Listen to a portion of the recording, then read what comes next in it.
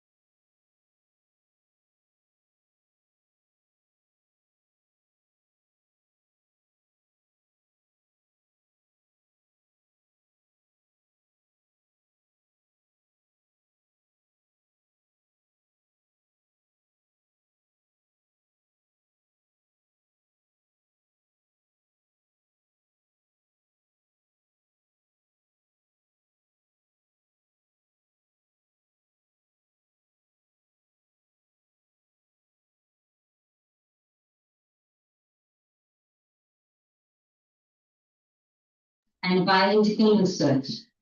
Yesterday's sessions were highly informative and set a strong foundation for meaningful academic discussions. We look forward to another day of insightful presentations, engaging interactions, and new perspectives on the integration of computational intelligence with biological research. I extend a warm welcome to our distinguished speaker, Principal Madam, faculty members, researchers, and students. Thank you all again for having been strong for meaningful and sessions. You too. So wishing you all a fruitful day of learning. I once again welcome you all. Now I invite our Principal Madam, Dr. N. Radhika Madam, to come on to the dais and occupy the chair. Thank you. Thank you. I request Sujata Madam to please present the document to Madam. Yes, yes. I request our today's speaker, Dr. Nagamani Madam, to please come on to the dais. Madam is an associate professor from School of Computers and Information Sciences, University of Hyderabad. I request Dr. Valli Madam to come on to the stage and present your bouquet to our resource person, Dr. Nagamani Madam. May I request our convener, Nagaprasad sir, to please come on to the dais and occupy his chair. Now I request Dr. Mutil Kumar Rathod, Organizing Secretary of the Student Conference, to come on the dais and occupy his chair. We also request the head of the department, Dr. Y. Arvind Babu sir, to come on to the dais. He is the head Department of Zoology.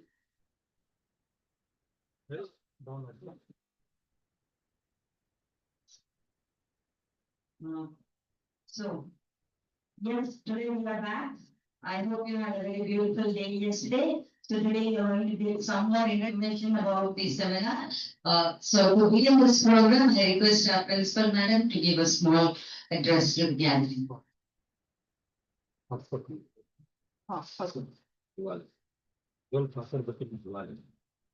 Good morning to all respected days and Mani Madam Garu, HODs, Vice Principals and Organizing Secretary and the convener of this seminar, my fellow teachers and my dear students.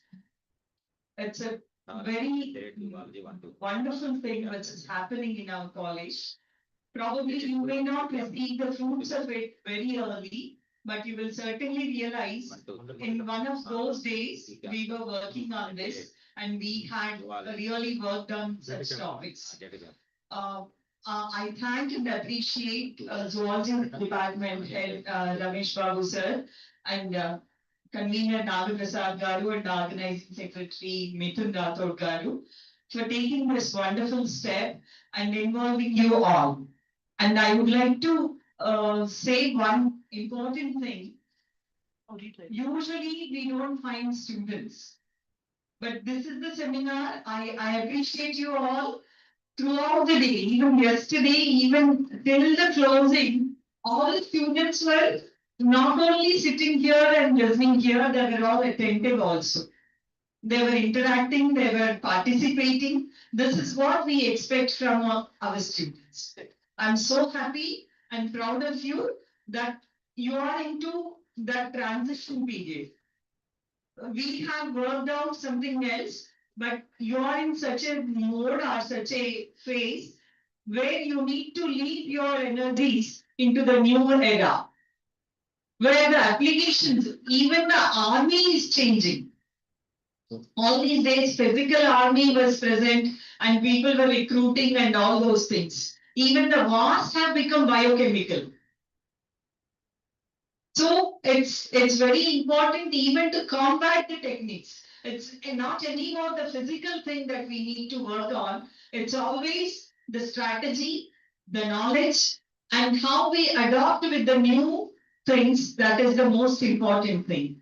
Towards that, our departments have taken a very good step and very huge step to understand and revise the applications of biological sciences or life sciences or computational intelligence, whatever it could be. It will go a long way tomorrow.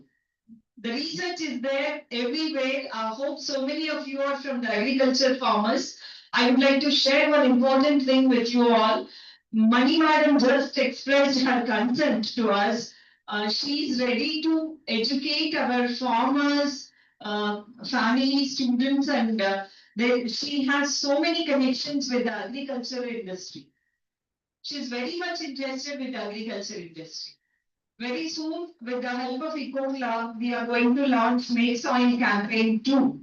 And we would like to, there is so much of coding with us, and we would like to go with the college in an organic way. So Madam is going to.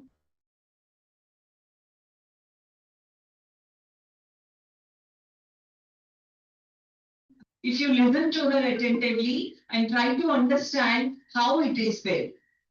You know, the simple thing, if we have upma rava and water and the stove, we can use that in many ways.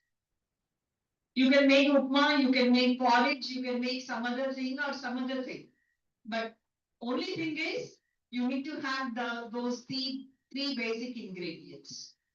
What is this? The three basic ingredients in our this? We need students, we need linkages, the mentor, and we need attitude towards learning. These two are there, but the third one is missing. I expect that from you, and let's go along with. Thank you, Belinda. Thank you, ma'am, for your brief address. Your constant support and motivation has always encouraged us to take up new initiatives. And I think this seminar is the result of your constant encouragement. Thank you so much, ma'am. Now I request Sarojini madam, please introduce our guest speaker. It's my privilege to introduce our today's resource person and speaker, Dr. Nagamani Molakatala. Madam is working as an associate professor in the School of Computer and Information Science, University of Hyderabad. Madam is a member in IHCI, that is Intelligent Human Computer Interaction Society, and IEEE member. Madam's main domain of research is in speech and signal processing, data science, musicology, agri-technology, quantum computation, embedded system, IoT, and 5G technology. Madam initially worked in police department as a police communication, and then she moved to the teaching field in Greek College. Since 2007, ma'am was working in University of Hyderabad. And ma'am, thank you so much. You came all the way to Tara College, Sangareddy, and we are ready to hear from what you say and how we can be connected, like how life sciences can be connected to computer science. And ma'am has offered as Mr. Ma'am said, we are going to have a project associated with ma'am, where students are the participants, not the teachers. Thank you, ma'am. Ma'am, please.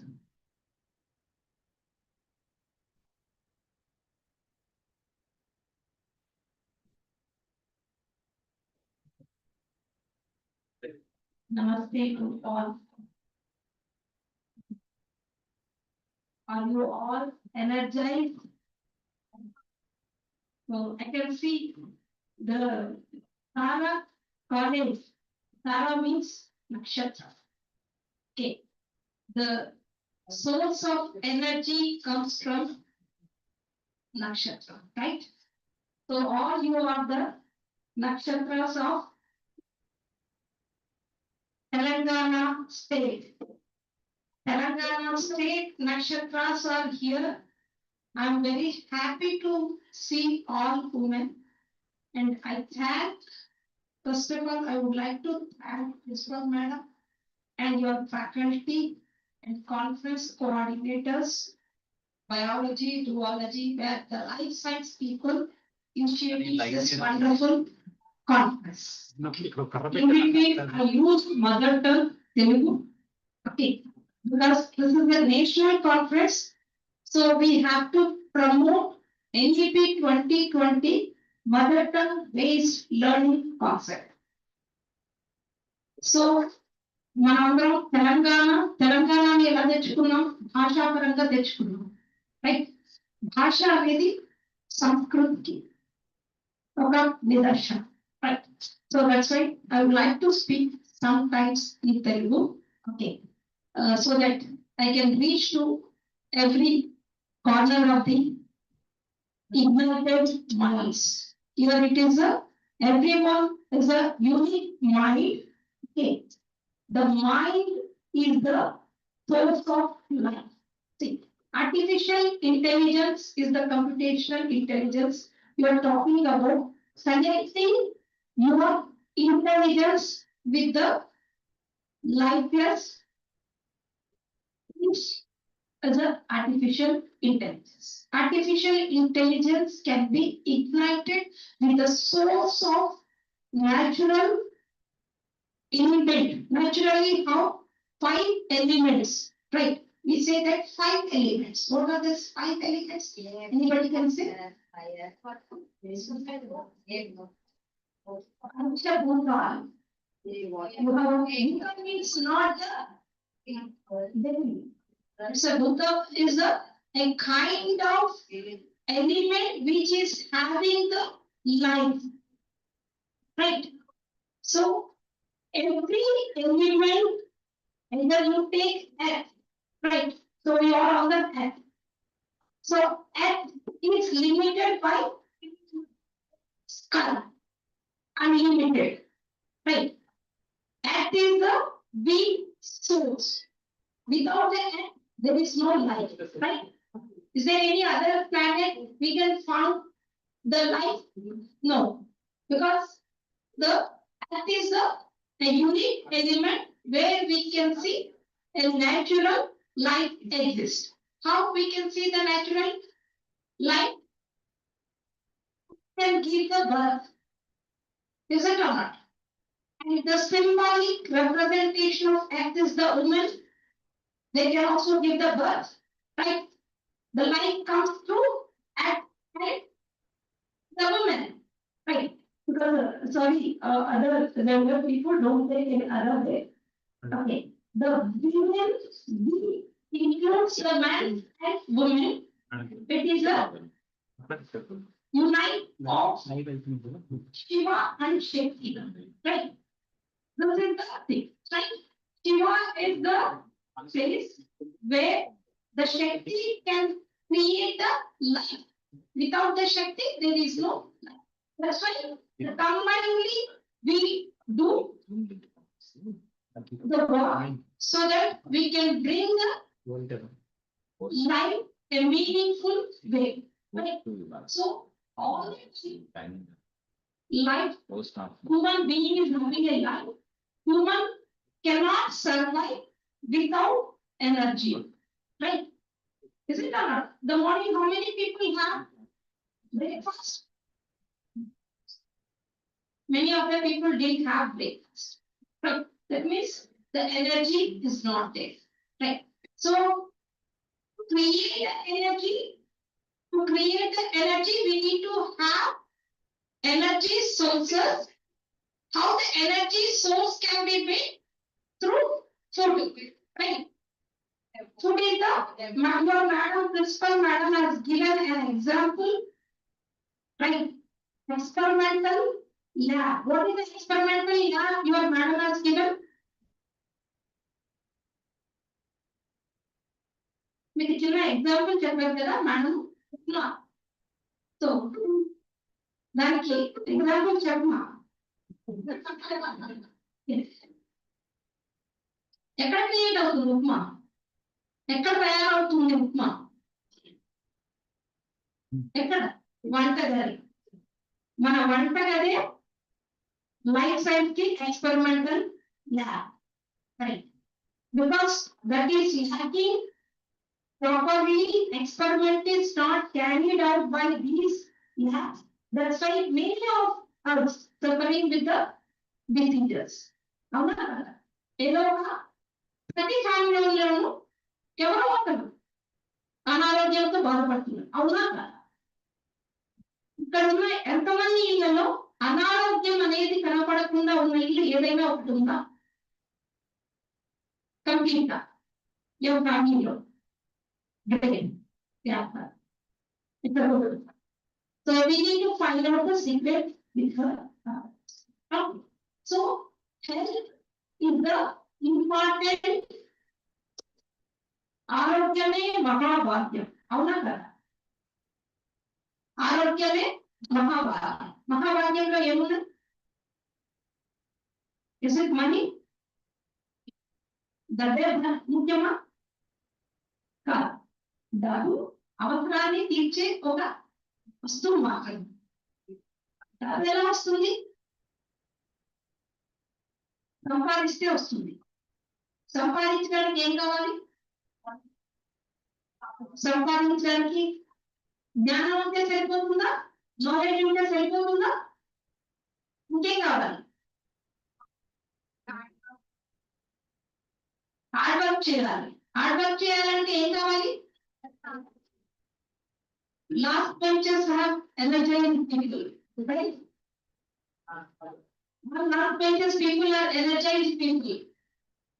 ఎందుకన్నమాట energy ఏ రకంగా ఉపయోగిస్తున్నారు? మీ energy దేనిలో ఉంది? మీ energy దేనిలో ఉంది? పని చేయడంలో ఉందా? మాట్లాడడంలో ఉందా? చదవడంలో ఉందా? చదివింది పక్క వాళ్ళకి పంచడంలో ఉందా? దేనిలో ఉంది? అన్నిట్లో ఉంది. Very good. సో ఏది చేయాలన్నా మనకు ఎనర్జీ కావాలి. ఎనర్జీ కావాలంటే ఎనర్జీని క్రియేట్ చేసే సోర్సెస్ కావాలి. ఎక్కడ క్రియేట్ అవుతాయి? మన పాడి పంట అనేది ఎంతమందికి తెలుసు? పాడి పంట ఎంతమంది ఉన్నారు? ఓకే, ఇప్పుడు మనకు పాడి పంటలు తెలుసున్నాయా? We have agriculture field is there. The agriculture field ని శక్తిమయం చేసే ఉందా మన దగ్గర? సెపరేట్ చేశారు. Separating the wife and husband family will disturb. పాడి పంటని విడగొడితే మనకు పాడి ఒక రకంగా పంట ఒక రకంగా చేస్తున్నాం. అందువల్ల మనకు సస్యశ్యామలమైన పంట లేదు. అవునా కాదా? సో దానికి మీరేం చేస్తారు? Before going into the this thing, I just want to see where you people can contribute the research. That's the reason this story I have been. Research అనేది యూనివర్సిటీలో చేసే విద్య మాత్రమే అనుకుంటే కాదు.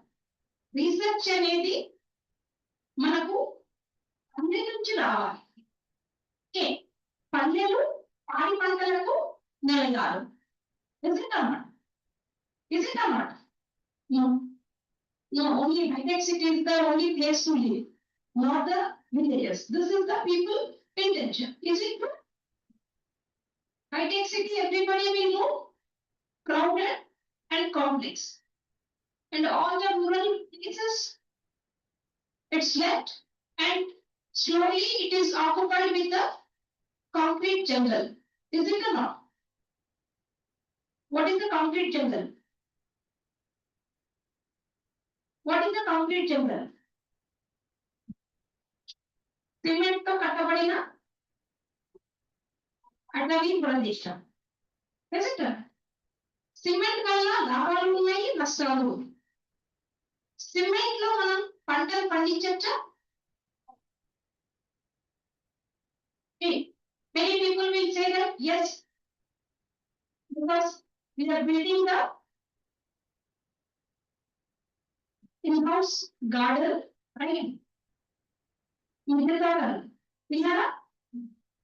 మిద్దె తోటలని concrete fields of the agriculture. Is it good for health? So here our life science faculty is there. They will give the inputs. They know, they have a knowledge. So they came to this college, working on the research and looking for the agriculture area where the villages only the source. That's why they have joined in this thing. They might have got the MNC company jobs because the life science is the now dominated field in technology industry. Technology industry is looking for the experts of the agriculture scientists. In this room, how many people are looking for the agriculture scientists or life science scientists? Last benchers మీరు ఏమవ్వాలనుకుంటున్నారు? Sorry, I just want to interactively. Two people can just give your inputs. What is your motivation after the degree?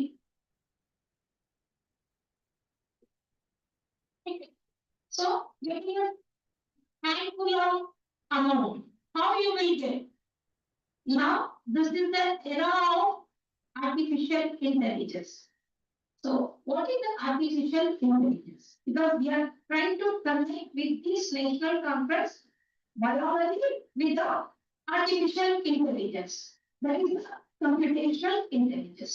Artificial intelligence is the intelligence where it is stimulated from the natural intelligence. Natural intelligence is originated from the human brain. Right? Stimulating human brain is the artificial intelligence. This is our understanding. I'm not going in detail of the definitions or the definitions and concepts you might have. So, how can you simulate your brain with the silicon chips? Right? This is the present ongoing technology. What is the future technology? Anybody? What is the future technology? అర్థమవుతుందని చెప్పింది future technology ఏమనుకుంటున్నారు? Yeah, really. News, reels, how many people will watch? I'm seeing.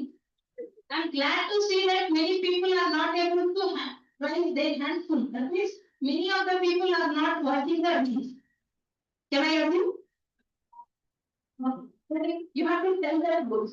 See, artificial intelligence, another important context is whenever you are using the artificial intelligence, you have to tell the truth. And logic is implemented by the silicon chip to simulate our knowledge. What is our knowledge? Identify which one is correct, which one is wrong. Right? So, and human nature, what is the human culture? How do you say that you are a human or you are not a human? How do you distinguish? Human always do right things. Okay. So that means right and wrong things is the two concepts we represent with the technology, that is a 0 and 1. Yes or no? No. What we say for no? When it is the things are wrong, we say no. When things are right, we say yes. So that is the 2 points. So everything, our intelligence lies choosing between the yes or no kind of thing. That is the digital learning system. Okay. So we are trying to build the intelligence by making the our lifeless component electronic chip choose all rigorous things, and these rigorous things in a different condition, choosing concept, you call it as a program. Right? Program is step by step instructions. What is the instruction? Information. Right? What is the thing? And this thing, how it need to act. That is the operation and components. How many of you people have studied the IT basic course, computer course? Good. With school of IT చెప్పారు. Computer అంటే ఏంటో తెలుసు కదా అదే. Right. So computer లో మనం ఎలా programme చేస్తాం? See, because many of the life science people think that we cannot go to the computational intelligence part. Is it or not? Is it really true? Is it really true? Natural science or life science people cannot do the programming is the true or false? No. Because the natural science people know what is the right thing for these 5 elements. How do we choose these right things? You know, and when you need to choose also, you know, that is the see farming. A farmer you can ask, he will tell that according to the time, what is the action we need to do so that we can get the yielding high. Is it or not? Me father కి తెలిసిన ఎవరైనా fathers ఉన్న వాళ్ళు ఉన్నారా? మీ fathers కి తెలిసినంత జ్ఞానం చదువుకున్న సైంటిస్ట్ కి తెలియదు. Is it true or not? ఎందుకు? Yes, it's a practice. You are did an experiment. You have to do the experiment. It is a small experiment, right? So your teachers has done the experiment to conducting this national congress. So when they have created the environment for doing experiment, what is the experiment you have to do? All of you have to do. What kind of experiment you have to do? See, all of you are studying the course of various subjects. It may be biology, zoology, or any subject. What is your learning there? You are reading the textbooks, you are listening the lectures. All of you are listening the lectures or not? Me teachers ఎంతో కష్టపడి చెప్తారు కదా. ప్రతి class teacher కి exam, మీకు మాత్రం సంవత్సరానికి ఒక్కసారి exam. But every teacher will experience every class as an exam. Yes or no? You can ask your teachers. They will sacrifice many things and completely try to gain the knowledge reach to the 100 students or 120 students. They are trying to connect with the 120 kids. The brilliant information storable things, that is your brains. Right. So anytime you can write the question. How many of you people are questioning in your classes? Not for simply interrupting the sir, but to gaining the knowledge. How many of you people? Last person trying to just shall I write or not? So everybody has to question. When do you question? When you understand the concept. See, that is the simple example explained by your principal madam. Those ingredients are there. What are the ingredients? What are the ingredients for this national conference? Your classroom, right? Your lab. This is the practice you have gained the knowledge. So all of you have gained this certain knowledge in your own domain. What are the domains?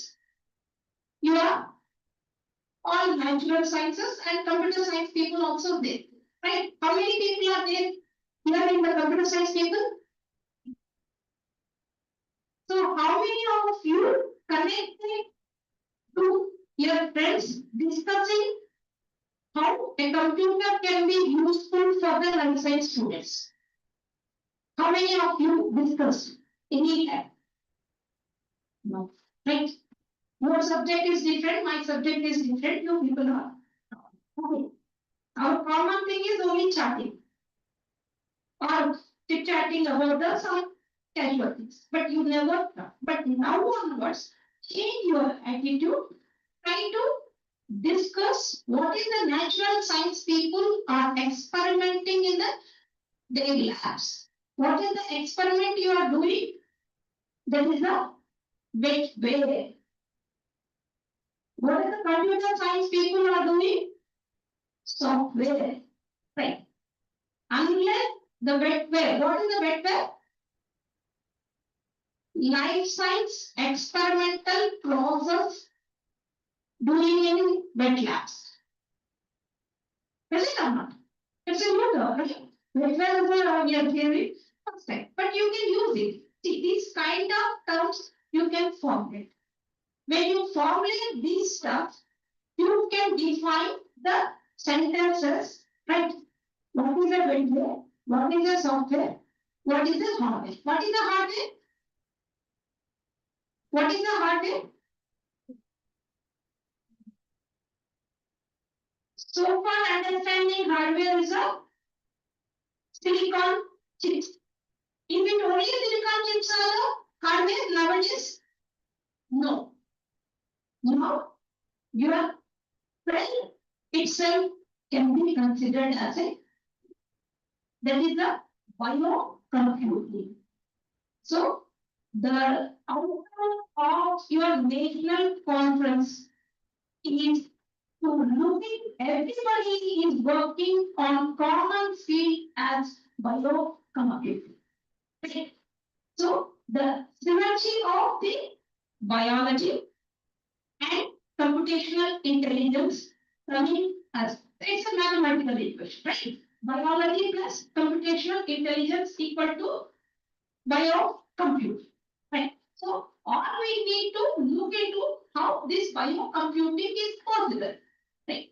So we got the quantum computing. What is the quantum computing? What is the quantum? Some measurable quantity. What is the measurable quantity? What is the measurable quantity?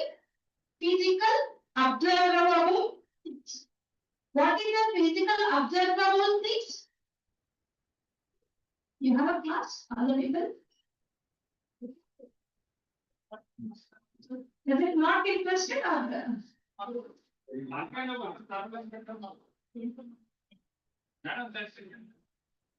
No, if they have a, those people have a class, you can be, okay, no problem. Those people are interested, people can test it. Okay, so quantum is a measurable thing. So what are the things? The elements we observe, every elements having a certain life. Okay. So what is the certain life? How do you say that there is a life? Something is movable, right? Something is movable. When it is a static and standalone, we say that there is no life. Is it or not? When people will continuously sitting or not moving, is that no, you don't have life, right? So when things are moving, we are active. Active is an example of life. So when you are active, there is a movement. This momentum is a variable, right? So there is a particle. These particles are moving. When these particles are moving, it creates the wave. Wave theory you have studied in school level, right? The particle can be in two different places, right?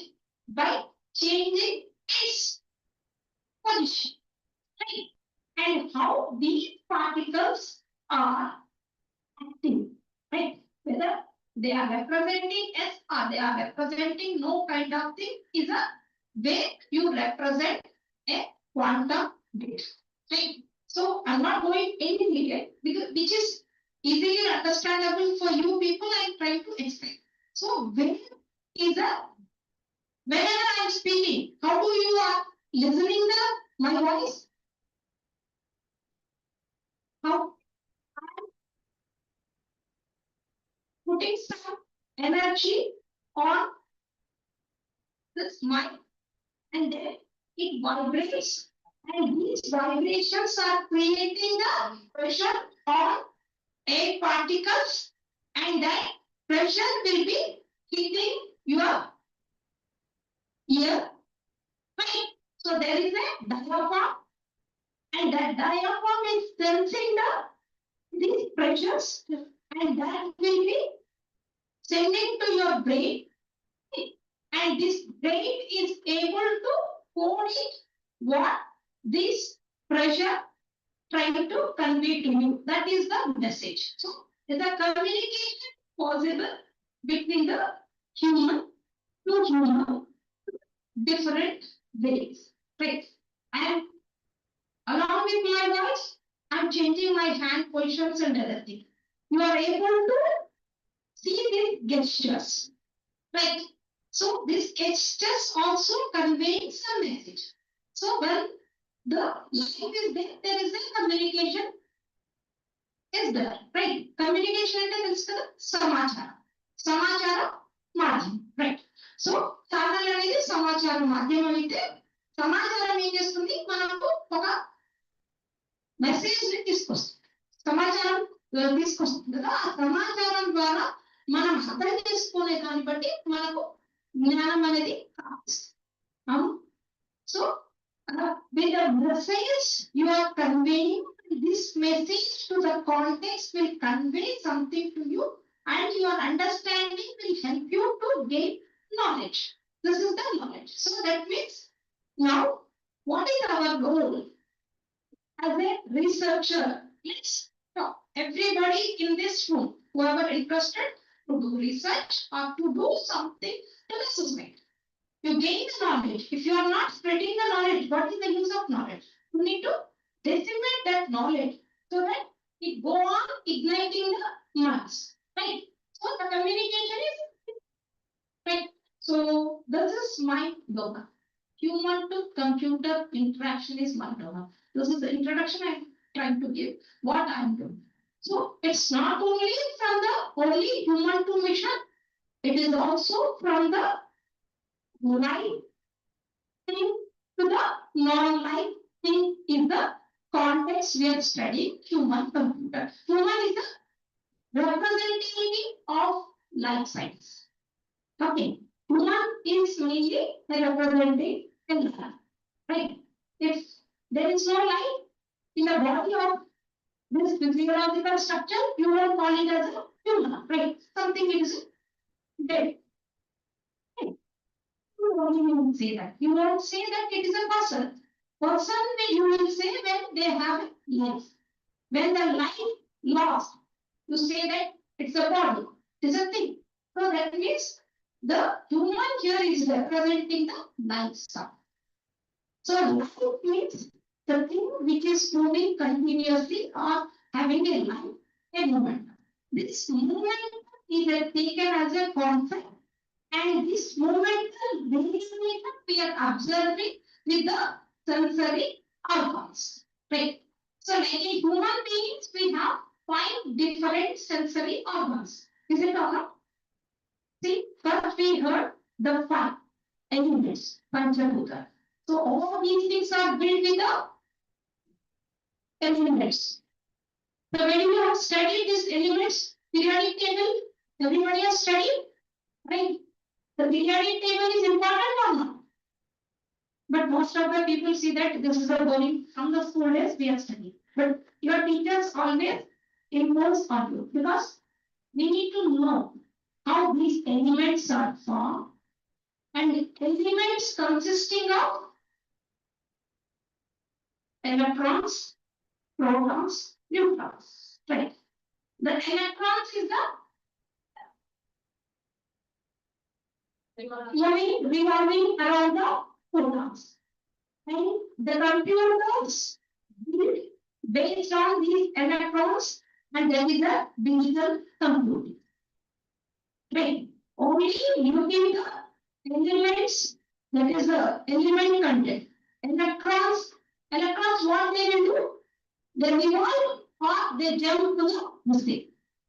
Higher valency to higher valency electrons trying to operate the right. So this is the content. So when everything is full valency, all the revolving cases is full, then you call it as a conductor, and it is not the insulator. So but that movement you facilitate, right? So then you can say that semiconductor. The semiconductor devices are used for building the digital computers. That was the era before 20, just before Corona period. Right. We feel that after the Corona period, that is not sufficient to transmit the messages which all the brains trying to convey. So what is this? Our minds are trying to convey. Whenever we are not feeling well, all of you will sense that you are not feeling well. Yes or no? But your doctors are able to identify what you are sensing. See, whenever, how many people will go and talk to the doctor when you are not there? You simply listen to what doctors is saying, or you are trying to express what you are feeling. How many of you? Present doctors will not allow us. Go for test.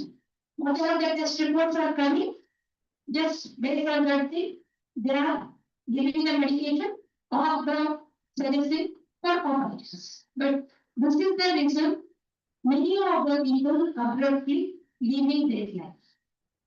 Then who will save this society? ఎవరు కాపాడతారు ఈ ఉపద్రవం నుంచి? ఎవరు? మీరు ఎవరైనా ఉన్నారా? అందరూ కాపాడాలి. రైట్. అందుకే కదా ఈ సినిమా ఎలా ఎందుకు ఏంటి ఎలా this is the basic simple research principle. Is it or not? How do we do? How we will help the society? When you want to create, when you want to do the project, first thing you need to find the title of the project. How do you find the title of the project? In this room. Given the ChatGPT, it will give us. Is it or not? Everything ChatGPT is a God. Google is a God. When Google or ChatGPT is God, when you have a knowledge, then only, yeah, right. So even human beings respect the nature, then we believe the God, right? They're respecting the nature. Nature is our teacher. Nature will teach. How it teaches? When you are not opening your sensors, is it your teacher is able to teach? Impossible. How many modalities they can use? What do you mean by modality? They are transmitting the data, they are transmitting the knowledge. You are gaining the data from the Google, but your teachers are transmitting the knowledge to you. That is the difference. People are depending only on online classes and skipping the classes. You are gathering the data. You are not gaining the knowledge. You will gain the knowledge when you listen the teachers, because they do experiment. The experimental outcome they are sharing with you so that you can repeat that experiment. Repeating of that experiment is the research. Something you are searching. What you are searching? Either knowledge or the data or the process. Right? The projects, you will choose any of these contexts. What is the process? What is the process? Namaste. What is the process? So, process is the activity which you framed, right? క్రమానుసారంగా మీరు చేసే ప్రయత్నమే అనుకుంటారు. So that is the step-by-step procedure is the program. Program is the action executed by you with the supportive ingredients. That is the program. Yes or no? So computer can do the programming and it can do the actions which is instructed by you. And these programming you can able to do on yourself. What is the self? Not cell phone. Very good. Okay. What are the components of the cell? So many things. Mitochondria, DNA, RNA, all those things you are seeing. So these are things represented. Because computer will, all of you are able to follow me or not? అర్థమవుతుందా నేను చెప్పేది? So computer కి మనిషికి ఉన్న వ్యత్యాసం ఏమిటి? మనిషి విజ్ఞానంతో ఆచరిస్తాడు. Okay, computer మనిషి ఆచరించే విధానం నుంచి జ్ఞానాన్ని సంపాదిస్తుంది. That is the basic difference between the computer and human being, right? So that's why artificial intelligence never ever completely create the human being. Artificial intelligence can create only the resemblance of the human or the resemblance of the life. What is the life? Always it is changing. Right, Manishi, evolution of the biology. If you see the picture, right? Okay, put the pictures. That's okay. Actually, that's not it. So you see that from the monkey to now robo. Okay, so you can see that. So human being previously monkey to human being only. Now new pictures is added with the monkey to robo. What is a robo? Robotics is the domain, and robotics can exist only with the support of life science people. All of you have to appreciate you have chosen the life science domain research studies. Right? You clap yourself, all of you. Right? So future world is completely on life science. You can see that any world research, they are looking healthcare, agriculture domain, right? If you see that agriculture domain, agriculture alliances also is there. What is this thing? Food production, right? Food production is the one of the process.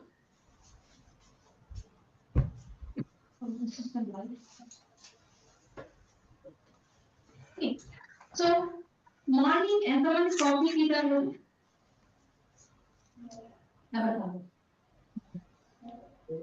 ఎంతమంది water తాగారు? Very good. మీలో ఎంతమంది స్వచ్ఛమైన water తాగేసి చెప్పండి. There is no pure water because purified water we have. There is no pure water, right? Because we cannot take directly from the. Of course, previous government, all this government has made to give the water through your hose. But are you able to drink that water directly? Why? Why?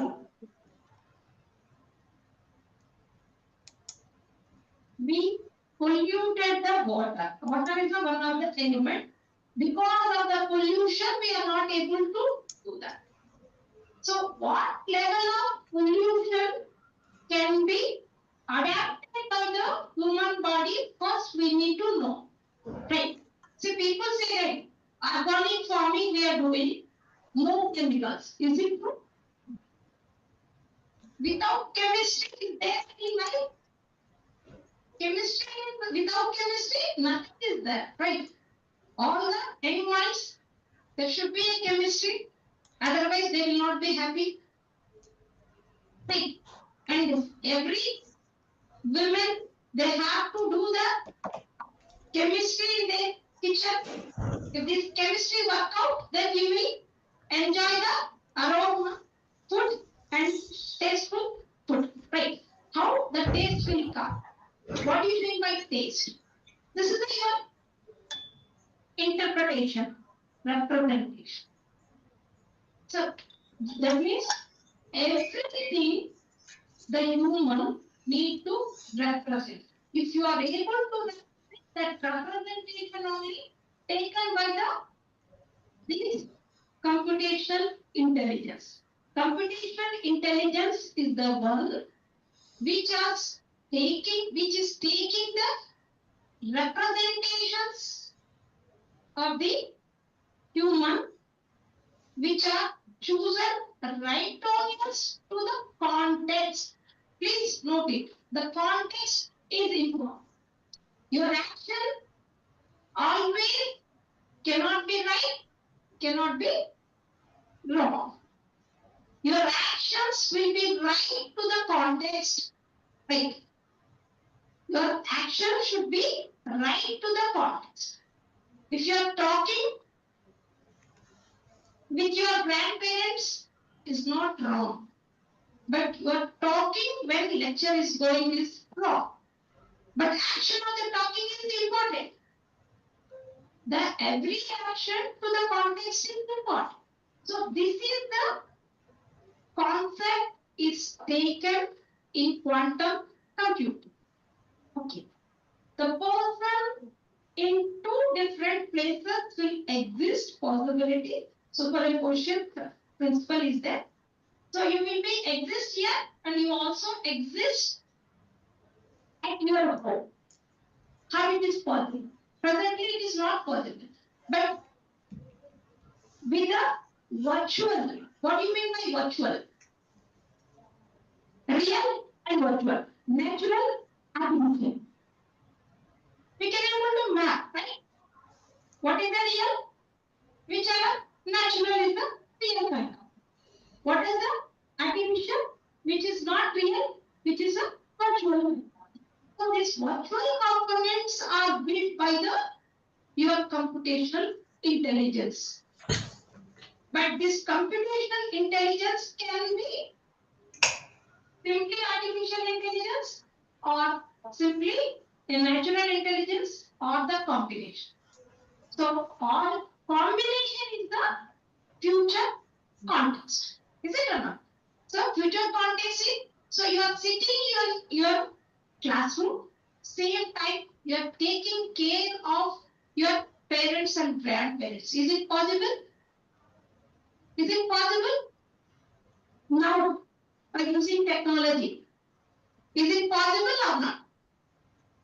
How many people say that possible? Yes, it is possible. Whenever you are sitting in class, some message will come, you immediately respond. Your presence you are able to represent. That means which is the one making you to present in both ways? Your mobile. What is your mobile? Because mobile is important thing. Many parents, teachers, and scientists, everybody say that don't use the mobile. But we researchers always say that use the mobile phone. What way? We use the mobile phones. See, I say that monitoring your grandparents is important. How do you monitor? How do you monitor this? Then come into the picture of technology, IoT. Is it or not? You can insert the sensors. Does it or not? And these sensors are capturing the information and sending to you through your mobile. Right? So this concept, can we use this concept for the agriculture field? See, now important context I'm trying to convey to you. So this is the step we need to take. So all you people have a mobile phones. So because of the mobile phones distraction, many people are going out because they want to be plus. Right? We have to. Sometimes people may move, right? Without this mobile phones, we cannot survive at this. So mobile phone is a one of the our body element, right? It's a tag sensor network. All our 5 sensors are computed in the form of mobile phone. Let's use that mobile phone as a tool. Right. What is a tool? It's the computer science people need to answer. What is a tool?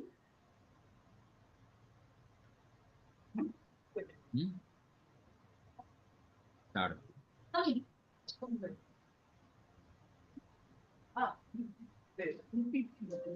What is a tool? Tool is a thing which will support our action efficiently perform. Right? Tool using a so that means that may be a hardware, that may be a software, that may be a webware. Right? So the webware you take it as an example as an agriculture field.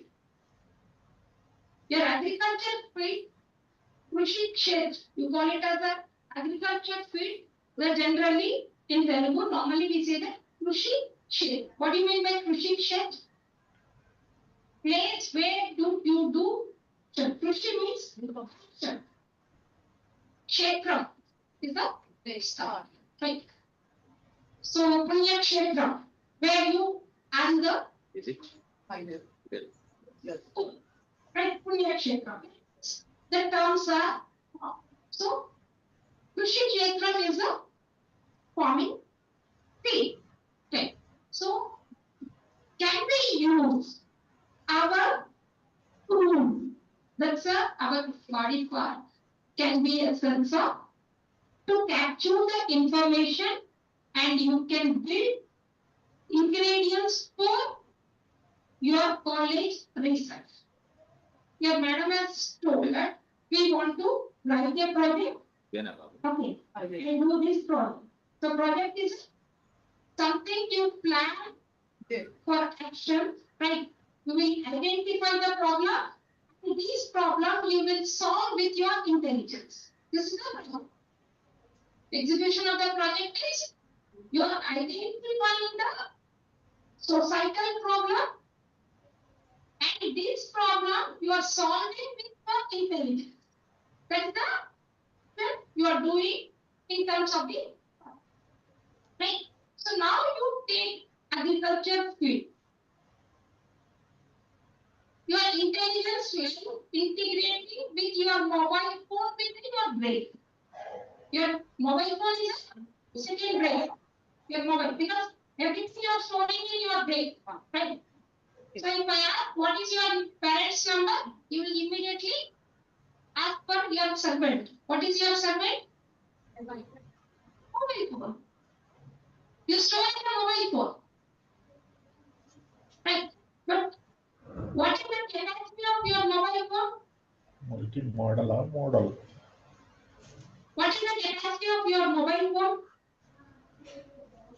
It is more capacity than you or it is less capacity than you? In all aspects, if you are able to use your mobile phone efficiently, then only it is used. Otherwise, it is the bar. Useless plastic electronics, right? More dangerous thing. Mobile phone is a more dangerous thing because it is damaging your brain. How it is damaging? It is useful thing, but still it is a dangerous to our body. What is dangerous? This is knowledge, right? You are saying that mobile phone is useful first. Then you are saying that mobile phone is not useful. Two words, controversial words you are saying. Is it or not? Controversial words you are saying it is useful and not useful. Then when it is useful, when it is not useful is a added knowledge. You need to search. Research means you are identifying the way this component is useful, when it is not useful. Then every examination differentiate between the one of the important questions, right? In an area form, you need to put yes or no context kind of thing and justify this, right? Whatever you are adding the tabular form, that you are justifying the with your description kind of. This is the way we can do the research. And this is the beginning of the research as a part of a degree outcome project, you can do it. Right? So, see, mobile phones, how it is useful. Correct. Let's take in agriculture field. How many of you people know Google Lens? Please check your mobile phone. Google Lens is there. Yes, very good. The last person is said. So, what way this Google Lens is useful? Some, while walking, you can go. You see some plant. Can you able to name the plant? But you can give to the lens. It gives the complete history. Right. So, how much time it will take? It's a fraction of second. So, every day, 10 minutes in this room, people who are having a mobile phones, use your mobile phone 10 minutes on the way to your home or wherever you are going. Try to capture the plants and plant leaves, show to the Google Lens and get the information and make a document. Your teachers can build an agriculture data set up as a Sangareddy Tara College, and they can easily submit the DST project within a fraction of 1 week time. They can able to write. Right? Why your teachers is not able to submit the project? Because they are not able to use the young minds. Young minds having a wonderful gadget of mobile phone, and that is not properly used. So how many of you people promise today onwards you are going to use every day half an hour time your mobile phone to create the data for your college research work? Can you promise, all of you? In this room, can you promise every day at least 15 minutes? చిన్నప్పుడు స్కూల్లో మీరు ప్రతిజ్ఞ చదివారా? భారతదేశం నా మాతృభూమి. But what you are going to do for your motherland? భారతదేశం కృషి క్షేత్రం. Agriculture is the one which is made India the most our every వసుదైక కుటుంబం, ఈ కుటుంబంలో పెద్ద భారతదేశం. Right. Now it is going to be. So the Viksit Bharat is possible and ruling the entire world is possible by making our agriculture domain to create the world need food grains. మన దేశం సంపాదించిన మన దేశంలో ఉన్న సంపాదన అంతా agriculture field లో ఉంది, పాడి పంటలోనే ఉంది. Right. See now you see that. So what is the challenge of this thing? Making these food, water, right, energy. How do we create the energy? How do we create the energy?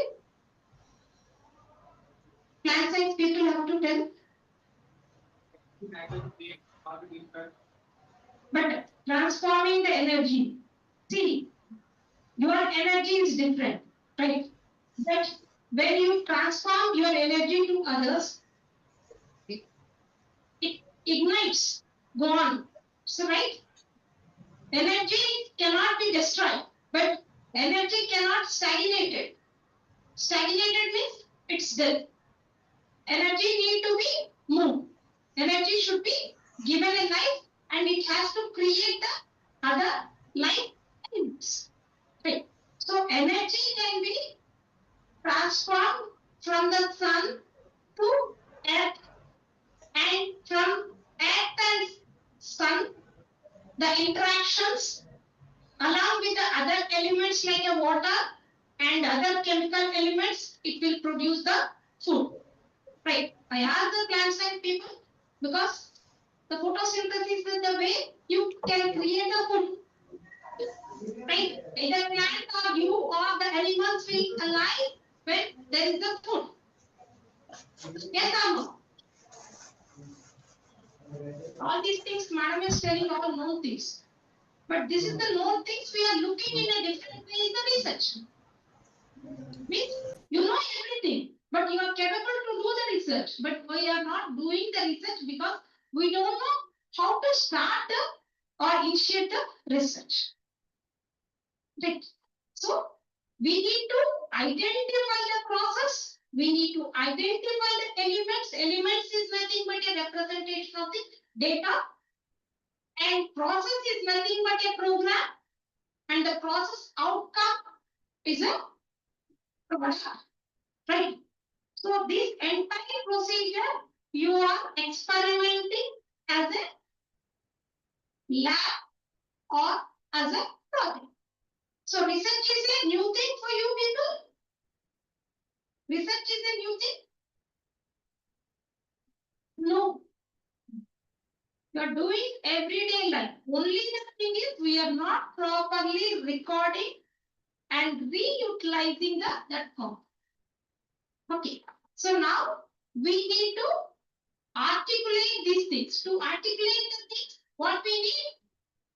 What do you mean by articulation? Next lesson. Right? Articulation is nothing but expressing. How do we express? Either orally or written form. మౌఖికమైన రాతపూర్వకంగా కానీ రాస్తాము right so రాతపూర్వకంగా రాస్తుంది recorder మౌఖికంగా చెప్పేది presentation అవుతుంది project outcome you will present and submit the record so what you will submit is the important to submit this thing what you need to know you have to do the research there are the steps identify in your regular day-to-day activity what is possible to you to do the research with your knowledge. So that is the research domains. So this is the simple example of the picture. What is explaining last? The first time I'm spending to explain to you. So you see that brain. మన మెదడులో నాలుగు knowledge more అవుతుంది right neuron brain consisting of neurons neuron to neuron interaction happens then it will find then knowledge next right when neurons are not fired you need to learn right that is the learning so this is the concept as taken to the artificial intelligence then you call it as a machine learning. Machine learning is everybody will do. So how many of you people drive? Cycle kani, scooter kani? Cycle. How many people? It's a learning process. Sometimes you will fall, sometimes somebody will hit, even though you are right. So every time you will know something, that newly known thing you call it as a knowledge. So this knowledge you will use so that you never hit, you will drive, you will reach to the your destination is to fastly reach it, so you are using the vehicle kind of. So your cycle is the vehicle to make you to move fast kind of. Every action it will be there. Right. So your computer, you are able to code. Coding means nowadays no need to sit and go to the any American institutions and learn coding kind of thing. You sit with your mobile and spend time, whatever time you are listening, talk to it. How you are talking to your mobile phone using your mother tongue. Right, that is the technology. The technology is helping you. Simply you talk your own language and it will give how to do the process kind of. So that means the every natural science people can able to code it easily. That is the facilitation is provided by the artificial intelligence, right? So there are n number of tools are there. You can use those tools in class. Take each student one tool. Like, for example, a ChatGPT is there, Liner AI is there, right? Is it Claude is there, right? And even coding, you can use some 6,500 AI tools are existing.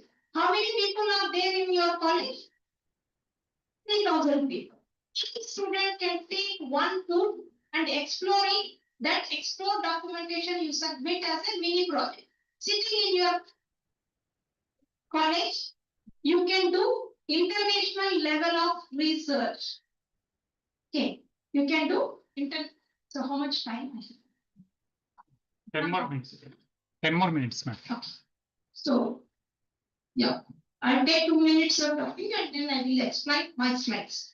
Because the slides I play, everybody will enjoy colorful pictures and everything. They will not capture the information. That's why I'm trying to first impose.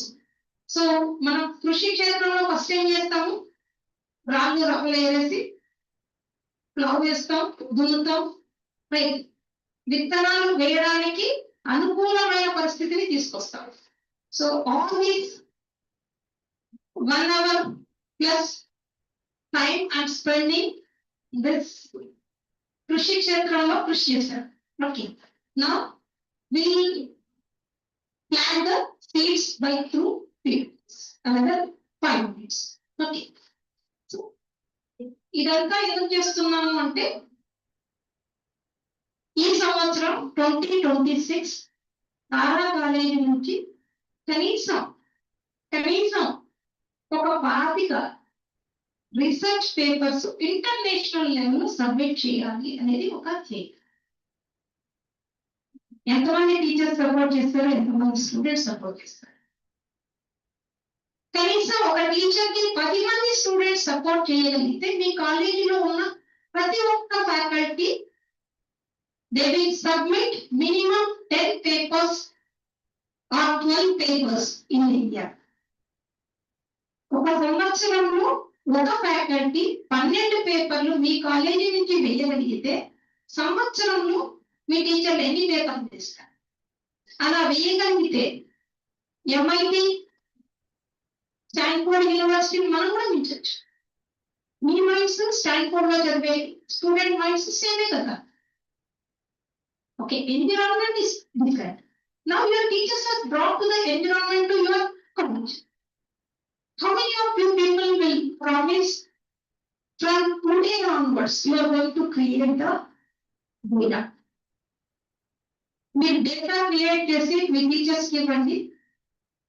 కంపల్సరీగా మీ teachers ఈ సంవత్సరంలో మీ అందరితో conference లో paper తీస్తారు. This is my guarantee. I will support you. Why I am giving this guarantee is so we can conduct hackathon, maybe your principal Narayanas know, and October this year, October 28 to 31st, Intelligent Human Computer Interaction Conference is there in China. Okay, ma'am, we cannot go to the China. Our is the government college. You can sit in your college and still you can present. The hybrid mode of the presentation is possible. The only the thing is quality of the paper we can write. How it is possible? Quality of the data you can collect. Indian agriculture data is the diamond for the world. You can say that Indian agriculture data is the popular for the world. Every student's mind created data is the popular. అంటే భారతదేశంలో ఎన్ని నక్షత్రాలు ఉన్నాయో చూడండి. తారా college దానికి ప్రత్యక్ష సాక్ష్యం కావాలని కోరుకుంటున్నాను. సార్థక నామధేయం కావాలి. తారా కాలేజీ నక్షత్ర మండల అవుతుందా కాదా? Then we will move to the slides moment. Okay. So the major and important research now is a elderly care. Okay, so the elderly people problem is while they are walking, they will fall. When we are speaking, they will forget the things. Okay, why they will forget? Because the activity is down because of the many reasons. Is it true that because of the aging, forgetfulness will come? No. Because there is no activity, that's it. All the world leaders are 75 above. But in our families, after 65, we think that they are ముసలోళ్ళు. ముసలివాళ్ళు చెప్పడం వల్ల సేవ ఉన్నవాళ్ళు అవకాశం ఉంటే దేశాన్నైనా ఎదగలిగేవాళ్ళు ఆ అవకాశాన్ని మనం ఇవ్వగలగాలి. How it is possible if we can do this elderly caring. Still, this is a still challenge in India. Right. But every house is a source of data. Source of data. You can talk to your elderly. How many people are having grandparents? Can you please write the hands? Please write full. You are the luckiest people in this world. You are the luckiest people in this world. Because they are the deserve your right. So how do you preserve? Your mobile is the way. You talk to them when they are talking, you record them. And you observe their activities. Bring out, keep it. And that will become the unique data. Every mind is a unique. So it is possible your college can submit the elderly people. So ma'am, there is the ICMR college there, college there. This is the Indian Research Funding Agency, mainly for medical care. That is March 16th is the last date to submit. So you can write these people as the source of your strength. And you can take the record of how many students having grandparents, and that data you can record it and you can submit as a professor. Okay, this is one of the opportunity. Hormonal imbalance. Is it hormonal imbalance is only for women? So, how many of your parents in your house are taking the thyroid tablets? I don't know. BP tablets, sugar tablets. Is it necessary? Suppose if they are not taking, their minds will disturb, and because their minds vibrations is wrong and it influence. This is the resonance principle. This is you have studied in school. Every concept you already studied. All research knowledge is gained with the primary education. Your primary education from the textbooks of the primary education. This is the introduction part you can write for the project purpose. You people can also, every student can write the proposal. It's not only for the faculty, students also can write it. And you can start the higher education institution is open. The last week we met the Anil Sahasrabudra sir. He was telling that, okay, village college students are represented, present Indian NRI ranks, not the IITs. This is the Anil Sahasrabudra as told. So we need to appreciate their recognition, right? So you see that the hormonal imbalance, you observe yourself. You observe yourself time to time. Which condition you will get angry? When you have not taken food, or what kind of food you have taken, right? Record it. Simply every day you record on paper. That's the thing I ask you. 15 minutes, please. bear with me another 5 minutes. I will conclude the thing. This 5 minutes is very important to grab the grants for your college. Okay. So grab the grants for your college. This 5 minutes is important. Right. The harmonic imbalance. What you are behaving not in a right manner kind of thing, write down in your paper. And me, don't write your name under the thing. Simply you give a number, some identity number, and every day you try to submit to your teachers. In a class, every class, 60 people will be there. One paper. You submit it. This is the condition I am getting angry. This is the condition I am getting the and this is the food today I have taken. This is the report. One page you submit or you submit one electronic sheet. So within 1 month, your all teachers will get the big data. They will get the big data. Okay. This is the one. Right? So hormonal imbalance can be proved by music. That is the symbol. The colors and every color will have a wavelength. That's a frequency. So that frequency representation is the note in music. When you listen the music, your imbalance condition becomes the balance kind of. That is the musicology of the context. Music is possible with the things having life. Okay.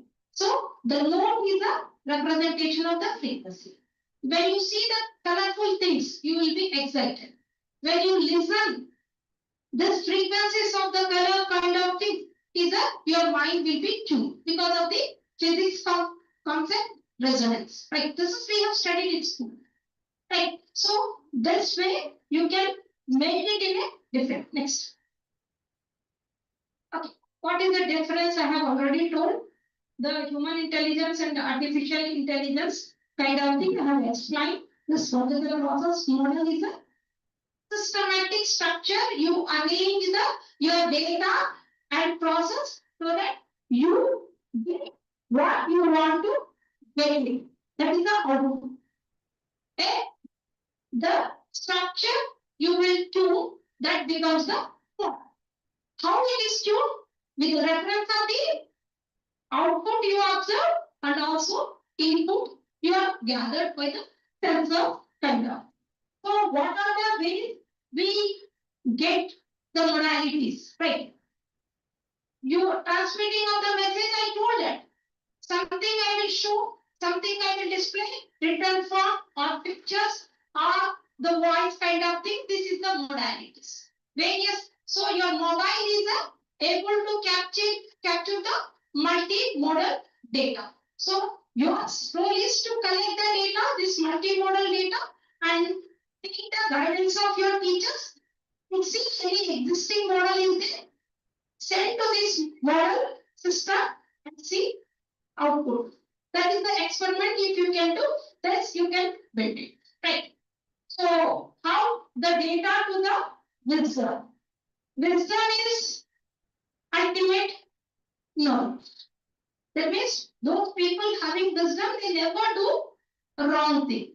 So when they cannot do any wrong thing, they are the people to build their system called as artificial intelligence. Other people build cyber security people have a lot of beauty. Right? The cyber security research will the people Wrightonius thoughts and knowledge having to build Wrightonius things only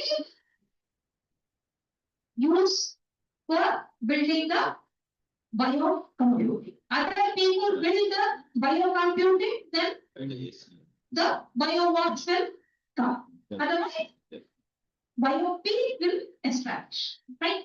So this is the thing. Next. So what is the various domains where you people can work kind of things is this embedded system. I said that now embedded system include not only hardware, software, it is a hardware also. This is the other things. Assistive technologies is the how do you create the tools for your elderly people or any challenging people is the assistive things. Our mobile is the assistive technology. Kind of thing. Right. Robotic is the resembling the human physiological structure. Do action with the mental action of the human being is the robot. We can give the new definition of the robot. Textbook definitions is different, but life science people have to give the new definition. So then it is possible to write a new books. Your each faculty can write a new books with your definitions. Interpretation I have to write. What is your understanding? What you are taking the meaning of the sentence is the interpretation. Responses. What is the outcome? How the word is taking kind of thing is the response time. So this is a different my research. Okay, we are working Arabic language because Urdu, Telangana language we need to work. Is there any Telangana speech recognition system? Please search in Google. Telugu speech recognition system is there. Telugu is here. Is there any Telangana speech recognition system? How many people are Telangana speaking people? You record your day, every day, 5 minutes. I will give the tool to your this. We have built University of Hyderabad has built one app where you can record your voices, your videos, or you can capture the videos, right? Because I didn't brought my mobile. That's why I will share with you people. That's way you can connect. Okay, we do OCR and actually with the people like you people, some very college people have built the digitization of 72 Malakatta ragas. Right. So this Malakatta ragas is nothing but a structure of the notes arranged with these 72 ragas. So why raga is important? It is a rhythmic way arranged of the notes, and this rhythmic way of arranging notes will tuning our system. That's why our Carnatic music or Hindustani music or Indian music having the complete one veda. Sound wave is built completely on this context. We say that Vedas are 4 Vedas of the Jnana source. So one Veda completely on sound and sound frequencies and how these sound frequencies are used for well-being of the human being. Okay, that is explained by the sound Veda. So mantras, ucharana. So Telugu aksharas. How many aksharas in Telugu? 56. Now it coincides to 52. Every day you pronounce all these aksharas, many of your mental health can be healed. Your physiological, some illness also will be healed by pronouncing your Telugu aksharas. It is experimentally done. And why do we pray God? Whether it is any religion, not only this. Right? I'm not taking only for any religion you take it. Reading is a process. Somebody will read the Bible, somebody will read the Quran, somebody will read the Stotra. This is you making the exercise of your physiological structure. When there is no movement, it's a dead. You cannot make the things to dead. You have to bring the life. That's your to bring the life under the thing, we need to use. Then another your dominant kind of thing. So like human beings, the plants also have emotions. You can speak to your plants. Everybody, every house in village, definitely 1 or 2 plants will be there in house. In present situation, every house, at least 1 plant will be there, either indoor or outdoor. Every day you talk to, you interact with your plant, like you are interacting with your grandparents. Like your grandparents are happy with your interaction, your plants also happy. Another thing, pets, like zoological knowledge, zoology, some faculty of this thing.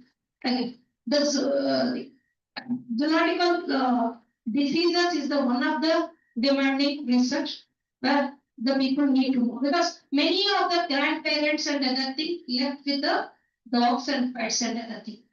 Some of the way benefited by that these animals can identify the cancer in the people, not like a current doctors.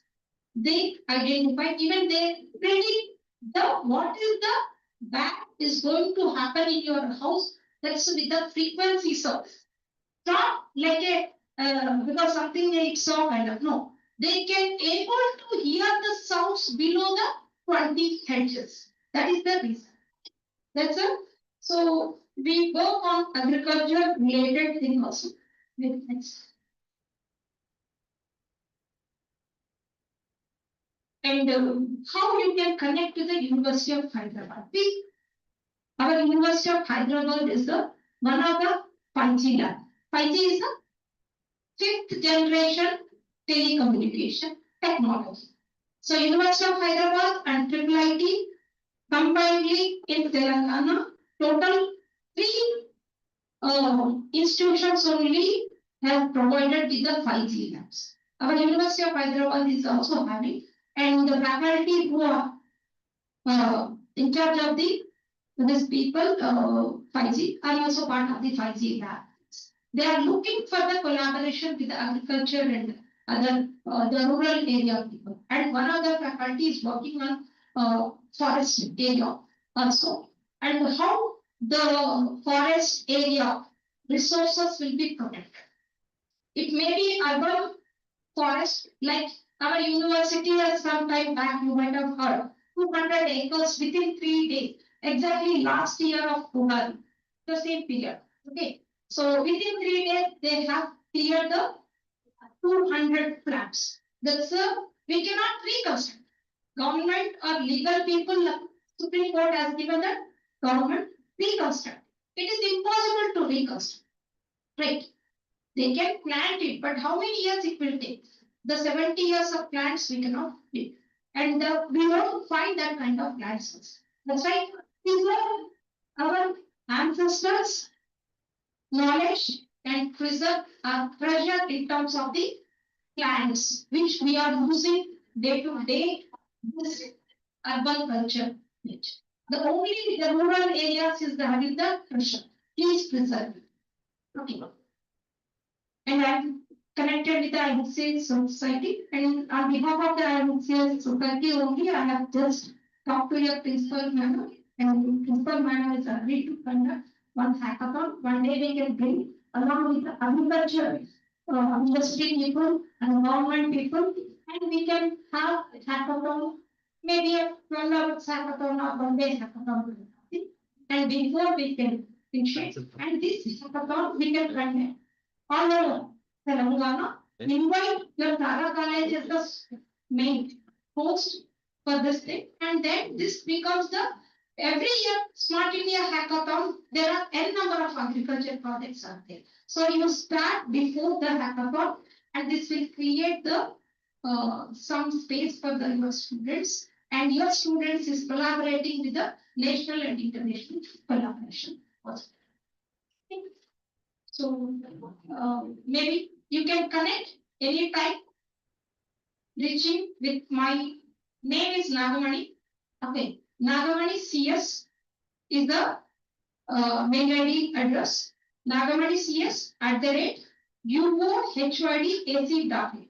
Or simply you can type Dr. Nagamani, University of Hyderabad. You will get my contact. Anytime you are visiting Hyderabad, please visit University of Hyderabad. You can find my mobile number also. I can share with you. You can visit, and whoever are interested to go with us, please, many of your faculty, our alumni. Thanks to see all you people here and other thing, many of the people, somehow I connected with every faculty after seeing coming to the thanks madam for it's like a reunion kind of thing. So thank you for all your time, because your time is valuable, and I appreciate your time when you properly utilize this 1.5 hour time to execute project and submit international level of works to your teachers. Because your teachers are really, we need to appreciate because whoever coming to the government college faculty, they have a lot of enthusiasm. I know that because I never worked in a private institution, they were structured, but I observed the government college faculty. You are great. So seeing Madam Principal, so they have multiple things in hand. They can do Sahasra Avadani, more than that thing. They do not only handling the house, handling the society, and I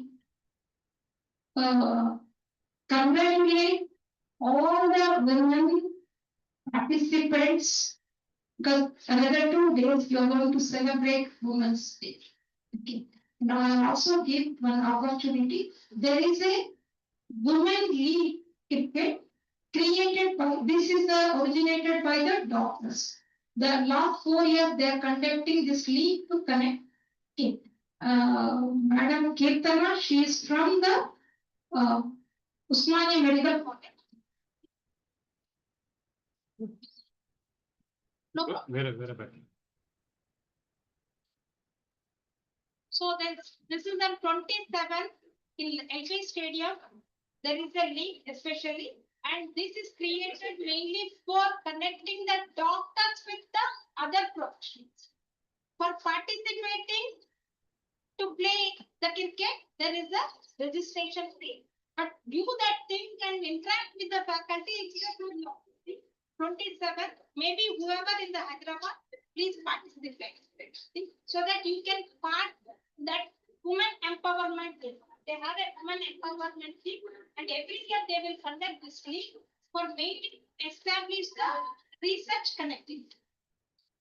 Thank you, one and all, and I thank Madam for giving me time. Yes, your sir who has conducted, because I don't know the college at all. I never seen this place at all. This is the first time to visit. And charity. Thank you. Thank you so much, ma'am. Patience between the students also. It's a long session. So I request Principal ma'am, please felicitate to the Nagarjuna.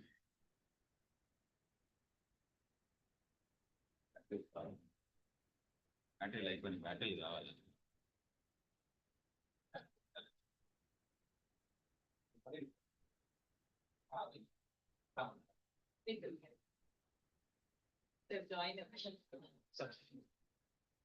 I request Geology Department, please check.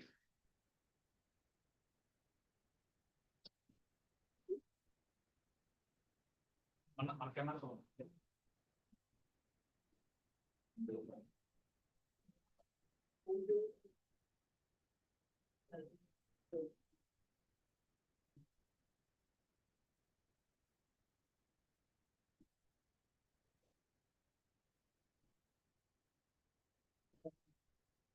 It's a great honor.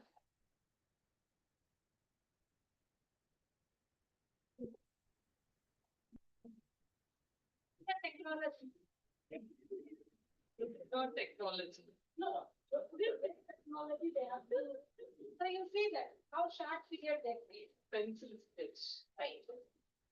So you can make it. Maybe they might have taken at more time. You can create in a fraction of time. See that. Thank you.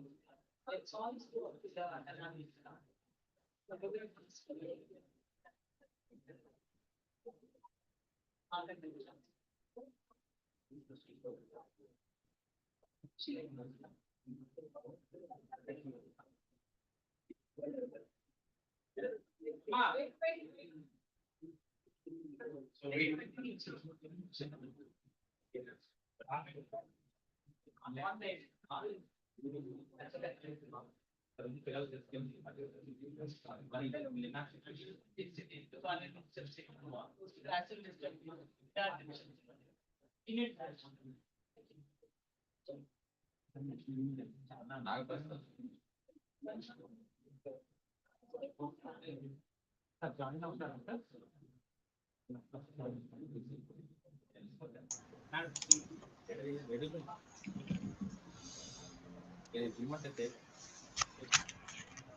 So we have another session, technical session 5, today's last session. So this is like, hybrid mode. It is my privilege to invite today's online presentation by Professor A.V. Rajshekhar sir. So A.V. Rajshekhar sir is a professor of zoology, Usmania University, and Department of the Zoology.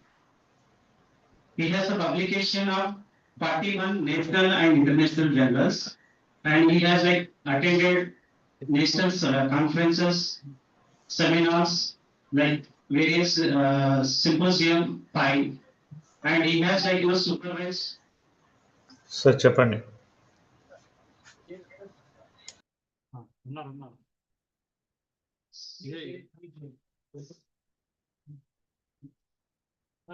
Sir permission start చేసి ఒక నిమిషం Introduction.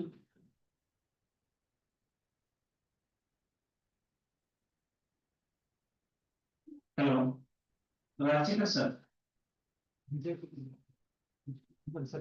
Sir share చేయొచ్చు share option వస్తుంది కదా రావట్లేదా sir share option రావట్లేదా sir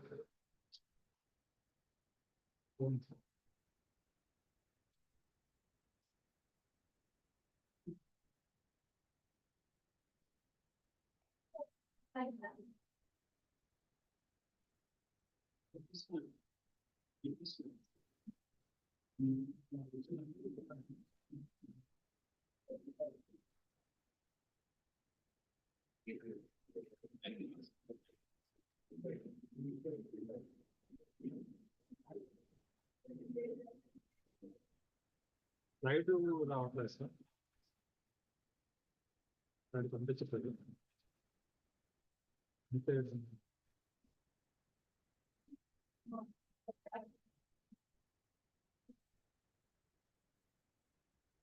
నేను వేస్తాను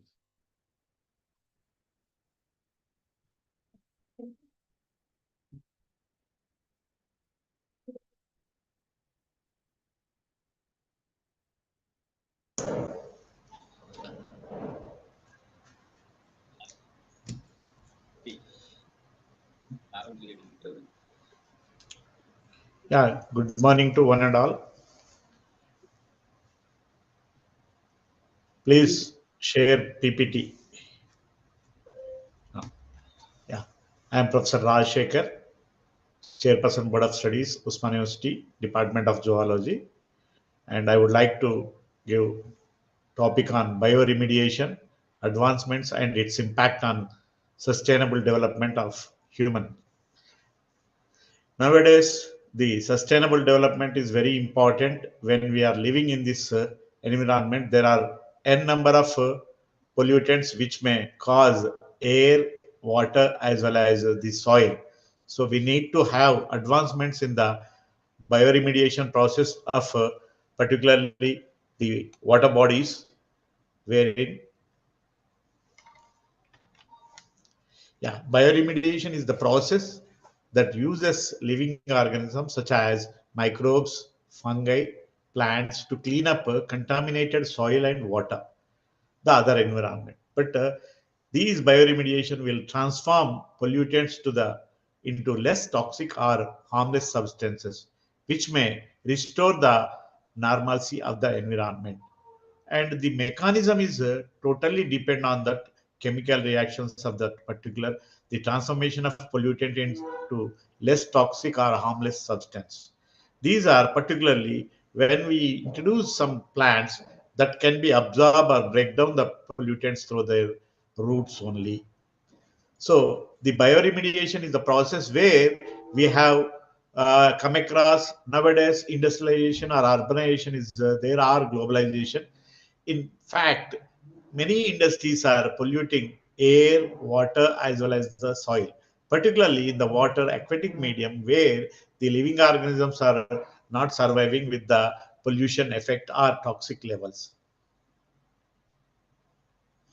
Yeah, when we see the bioremediation process, first we should understand what is the bioaccumulation.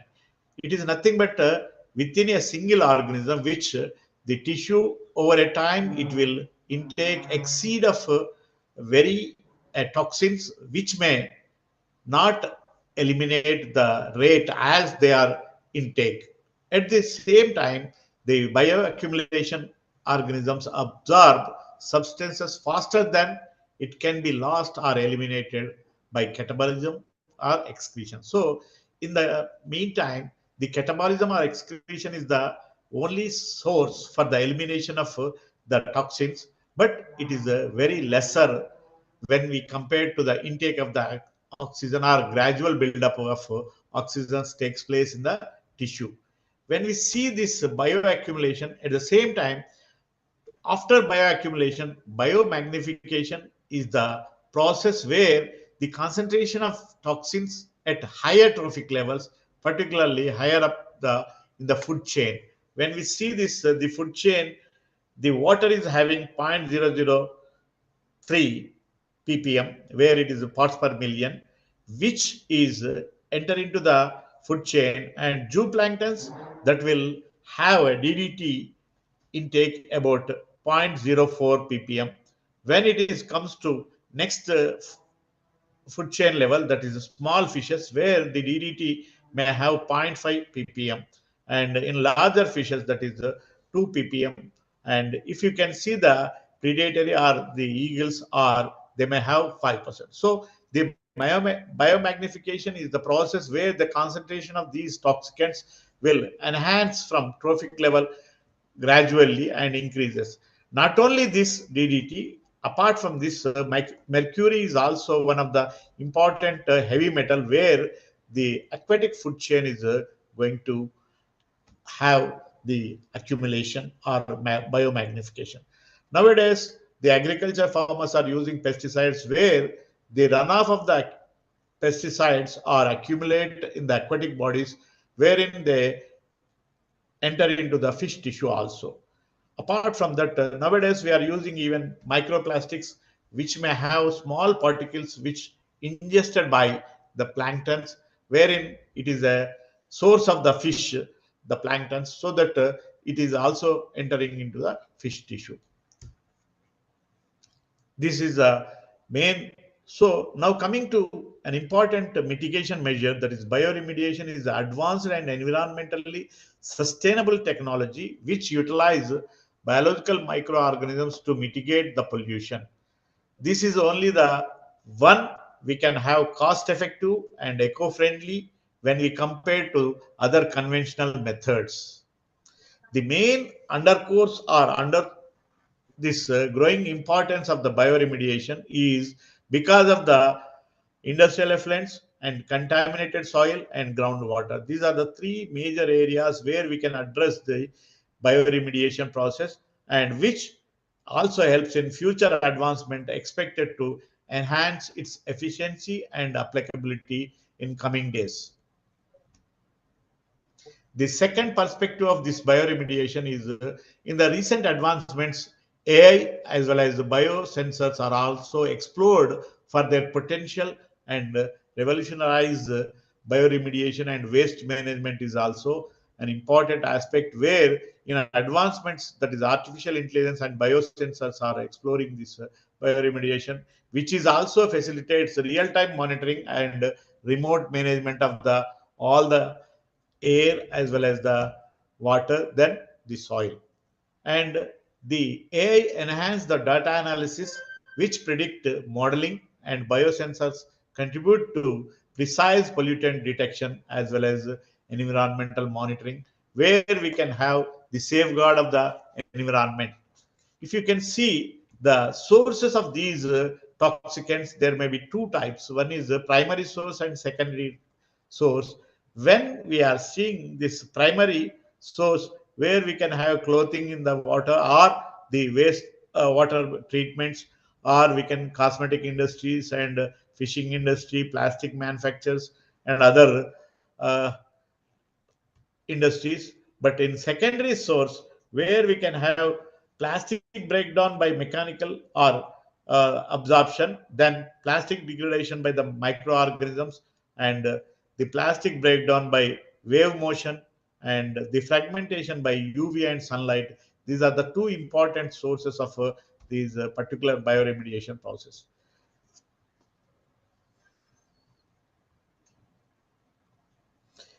Yeah, what are biological wastes we are using? Here you can see the biological or biology of this waste materials contaminated with potentially infectious agents, blood, body fluids requiring specialized disposal. Nowadays, in hospitals, they are using all these measures, and human and animal tissues, which may have cultures or stocks or solid bandages, and contaminated labware is also uh, thrown into the water bodies or empty spaces where it is having a very uncongenial environment to the society, and the materials pose infection risk are often require the autoclaving is very important technique for the breakdown of all the break down the microorganisms to make sterile conditions, and clinical specimens, urine, feces,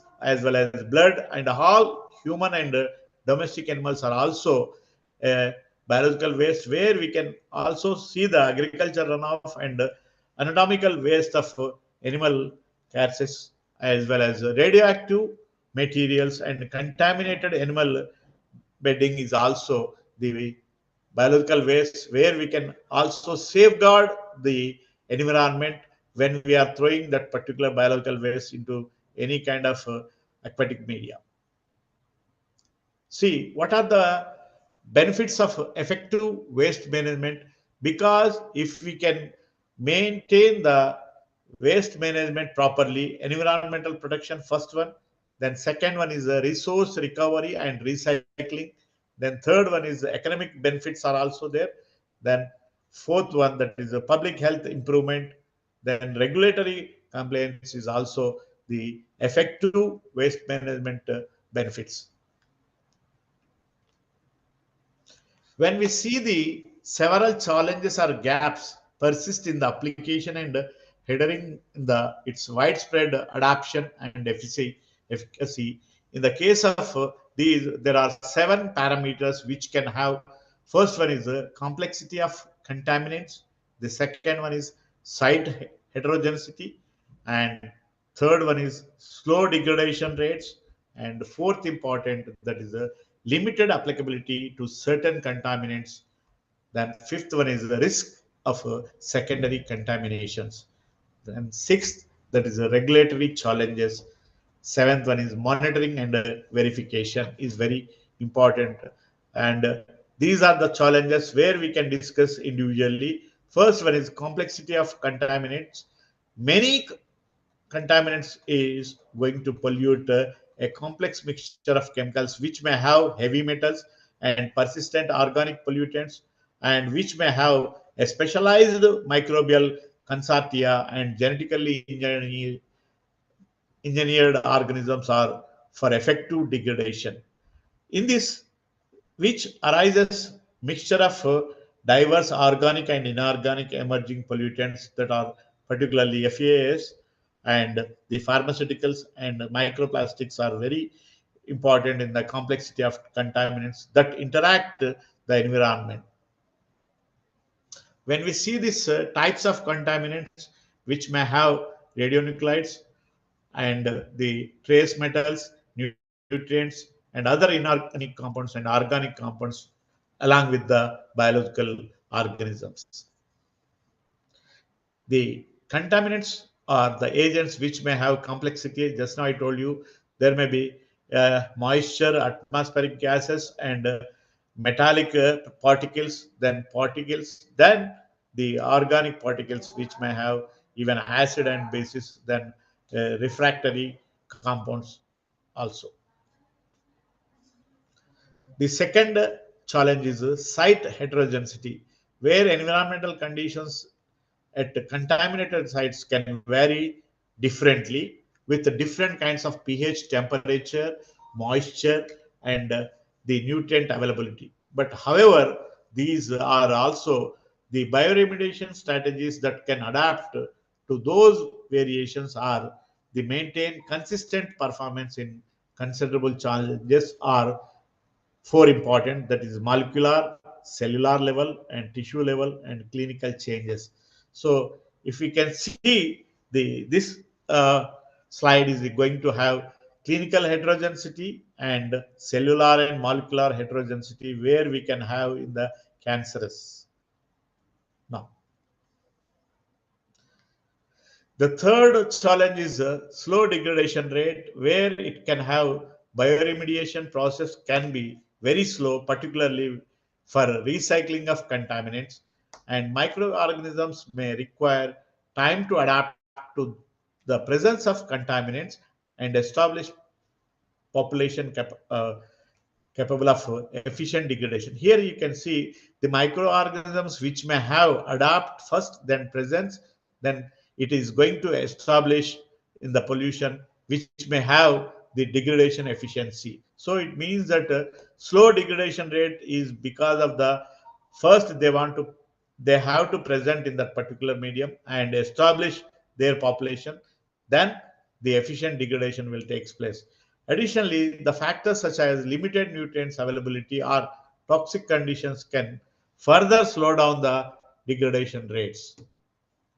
Then, fourth one, limited applicability are to certain contaminants which may have many organic contaminants, which also applicability can certain types of pollutant such as heavy metals and radioactive elements is limited.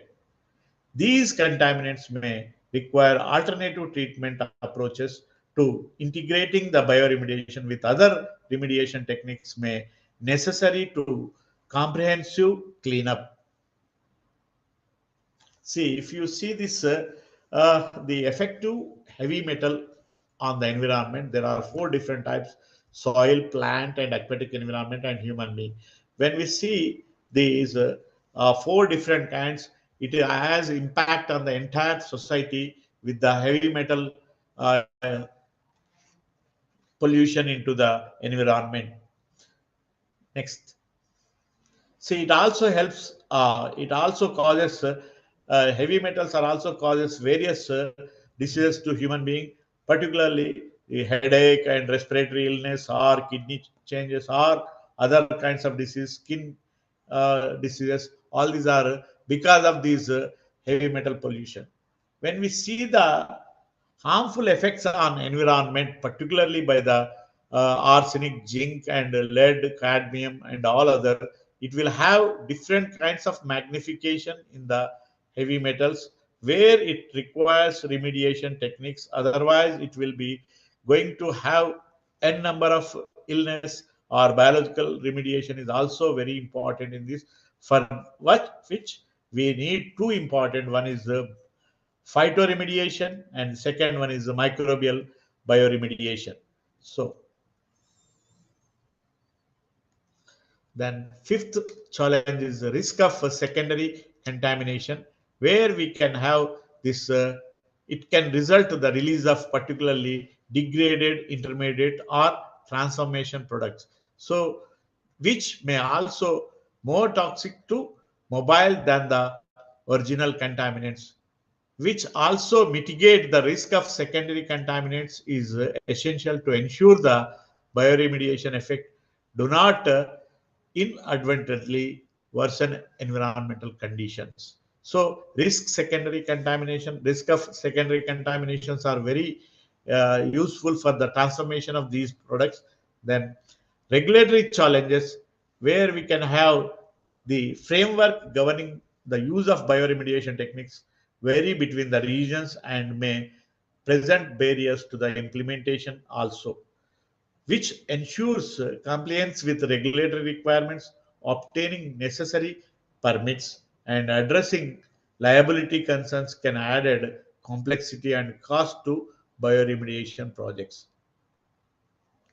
The seventh is monitoring is also very important. Verification is also important when we are doing some techniques which may helps in the bioremediation treatment or cleanup of the contaminants are achieved require robust monitoring and verification protocols, wherein there are two different types of methods we are going to have in the bioremediation: in situ, ex situ. Here, existing methods are monitoring microbial activity is now a significance of bioremediation in present environment. There are four different aspects are going on across the global level. Air pollution level, which may have the statistic data. Air pollution can is about 7 million uh, premature deaths annually worldwide, which may be given by the WHO. And water pollution may have effect over 80% of the water body globally, which are given by EPA, that is Environmental Protection Agency, US. And economic costs, where it will have about 6.2 GDP globally by given by the World Bank. And climatic changes impact with this bioremediation is the methane 84 times more potent than the carbon dioxide in the short term, and exacerbating climate change, which may have European Union also. So now coming to environmental condition and sustainable bioavailability, already we discussed this. Next, yeah, recycling of waste is 1 minute. Recycling of waste. The bioremediation is used in recycling of waste and industrial effluents, treatments of contaminated soil. The detoxification of pollutants, which may helps from higher level or convert the harmful substances into less toxic or non-toxic. The detoxification process mitigates the environmental and health hazards posed by contaminated sites.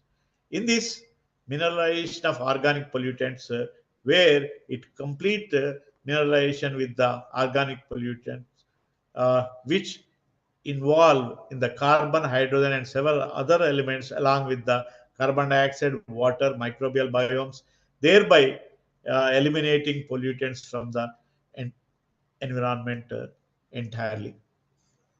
So the process of this biodegradation of organic pollutants may have four different steps. And this, the first one is biodegradation process, then types of microorganisms which are going to be involved or introduced. Then the third important factors affecting the biodegradation is one of the third important factor. And next application of biodegradation is the process where we can reduce the pollutant levels. And with this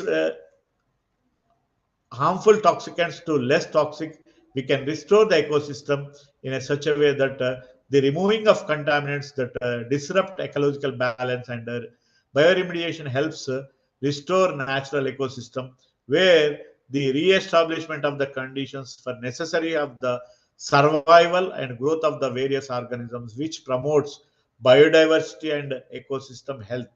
The restoration of ecosystem is a very important aspect when we will see the global level, that is a survival and growth of various organisms which may be re-established by the restoration. Then sustainable and eco-friendly approach. The bioremediation is inherently sustainable and environmentally friendly. It is leverages natural biological process, where it can reduce need for the harmful chemicals and minimize environmental disruption compared to traditional chemical and physical remediation methods. So it means that traditional methods are very old one. Nowadays, we are having the injection of some kind of uh, fluids, and also when we are also having a recovery process also. This diagram is showing that contaminated oxygen and nutrients, then it will be released the carbon dioxide. Yeah, compliance with the regulatory standards, which helps in the remediation, ensure the contaminants levels reduced to meet regulatory limits, and which safeguarding human health and the environment.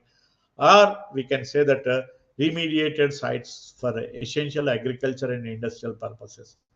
And cost effectiveness. Bioremediation often proves to be more cost effective than conventional remediation methods. It is typically require fewer resources, less energy, making it economically. It means that three important: fewer resources, less energy, and making it economically viable option for large scale environmental cleanup projects. That is and this is also one of the contaminated soil where we can have cleanup by the condensation process or collection of tanks with this treatment. Next, the advanced monitoring technologies are in bioremediation first involved the molecular biomarkers and stable isotopes are used, and also remote sensing techniques is enhance our ability to track microbial dynamics and contaminated transformation process in real time. So there are four different molecular biomarkers, then stable isotopes probing, then remote sensing techniques, very important in advanced one, and the integration of artificial intelligence as well as internet of things device offers potential or experimentation with a goal of making these techniques more cost effective. So artificial intelligence as well as the internet of things also very important in advanced monitoring techniques, where we can have insight into the effectiveness of bioremediation treatments and support adaptive management approaches. Not only bioremediation but also in the design and optimization of bioreactors also. So, in recent advancements in bioremediation, there are five different types of important. Several innovative approaches are enhance the efficiency of bioremediation. One is genetically engineered microorganisms. Then, second, we can have microbial consortia. Third, that is phytoremediation integration. Then, fourth one is nanotechnology. Fifth one is bioinformatics and machine learning. Here, the genetically are engineered microorganisms, which also having a advanced strain to improve the efficacy and expand the scope of bioremediation, and which process are adapted in the year 2022 and 24 by the various scientists. If you can see basic bacteria where we can have different kinds of culture techniques and which can be used for the use of bioremediation. So microbial consortia where exploring or employing diverse microbial contaminants that works synergistically, which can enhance the degradation and complex pollutant mixture, where we can have synergistically uh, the mixture of various microbial contaminants, which helps in the degradation and the complex pollutant mixture. And not only that, the consortia are capable of addressing a wide range of contaminants and adapting different environmental conditions. The third important is phytoremediation, where it is having the integration of various different approaches, combining bioremediation and phytoremediation harness the strengthens the both approaches, which in which plant helps to pollutant upgrade and stabilization while creating favorable conditions for microbial degradation in the rhizosphere. This is the one phytoremediation. And next, nanotechnology is also uh, increases in bioavailability of or the reactivity of pollutants by adding some of the microorganisms to break down the pollutant levels are harmless. And moreover, nanoparticles can act as a carriers for microbial cells, enhancing their distribution and activity in the contaminated site. See here, microbial consortia, where we can have different the plant growth, core yields, as well as the nutrient availability and tolerance, and the food quality. Then the food quality is very important when we have this biodegradation, or the particularly where we can use against the various diseases. Here you can see the nano activity. It is also having depends on the size, the morphology, then the composition, as well as the surface modification, then uh, violence. These are the five different aspects where we can use this nano technology or nano enzyme activity.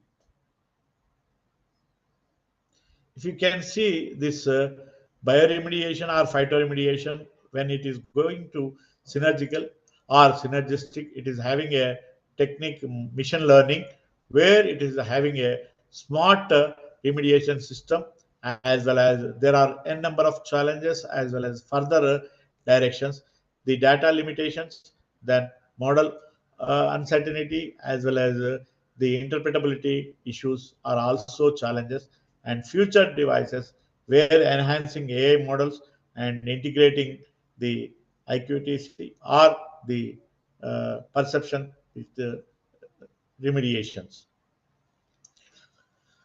Now coming to another, the bioinformatics and machine learning, where it is bioinformatics is nothing but genomics, proteomics, data mining, as well as biological databases. Then the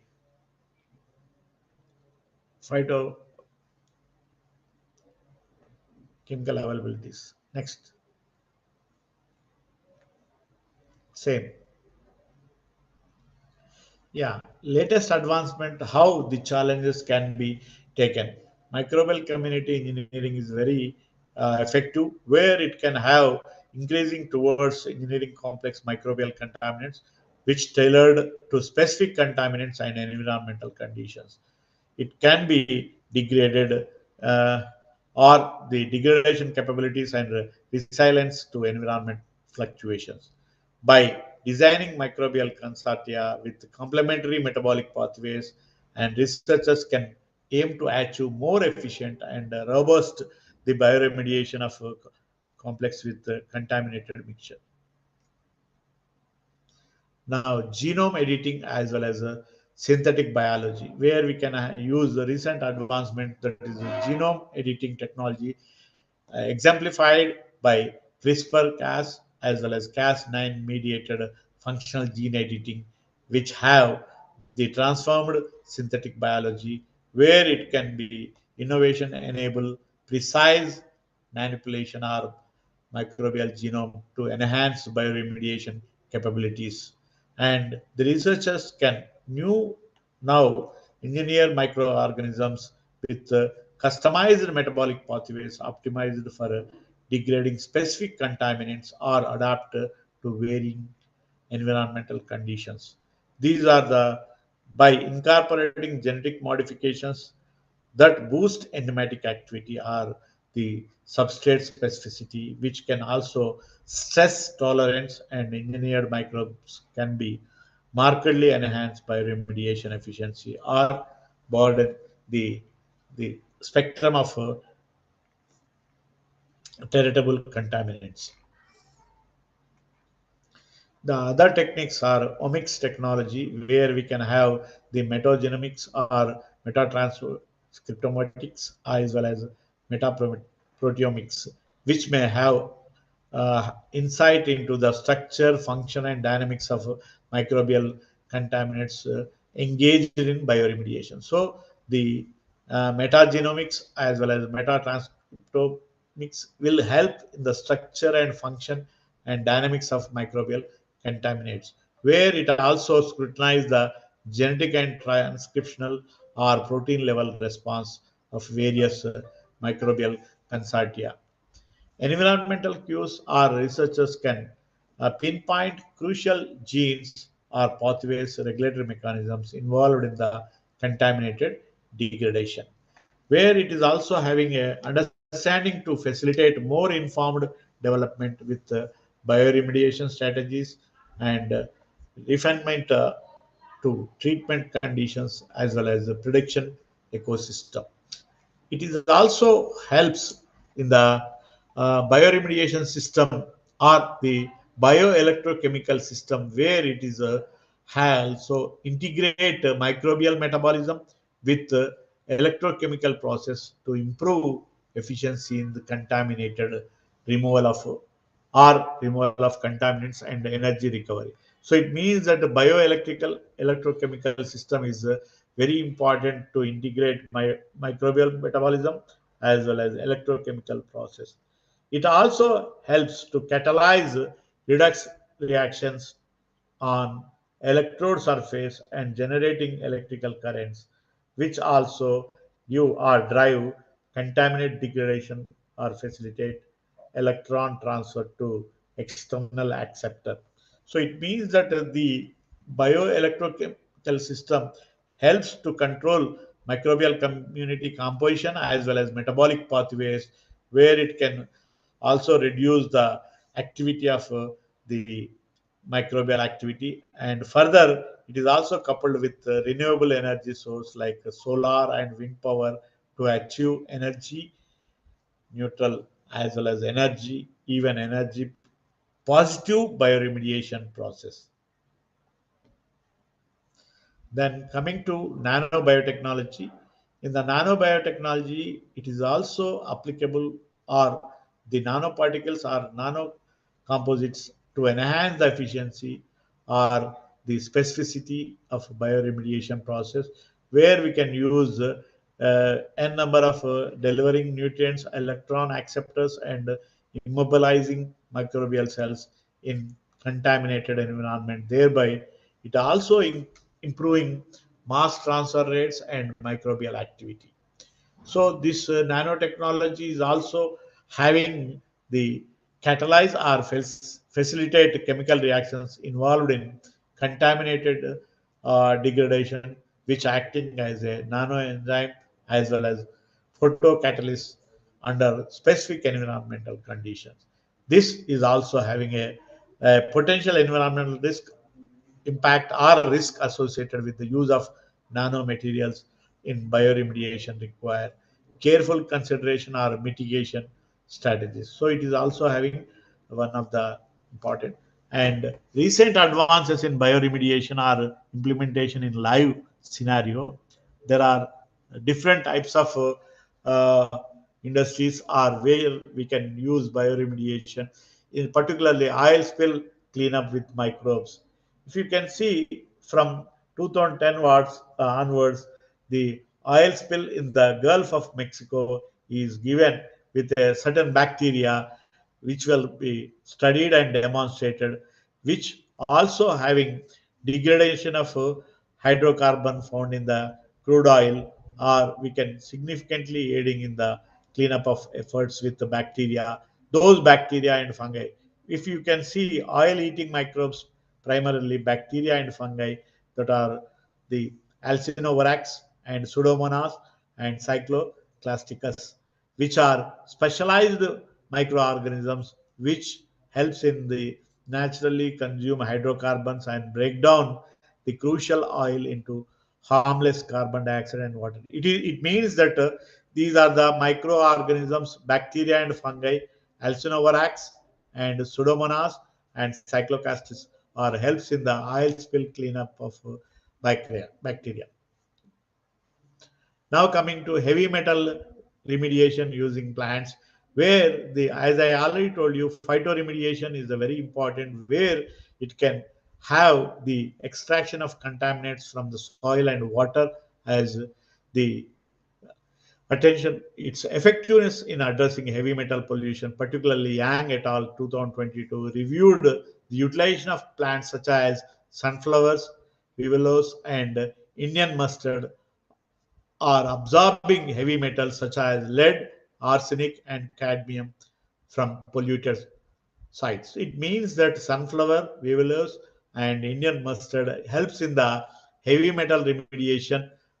These are the very important and naturally available the plants, and Shakur as well as Jensen in 2017 and 2009 documented some of the successful applications of phytoremediation techniques using vivelo trees to clean up the heavy metals contaminated in the soil and industrial areas. So this is in the plants, and these are in the soil as well as the industries, where it is also having the additionally Jiang in the year 2024 contributed research highlighting some of the successful applications of Vivelle trees into the same heavy metal reduction. Now coming to biodegradation of pesticides. So we have completed oil as well as heavy metal. Now coming to biodegradation of pesticides, where it is also Kumar Gautam has given this microbial degradation of which may have some of the important research contributions, identifying and enhancing microbial strains capable of degrading specific pesticides, that is atrazine and chlorpyrifos. And these are the two different uh, which can be degraded into a microbial consortia, and it helps in the bioremediation process, which are effective microbial consortia and degrading multiple pesticides, presenting a sustainable solution for the pesticide cleanup, which is given in the year 2023 by Jahu. And these are the few highlights the potential of microbial remediation as a viable strategy to address pesticide contamination and promote environmentally sustainable. Now coming to groundwater. So we have completed oil as well as heavy metal, then pesticide. Now coming to groundwater remediation with the bioaugmentation. So this augmentation involves in the introduction of specific microbial strain which introduced into the contaminated water and enhance the bioremediation process through two important aspects. One is the molecular biology. Second one is genetic engineering, which may have the development of tailored microbial consortia aimed at targeted pollutant degradation. So in this case, Cheturi and Verma 2025 has conducted many experiments and various microbes as well as plant-based bioremediation applications, which may have highlighted the significant role of biodegradation, augmentation in remediating groundwater contaminated with chlorinated solvents and hydrocarbons and other industrial pollutants. So in this case, TCE, that is trichloroethylene, is using the technique which may be documented by Ellis et al. 2000 and reviewed the recent advancement in Yu et al. 2022. These studies understand the effectiveness of bioaugmentation strategies, which helps are enhancing the bioremediation outcome and advancing environmental cleanup efforts. Yeah, nanotech boost. It is also the present day advancement emerged technique where nanotechnology has been a pivotal tool in enhancing bioremediation process by augmenting the degradation of pollutants through innovative approaches, which may studied by the Mandeep and Shukla in the year 2020 and Patel 2022, underscore the transformative impact on the nanoparticle in the field.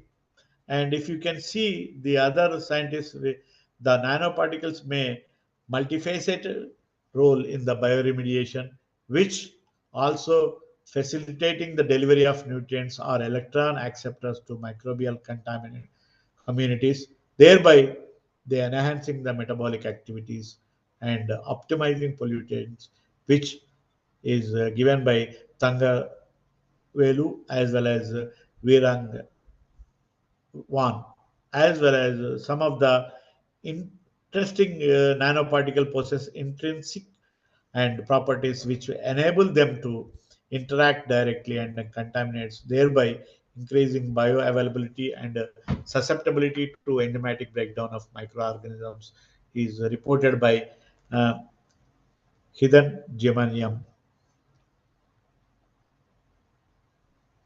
The target or targeting forever chemicals are also there. Those are important one. FEAS, that is per polyfluoro alkyl substances, which may have the synthetic organic compounds, also helps in the targeting forever chemicals in bioremediation process, which are also known as the microbes, which are identify the engineered microbes capable of effectively break down these persistent pollutants. Yeah, these are the bioremediation process depends upon the different factors. Or first one is concentration of the contaminant, second nutrient availability, and third one is the surfactant enhancers of bioavailability, and characteristics of the contaminated soil or pH, temperature, as well as the oxygen availability, which may have bioremediation in two types. One is in situ and ex situ bioremediation. Now, next, this is the process where we can have in situ and ex situ bioremediation. It is also divided into four different. Next. So in situ bioremediation treatment on site, that is bioventing, biospaging, and bioaugmentation, biostimulation, as well as bioremediation, what we discussed already. These are the same as in situ types of, they are having different. If you can see, bioremediation is helpful for heavy metal removal, and biodegradation, it is environmental restoration. Bio volatilization is also having the atmospheric change or the soil to atmosphere. Then biostabilization, which helps in the biomass mitigation as well as disposal. Then the next, same similarly, it is next. These are the two important. Next. Yeah, ex situ bioremediation. It is a treatment on the site itself, and it is a land forming biopills, as well as bioreactors and composting, biofiltration. Next. Yeah, it is also the same. It is giving the where we can have maintenance. Next.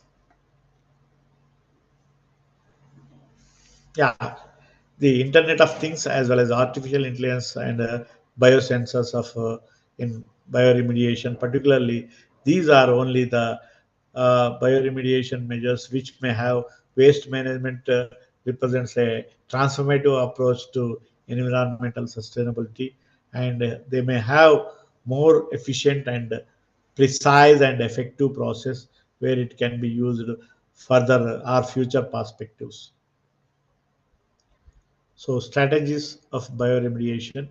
If you can see bioremediation, already we have discussed. Next. This is various types of bioremediation. We can see that microbial bioremediation, mycoremediation, phytoremediation, the mixed culture system, as well as this, and phytoremediation.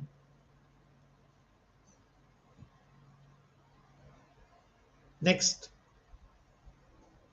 Yeah, in situ, it is also having four different components: bioaugmentation and aerobic reductive barriers, biological reactive barriers, and bio slurping. Next. This is where the contaminated soil will be, groundwater changes may take place. Next. If you can see the method of bioremediation, phytoremediation in this particular one, this is the way. Okay. Next. This is flow of groundwater where we can have two zones. One is Vandos zone and the zone of saturation, where we can have the capillary fringe, as well as the water table where it can be having. Next. This is also a diagram showing atmospheric pressure where we can have zone of saturation, zone of standard zone, and the groundwater zone. It will have the soil water cleanup here with the microorganism induction only. Next. Next, recycling of water RO.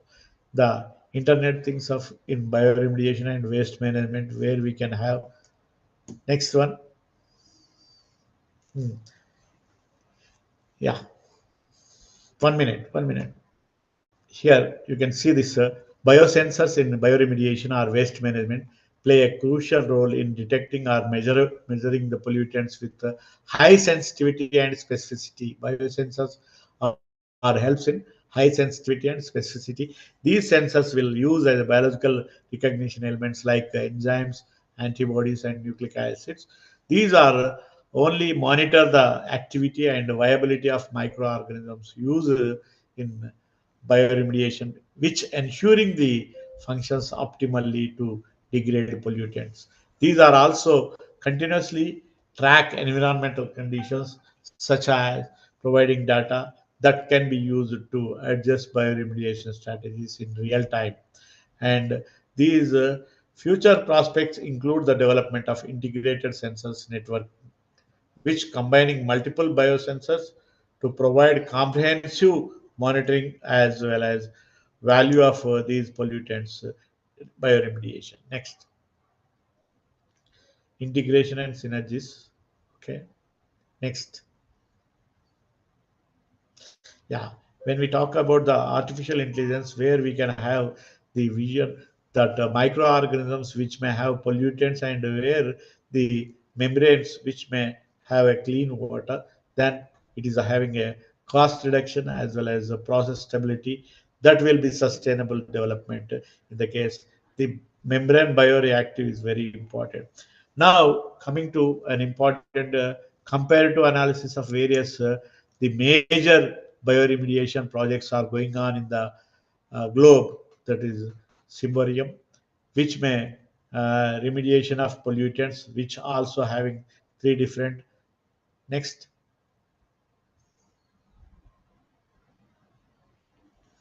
see biosystem, and these may have the synergetic or removal of mixed pollutants, which use of the combination of bacteria, fungi, and plants, and Eclair. This is also integrated project. The next,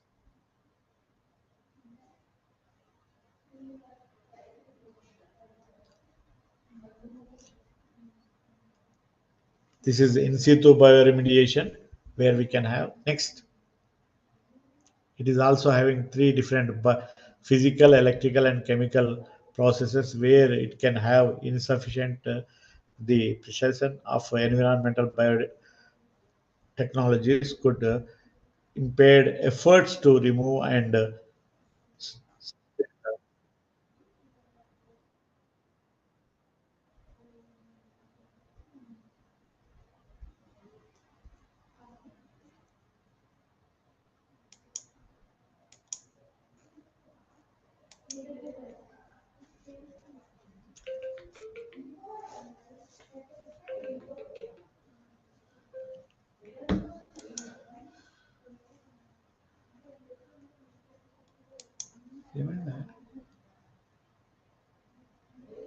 hello, hello, can you hear? Please proceed. Sir, Hello. please proceed, sir. Sir, please Hello. proceed. Hello, Sir, please proceed, sir. Sir, you can proceed. Hello? hello. Sharing icon, Ramesh sir. Sir.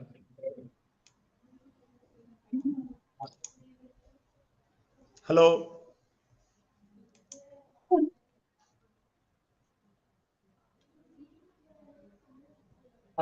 Hello, Sir, మాట్లాడండి sir. sir. Sharing icon. మీరు continue చేయండి sir. చేయాలి అయిపోయింది. Conclusion కన్నా వద్దాం. బయోరెడ్యూస్ sharing అయిపోయింది అట్లా.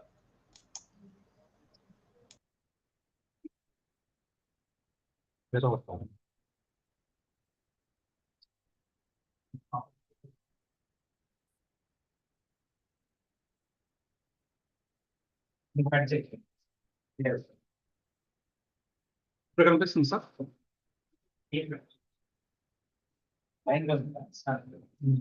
బయోరెమ్యునేషన్ కనిపిస్తున్నారు సార్ స్క్రీన్.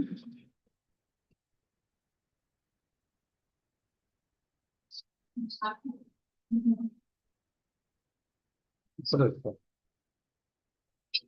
సార్ కన్క్లూజన్ చెప్పేసి సార్ రామ్నగర్ కంక్లూజన్స్ చెప్పేసి సార్ ఆల్మోస్ట్ అయిపోయింది.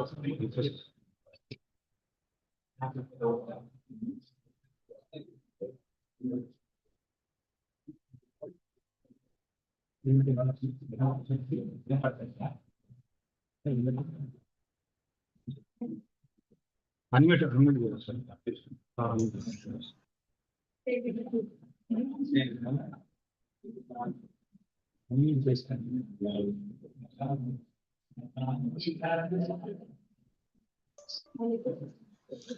And artificial intelligence very important for this. And next, yeah, future perspectives. A number of research endeavors have been carried out on this use of microbial enzymes for bioremediation of waste materials. It is very important to improve the process to ensure safer and more sustainable environment. And third, future perspective, it is imperative and intensify research to use novel microbes that can be effectively and rapidly bioremediate different pollutants, especially from industrial source. And novel microbes, their enzymes may have inherent ability to bioremediate pollutants better than the presently used ones. Next. Yeah, conclude. Significant advancements and transformative potential of bioremediation is sustainable and effective technology in pollution mitigations, both now in the future. By blending traditional bioremediation insight with modern technology inventors, the analysis of highlights the multifaceted capabilities of bioremediation in tracking complex environmental challenges, which helps in bioremediation, natural biological process to decompose and detoxify hazardous substances, offering a cost-effective and eco-friendly alternative to conventional methods. Utilize plants for heavy metal removal, showing its broad applicability to treating industrial effluents and contaminated soil and water, groundwater. Next. Next. The integration of emerging technologies such as IoT and AI and biosensors to introduce bioremediation practices is thoroughly explored, demonstrating how IoT enable real-time monitoring and remote management. Then artificial intelligence enhance predictive modeling and process optimization, and biosensors ensure precise pollutant detection and continuous environmental monitoring. The synergistic integration of those technologies creates intelligent bioremediation systems capable of real-time feedback and adaptive management, offering scalable solutions to pollution challenges, making a significant stride towards sustainable environmental management. Next. Yeah, this is the bioremediation. Thank you. Thank you.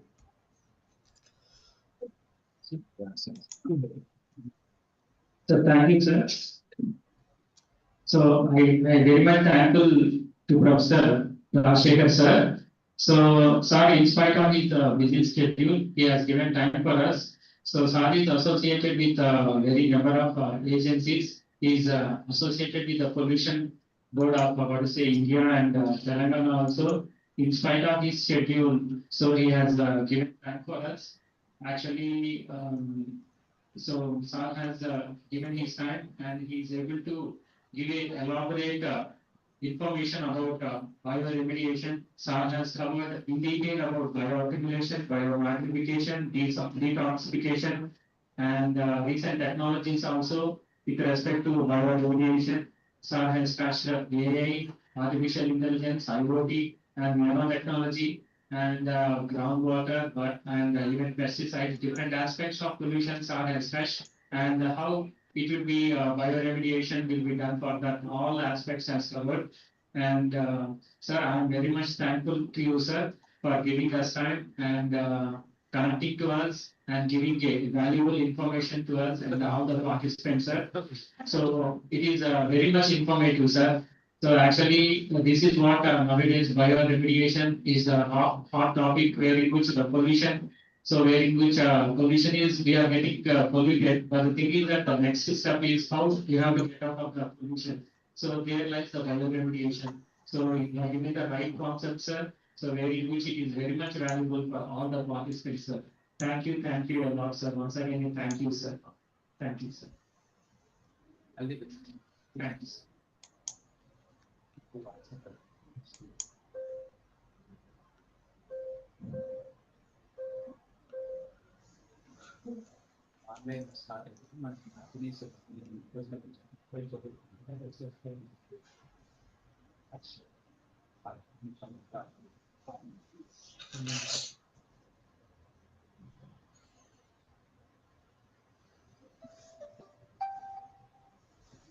Sir, sir.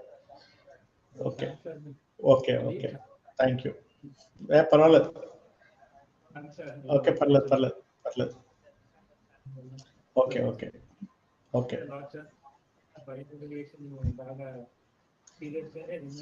Okay okay okay thank you. ఇవ్వండి. సరే బాగున్నావా? బాగున్నా. Okay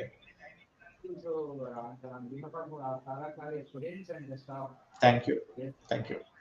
మీకు కూడా thanks, మీరు నాకు ఒక opportunity ఇచ్చినందుకు. Okay thank you thank you thank you thank you.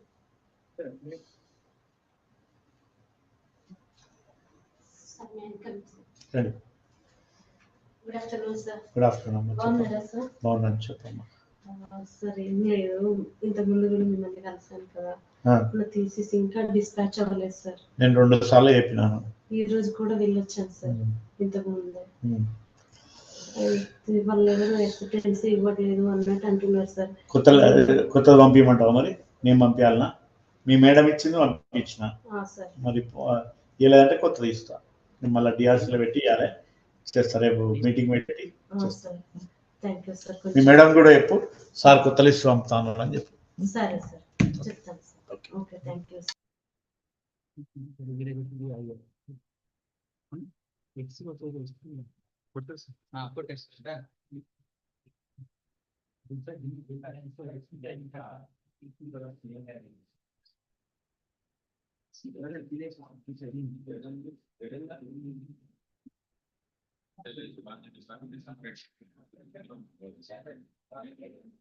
మంచి పని చేశారు. సాంబార్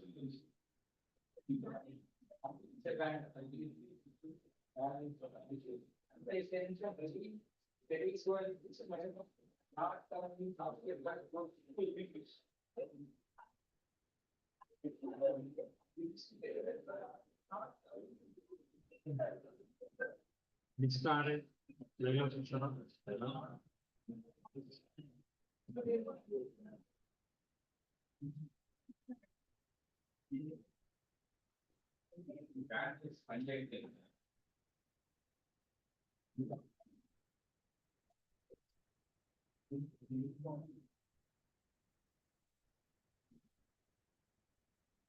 నిశ్చిత అన్మ్యూట్ చేసుకోమని చెప్పు.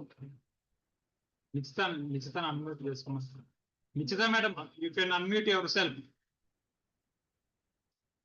Hello hello. Nechitra R madam, please unmute yourself. Hello, Yes. sir. You can hear me, sir? Hello, sir. Can I Yes. start, sir? Yes, madam, you are audible. Continue. Okay. Thank you, sir. Good afternoon, everyone. I am Nishita.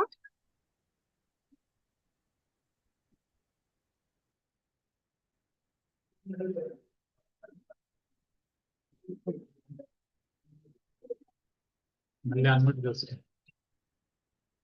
Madam unmute చేసుకోండి. మీరు mute అవుతుంది. Hello,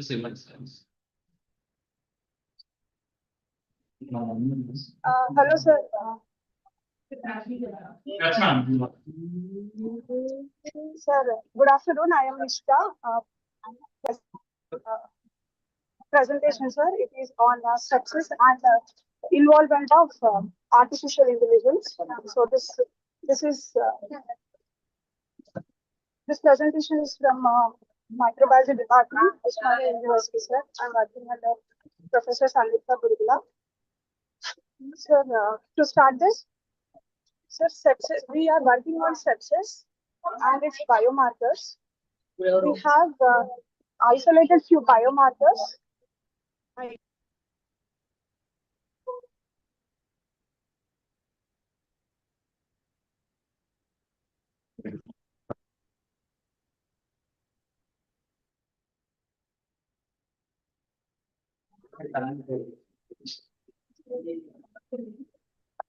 So here, involvement of artificial intelligence is because sepsis is a condition where patient undergoes severe illness and he can also become a non-survivor. So to identify early or detect early and decrease the mortality rate.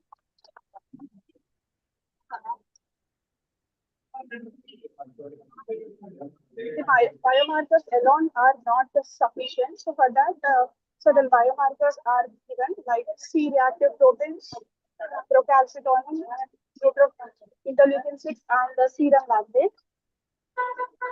And this is added to the artificial intelligence where AI can analyze large clinical data and it can detect complex patterns in the patient data and support early diagnosis and clinical decision making.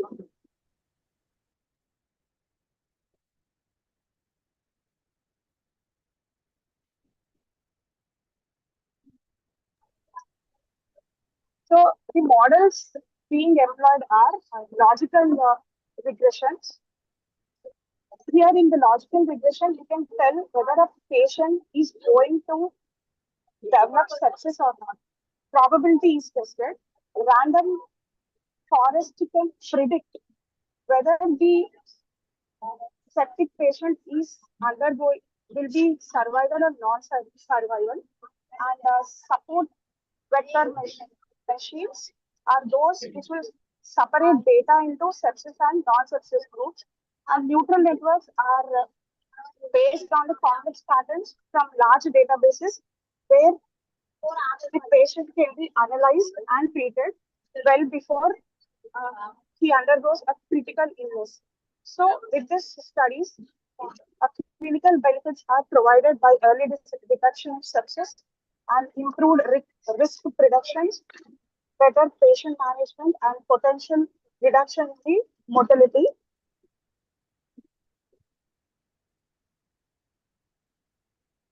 So, combining AI and real-time data has certain challenges like data quality and availability, model interpretability, and its need for clinical validations.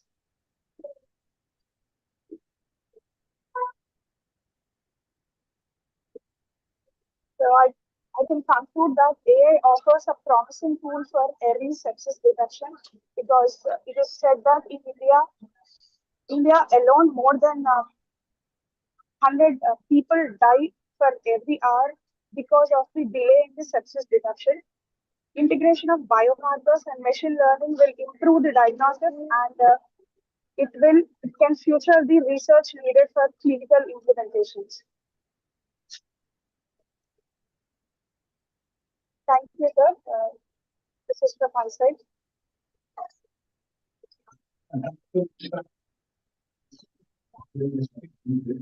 Wonderful, Tatil. Okay.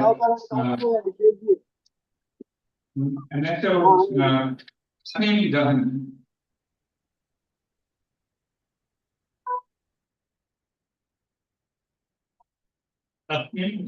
Please unmute yourself now. Tatneem Jahan. Are you there?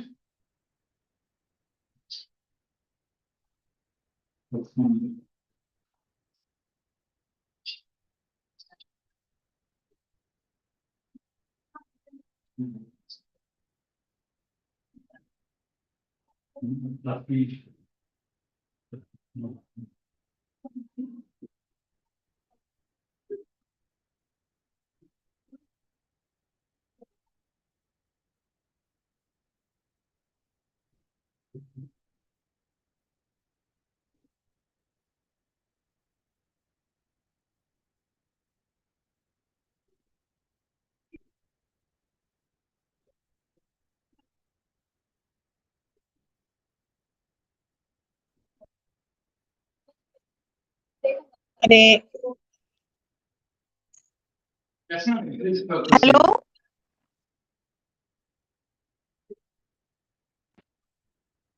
Madam, please proceed.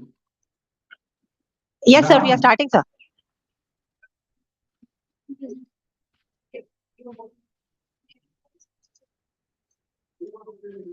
Excuse me, sir. Can we present from our side the slides? Madam, will you please repeat? Yeah, because that flow we'll just carry out. If you can just stop sharing, then we will share from our side.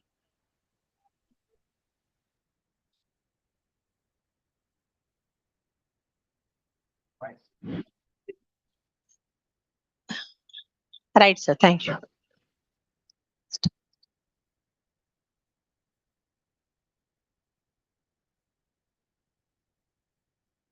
Madam, is it audible? Hello?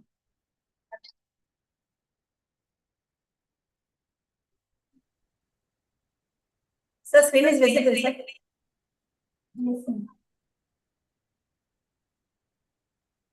A very good afternoon to one and all. I'm Vema from St. Anne's Degree College. I'm here to give you a brief on climate-driven alteration in zooplankton biodiversity. Comparative limnicology study of Hyderabad urban lakes. Let's get started with the abstract. Understanding the critical role of zooplanktons and the stressors reshaping their freshwater habitats. Zooplanktons are microscopic organisms which are small but mighty and very important for freshwater ecosystem. Few zooplanktons found in freshwater are Cladocera, Paramecium, rotifers, and copepods. Zooplanktons play a very crucial link connecting producers to bigger predators. They feed on phytoplanktons. Zooplanktons are food source for insects and baby fishes. Through this intermediary positions in aquatic food web, they facilitate the transfer of energy and organic matter from lower to higher tropical levels, thereby influencing ecosystem productivity, stability, and overall biodiversity. Let's get to the introduction. The urban lakes in Hyderabad, India experience a lot of problems, like eutrophication, nutrient enrichment, and heavy metals.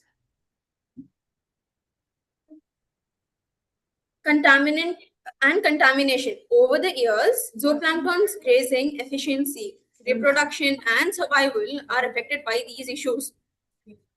So, Urban lakes are very important. They are facing a lot of issue due to the pollution and climate change. The ecological stresses, some key ecological stresses are thermal shifts, urban runoff, and contaminants.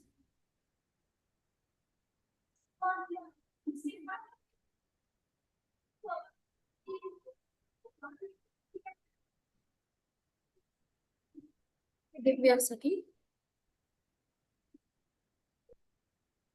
Let me give you the overview of the areas which were used for comparative analysis.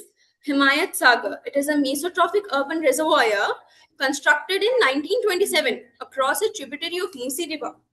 Today, it maintains higher diversity indicing relative to heavy urbanized lakes, supporting balanced assemblages of Cladocenon and Copepods. And the other one is Durgam Cheruvu, shallow urban lake. It is a rain-fed water body known as Secret Lake. Today, surrounded by rapid infrastructure development and high-tech city.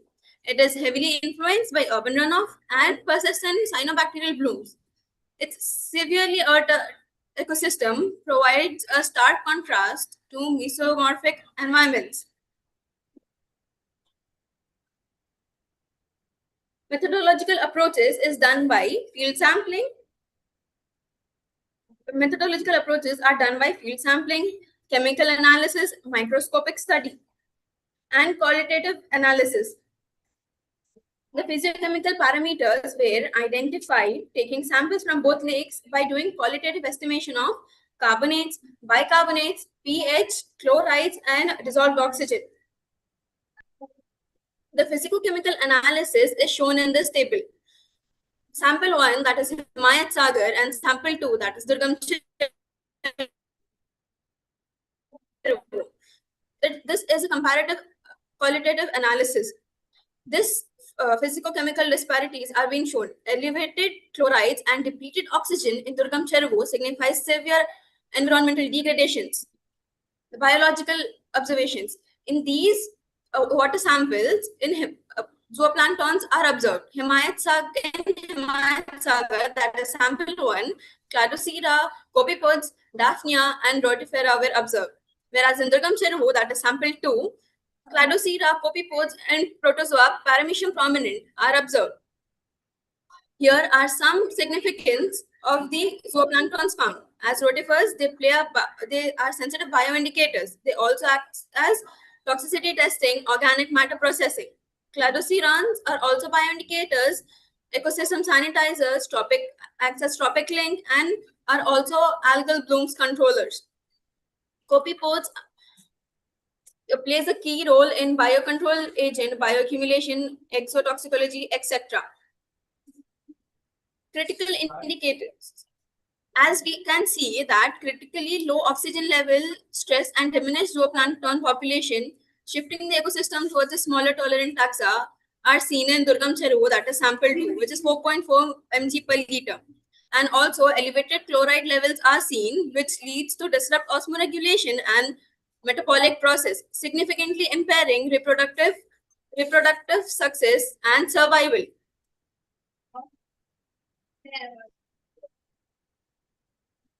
As overall result concludes that physiochemical characters, that is zooplankton's biodiversity, is highly affected in the polluted lakes. Hence conclude that Durgam Cheruvu lake is highly polluted as this dissolved oxygen level is very low and chlorides are high in measurement. Thank you. I would like to conclude here.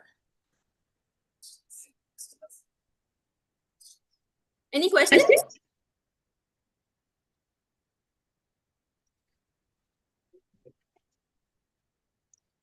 Good afternoon, sir.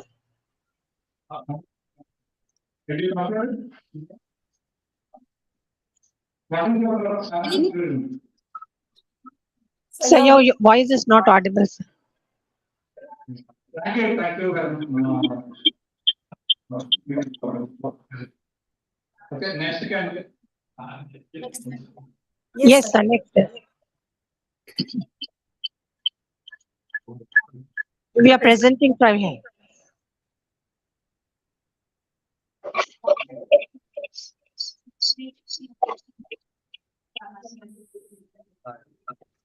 Varsha, are you comments? Varsha, please unmute yourself.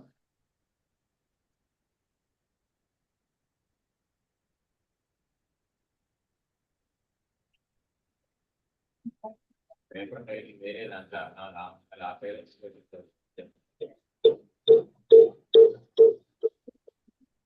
Hello.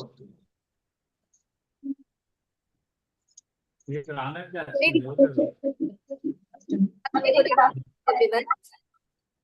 Today I am presenting the topic hydro-environmental variability and zooplankton's community structure, a case study of Tirthan River, which is in Himachal Pradesh. This study focuses on how different environmental conditions of river water affect zooplanktons community. Zooplanktons are basically tiny aquatic organisms that plays an important role in freshwater ecosystem. In this study, different water quality parameters such as temperature, pH, dissolved oxygen, turbidity, and nutrients were studied. Zooplanktons were also collected and identified. The aim of this study is to understand how changes in water conditions influence the distribution and diversity of zooplanktons in the river. Let us go to the introduction. Freshwater ecosystem are very important for the biodiversity and ecological balance. They support many types of organisms, includes plants, fishes, and microorganisms. Zooplanktons are a microscopic organisms found in water. They act as primary consumers and connect phytoplanktons with higher organisms like fish in the food chain. Himalayan rivers present a distinctive ecological setting, cold, well-oxygenated waters with steep gradients, moderate nutrients, and low human disturbance that shapes aquatic communities. The Tirthan River in Himachal Pradesh National Park represents a relatively pristine system where hydroenvironmental quality can be assessed using zooplankton as biological indicators. Unlike lakes and ponds, riverine zooplanktons must adapt to continuous flow and variable chemical conditions. In river, conditions may vary between flowing water and stagnant water. These differences can influence the presence and diversity of zooplanktons. Objectives: assess physical chemical variability. Next, analyze zooplankton's and abundance. Next is correlate factors with community shifts. Methodology. In methodology for this study, water samples are collected from different locations of Tirthan River. Both flowing water and stagnant water areas are selected for sampling. The physiological and biological parameters were identified taking samples from both the lakes.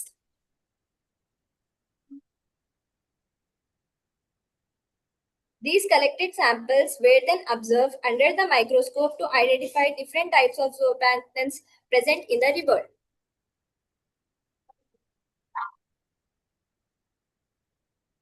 Now it's showing the table, observation table, where physiochemical parameters, temperature, pH, carbonates, bicarbonates, chlorides, and dissolved oxygen. In stagnant waters, temperature is 4 degrees Celsius and pH 8 degrees Celsius.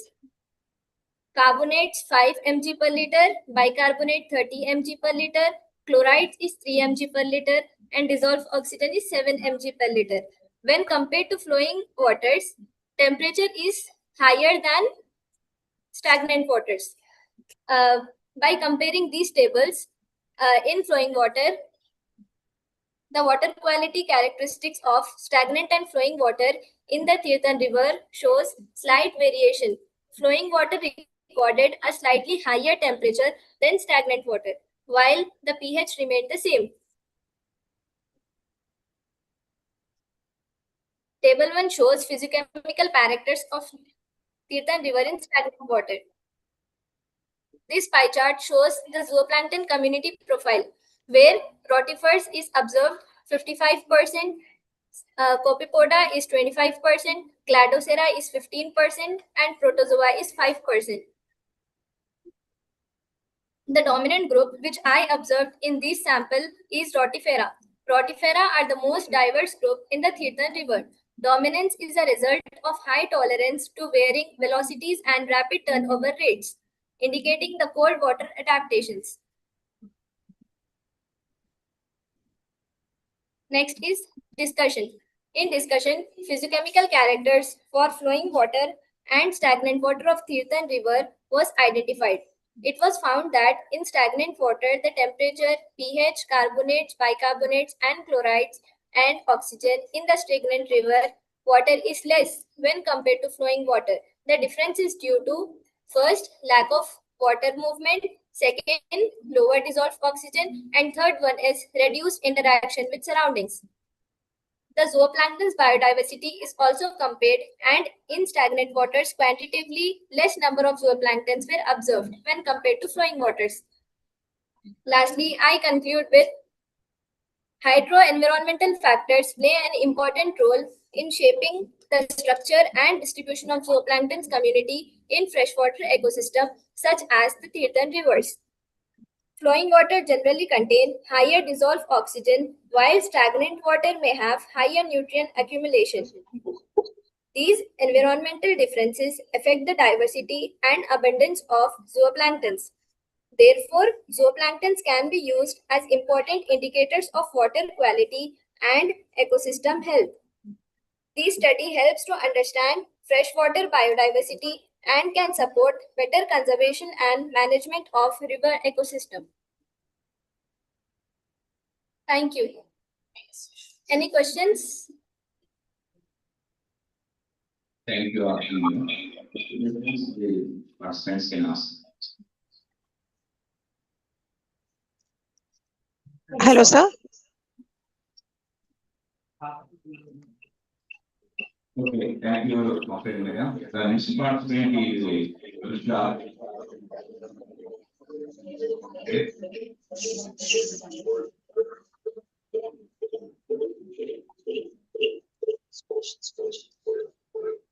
Please unmute the seat then please mute. Sir, your voice is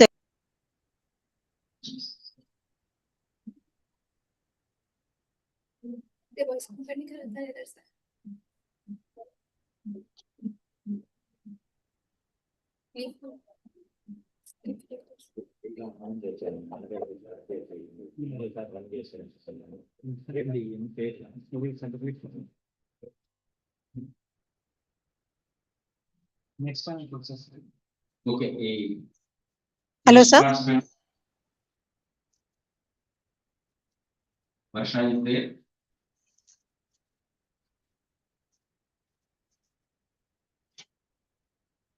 Next, move on to P. Neeraja.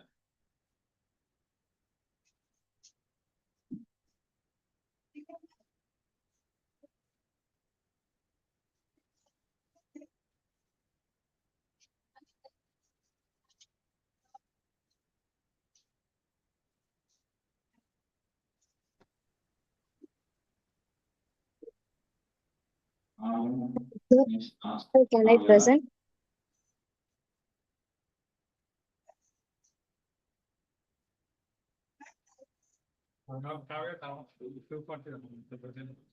Yes, Akshay.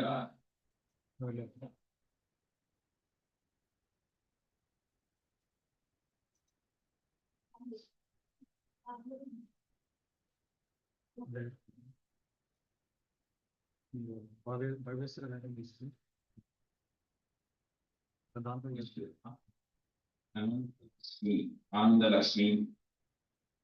If there any participant willing to present their work,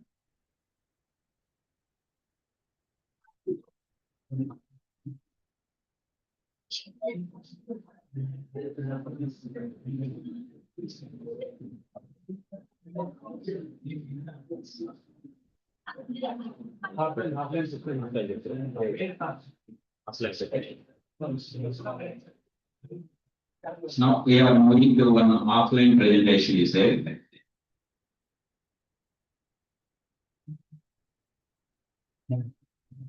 Thank you.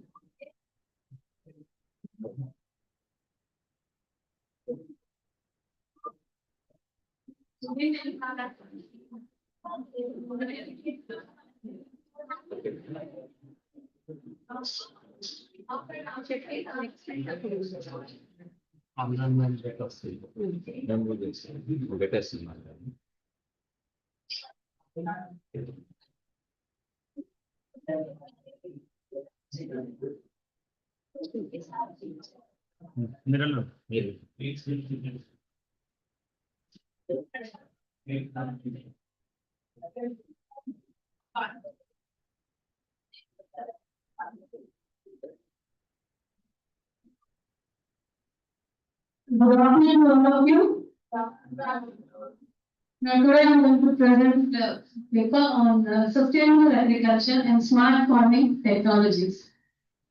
Now let us see a quotation.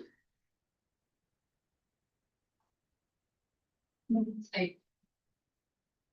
Now you can see a quotation by our Prime Minister Narendra Modi sir, that how he is explaining that the importance of AI tools in agriculture sector. Now here in one quotation by Bindu Devi that sustainable agriculture is one which benefits neither the people nor the land. The meaning of sustainable agriculture is not just growing crops, it's just growing about a sustainable future. Cultivating a sustainable future. That's about a sustainable agriculture.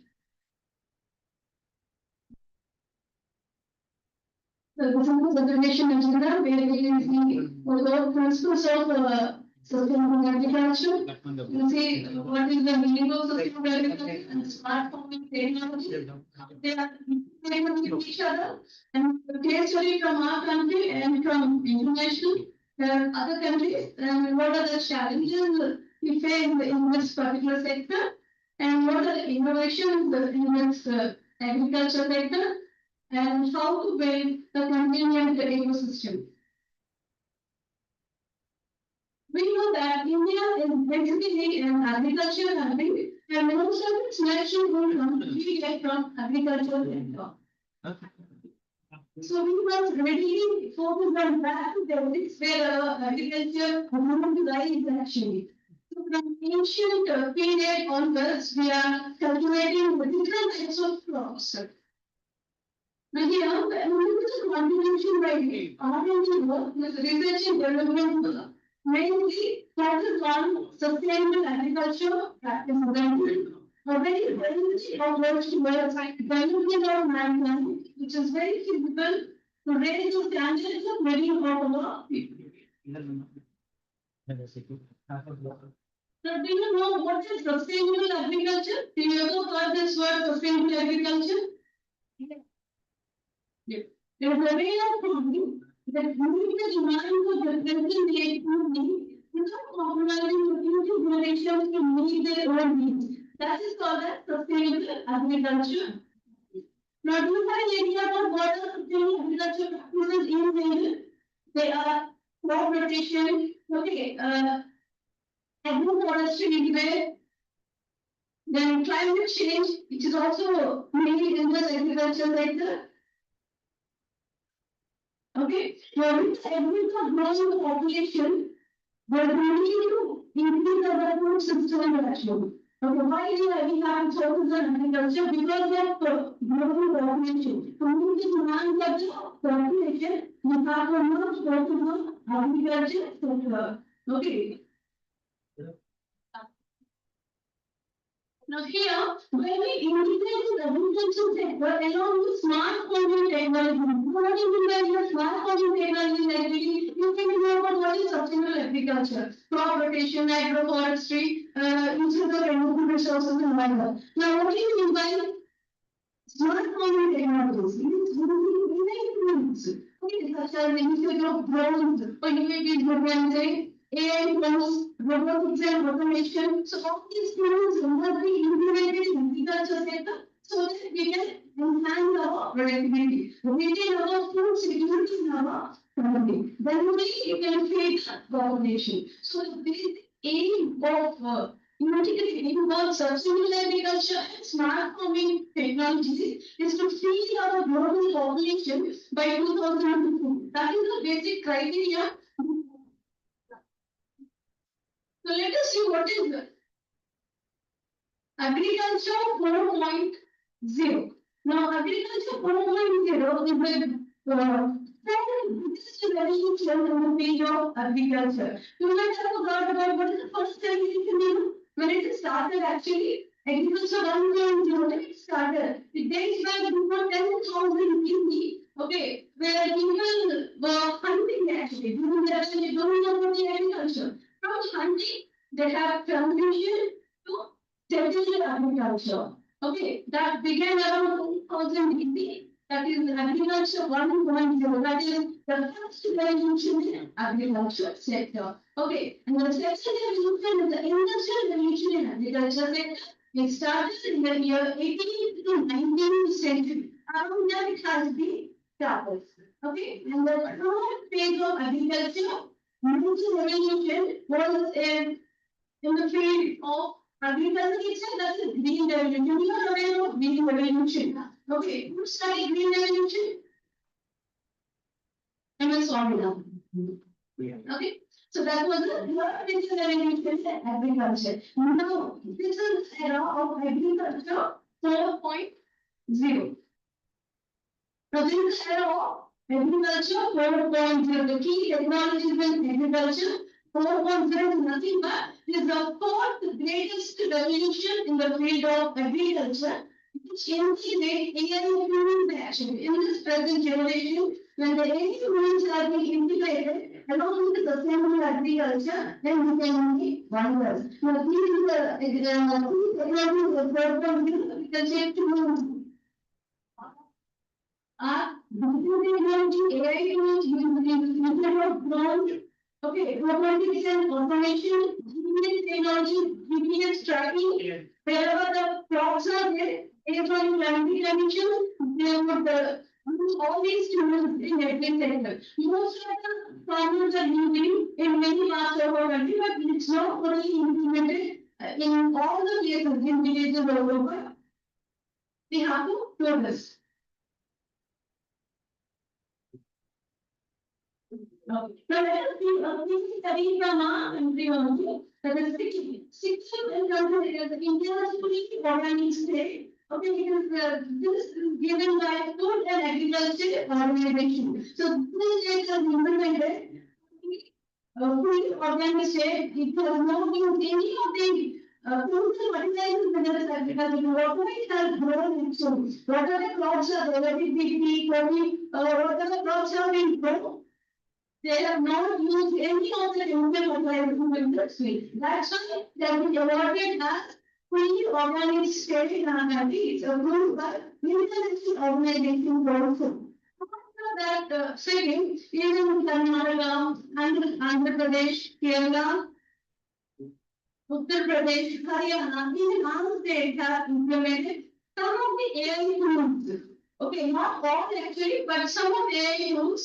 Okay, which have enhanced the production. Okay, madam, conclude.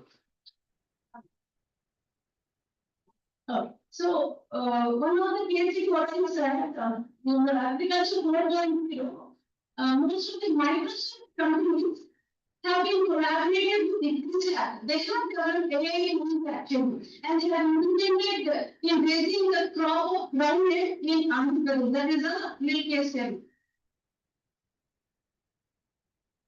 Now, obviously, when any new technology is introduced into the market or in our industry, obviously, many challenges would be there. So, in agriculture sector also, there have been many challenges there. Challenges like the lack of infrastructure for the farmers. Small scale farmers are not getting all these tools. Okay, lack of funding by the government, lack of digital literacy is there, not able to use the digital technology properly, lack of awareness, all these are even the social and economic factors are also taken into consideration. So these are the challenges faced by our farmers. We can overcome these challenges. How do we overcome these challenges? Government takes initiative. Even the public sector, private sector, even software companies. Okay, they should come forward. Then all these mechanized tools and supplying small scale farms so that they can enhance productivity. Whatever work they are doing, it will be suitable for them. So here, when highly technology is introduced in the market, it should be feasible for a common man to use. Then what is the use of developing any technology, right? Yes or no? But technology must be developed in such a way that even a common man is able to use it. It's able to use by a common man. See, for example, the smartphones were there. Okay, now in each and every remote areas also we find smartphones. Like that, even in the medical agriculture tools, when some states are using it, why can't the villages use it? The small farmers use it.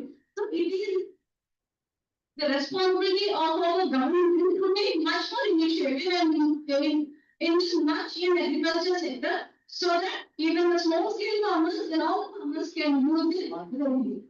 So that even they have to reduce the cost so that they can buy these tools. So finally, I would like to say that the basic aim and goal of this integrating sustainable agriculture and smart farming technology is to feed the global population by 2050. Okay. We can't by reducing the environmental impact. What is the environmental impact is that has to be reduced. Okay. And then we have to handle a safe and sound and pollution-free environment for future generations. Right? Now, there is a Chinese proverb you would have heard. If you plan for 1 year, okay, plan rice. Plant rice actually. If you plan for 10 years, plant trees. And if you plan for 100 years, then educate the people. So much awareness must be built among all the people so that they get really new knowledge about this agriculture sector. Because we have to save our planet. Because our planet needs to. That is what I can say. Thank you and very much.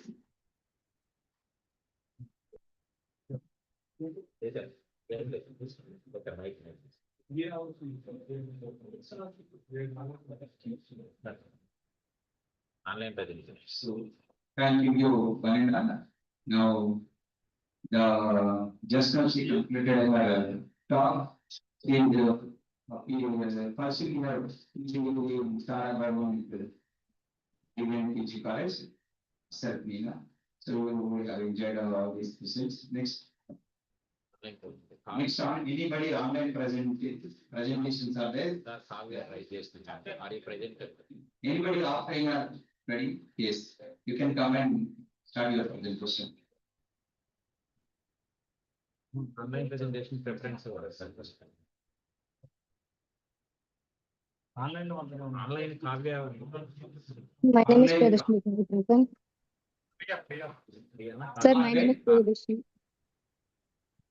Sir, my name is Priyadashni. Can I present? Yeah, you can proceed. Yeah, if you are ready, you can proceed now. Priya. Yes, sir. Can I present? Yes, sir. Yes, yes, you can proceed. Okay, sir.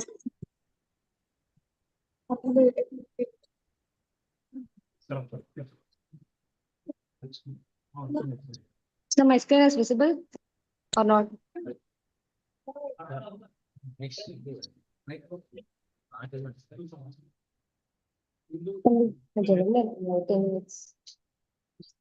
Sir, can I present? You can proceed. You can proceed. Good afternoon, everyone. My name is Priyadashni from Rajiv Gandhi Arts and Science College. I am studying BSc Computer Science second year. Today I am going to present a paper that is Intelligent ANFIS Model for Accurate Fuel Consumption Prediction from Vehicle Specifications. Let's see the introduction. Fuel efficiency is very important today because fuel prices are increasing and pollution regulation are strict. Fuel efficiency is measured in MPG, that means miles per gallon. It depends on different vehicle parameters. So accurate prediction helps in better vehicle designs. Let's see the problem background. Fuel consumption depends on factors like a vehicle's weight and horsepower, engine size, and number of cylinders. Traditional method cannot accurately capture these relationships. Let's see the limitation of existing methods. Some machines learning models give good accuracy but act like a black boxes. Engineers prefer models that are both accurate and understandable. Let's see the motivation. Because of these problems, we need better prediction method, and this combines neural networks and the physiologic. This gives both good accuracy, prediction, and interpretability. Let's see the architecture. ANFIS works in multiple layers. First, the input values are converted into physics values like low, medium, and high. Then rules are generated and processed to produce the final prediction output. And this is a methodology overview. Let's see the input features. The model uses 4 main input features: vehicle weight, horsepower, engine displacement, and number of cylinders. The output is the predicted fuel efficiency. Let's see the training process. The model uses a hybrid learning approach combining least squares and gradient descent. The data set is divided into 80% training and 20% testing. And the performance matrices are mean absolute error, root mean square error, and mean squared error, and coefficients of determinations. This is my result. And this is my comparative analysis. Let's see the Fuzzy rule interpretation. The model also generates understandable Fuzzy rules. For example, if vehicle weights and horsepower are high, fuel efficiency will be low. And this is the advantage of ANFIS. Handles non-linear relationships effectively and provides explainable prediction and lightweight and fast computation and suitable for real-world automotive systems. Then conclusion. In conclusion, the ANFIS model can accurately predict vehicles' fuel consumption. It provides both high accuracy and clear interpretation. Let's see the future scope. In future, more vehicle parameters can be added to improve prediction. The method can be extended to electric and hybrid vehicles. Thank you, sir. Thanks for listening. Thank you, ma'am. Now, we move on to the next screen.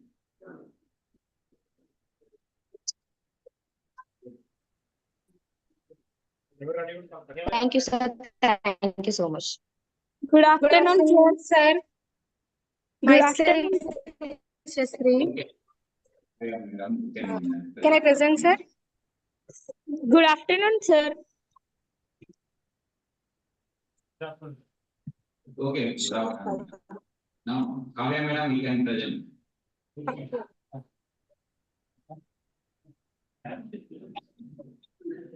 Hello. Hello, Yes, sir. sir. Yes, sir. Madam, may I present my slides? Sir, I am presenting the screen, sir. Okay. Oh, Kavya madam, are you presenting now? Yes, sir. Okay. Yeah. Kavya madam. Sir, am I visible? Yes, madam. Am I audible, sir? Yes, madam. Yes. Good afternoon, respected chairperson, distinguished professor, and my fellow participant. It's my great pleasure to present my research work titled Influence of pH 468 on aluminium-induced changes in seed germination of Titricum aestivum. I am Varsha from St. Anne's College for Women, Medipatnam. Aluminium is the second most abundant metallic element in the Earth's crust. and is widely used in many industries due to its availability.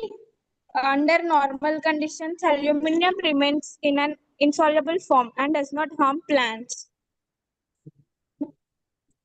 Normally, it is harmless. However, when soil becomes acidic below pH 5, aluminum is released as aluminum ions, which are toxic to plants. This toxicity mainly affects root growth, cell division, water, and nutrient absorption. Titricum aestivum was selected as it is one of the most widely cultivated crops in the world. It is very important for food security and crop production. It is selective to aluminum toxicity in acidic soils.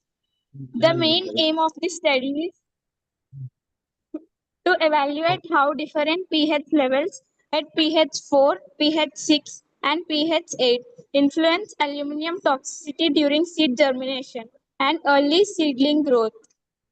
Here are the materials required and chemicals. Methodology for our work is healthy wheat seeds were selected. Seeds were sterilized using sodium hypochlorite.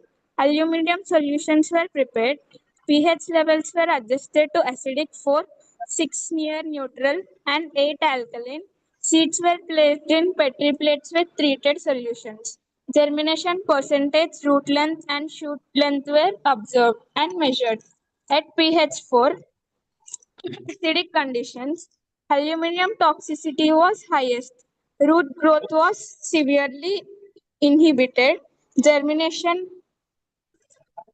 percentage decreased. Shoots were shorter. Here is the graph. At pH 6, near neutral, moderate effect of aluminum, better root and shoot growth compared to pH 4. pH 8, alkaline conditions, aluminum toxicity was lowest, better germination and growth observed. Observation. Aluminum cells reduced seed germination and seedling growth. The effect was most severe at acidic pH 4. Roots were more affected than shoots. Toxicity decreased at neutral pH 6 and was the minimal at alkaline pH 8. Result: increasing concentrations of aluminum significantly reduced root and shoot length. Root growth was more severely affected. Discussion. Aluminum toxicity mainly occurs in acidic soil. Aluminum primarily affects the root apex, inhibiting cell division and elongation. pH 4 aluminum becomes more soluble and active, which is inhibits seed germination. And the conclusion for this paper is aluminum toxicity is strongly depend on soil pH. Maximum inhibitory effect was observed at pH 4. Optimal germination occurred at pH 6, where aluminum toxicity was minimal. Therefore, maintaining near natural soil pH is essential for healthy germination of wheat. Proper soil pH management can improve crop productivity. Thank you for this great opportunity to present our work in this platform. Thank you, sir. Okay, thank you, madam. Amen, madam. Next Sir, we can I go present for- now? Sir, can I present, sir? Can I present? Sir, can I present, sir? Good afternoon, sir. Before we start, I will present, sir, as discussed. Shall I start, sir? No. Yes. First online present. Online. Just to verify, I will go minutes. Are my slides So, visible, sir? and in the participants in the hall, now I eagerly waiting for the oral presentation. Okay. Now I call upon Soumya for the oral presentation.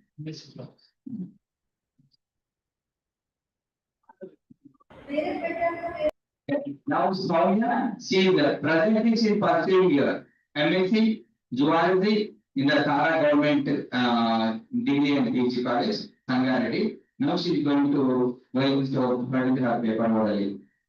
Come on. First of all, good afternoon to everyone. I'm Samya Lugana from Tara Government College, Sangareddy. I'm pursuing my master's in zoology, second year. So my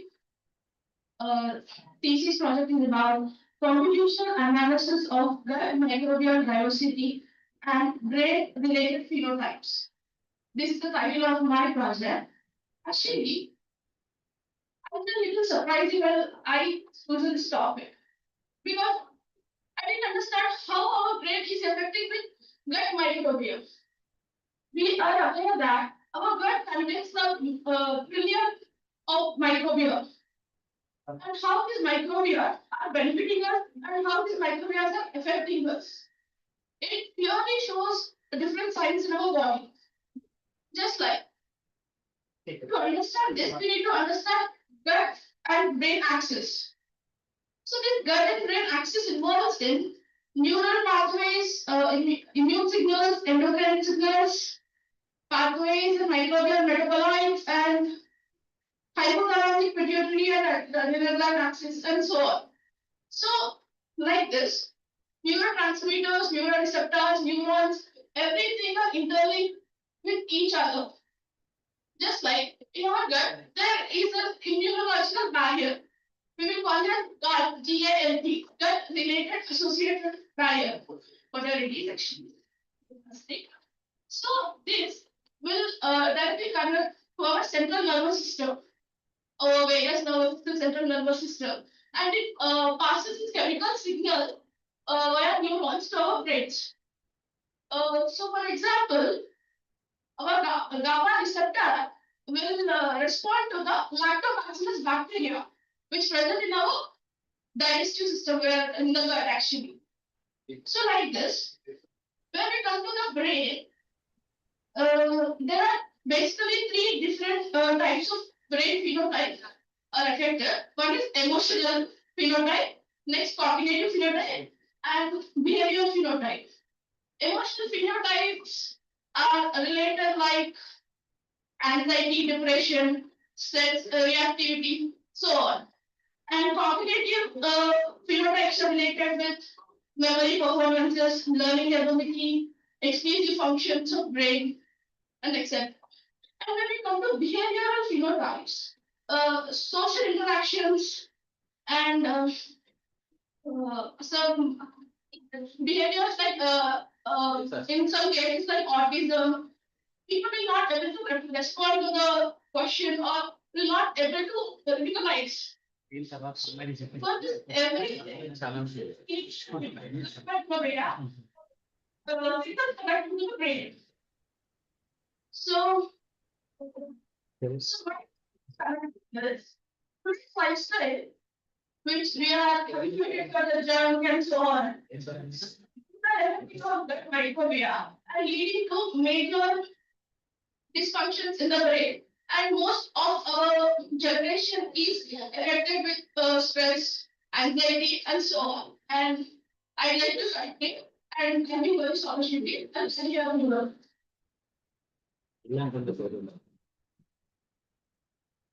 So thank you. Next, the online presenter, Tejasvi from St. Francis, Living Device, Vegan Place. Yes, come. Hello. Sir, am I audible? Hello, sir. Good afternoon. I'm Tejaswini from St. Francis College, Begumpet, Hyderabad, and I'm currently pursuing third year BSc PZC. So my thesis project is a study of gestational diabetes mellitus and the use of artificial intelligence in its management.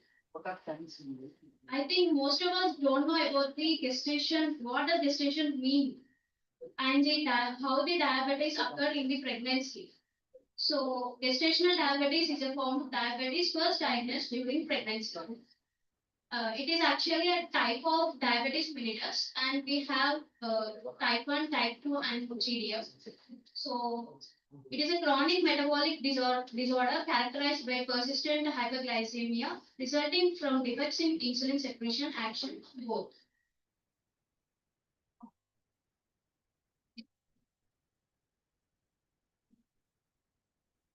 So pathophysiology. Pathophysiology is nothing but the internal environment that causes the gestational diabetes during the pregnancy. So we have hormones like human placental lactogen, estrogen, progesterone, and cortisol. Insulin action. In successful women, pancreatic beta cell dysfunction leads to hyperglycemia. Symptoms of GDM are GDM is an asymptomatic condition. Causes, there are many causes rather than a single cause, like pregnancy induced insulin resistance, genetic predisposition. The women who have a history of diabetes in their family can lead to a GDM, or later in her life she can suffer from type 2 diabetes. Beta cell dysfunction. The beta cells are secreted in the pancreatic cells, so it leads to GDM, maternal obesity, and advanced maternal age. The woman who is pregnant above the 30 years, she can lead to the GDM early. Endocrine disorders, the hormones which releases during the pregnancy can also lead to the GDM. Lifestyle and environmental factors, multiple pregnancies and increased placental mass. So the woman who is carrying multiple pregnancies or twins, the placental mass is more, so she can lead to a GDM early in her life. Screening and diagnosis of GDM. So early screening is prescribed to all over the pregnant women. The diagnostic test for GDM or OGTT is a gold standard diagnostic test for GDM. The oral glucose tolerance test is measured in fasting and after 1 hour and 2 hours.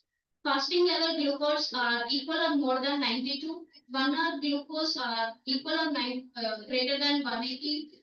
2 hour glucose levels are greater or equal to 163. Treatment and management of GDM. The main goal is to maintain blood glucose levels during pregnancy.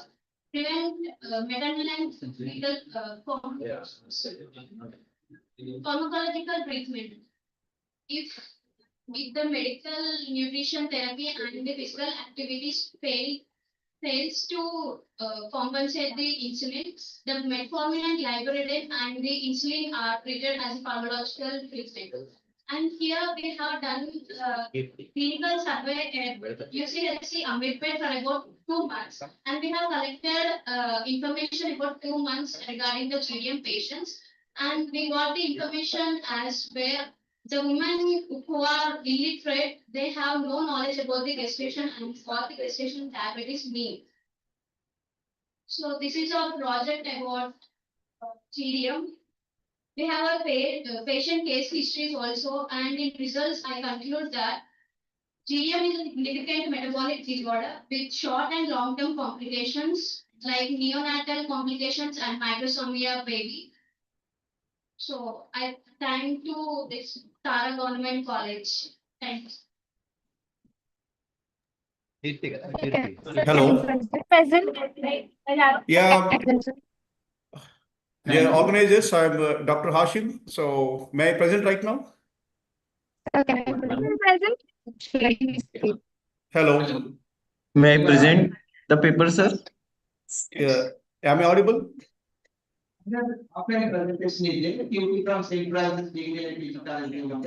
Hello.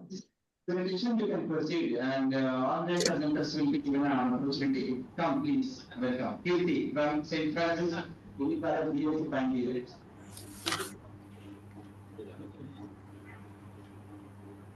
Only 3 minutes. Good afternoon, everyone. I'm Keerti from St. Francis College, pursuing a BSc final year. So my topic for today is clinical and computational study of PCOD and PCOS. So these are the two major problems women are facing today. So PCOD refers to the condition of which ovaries is producing multiple immature follicles.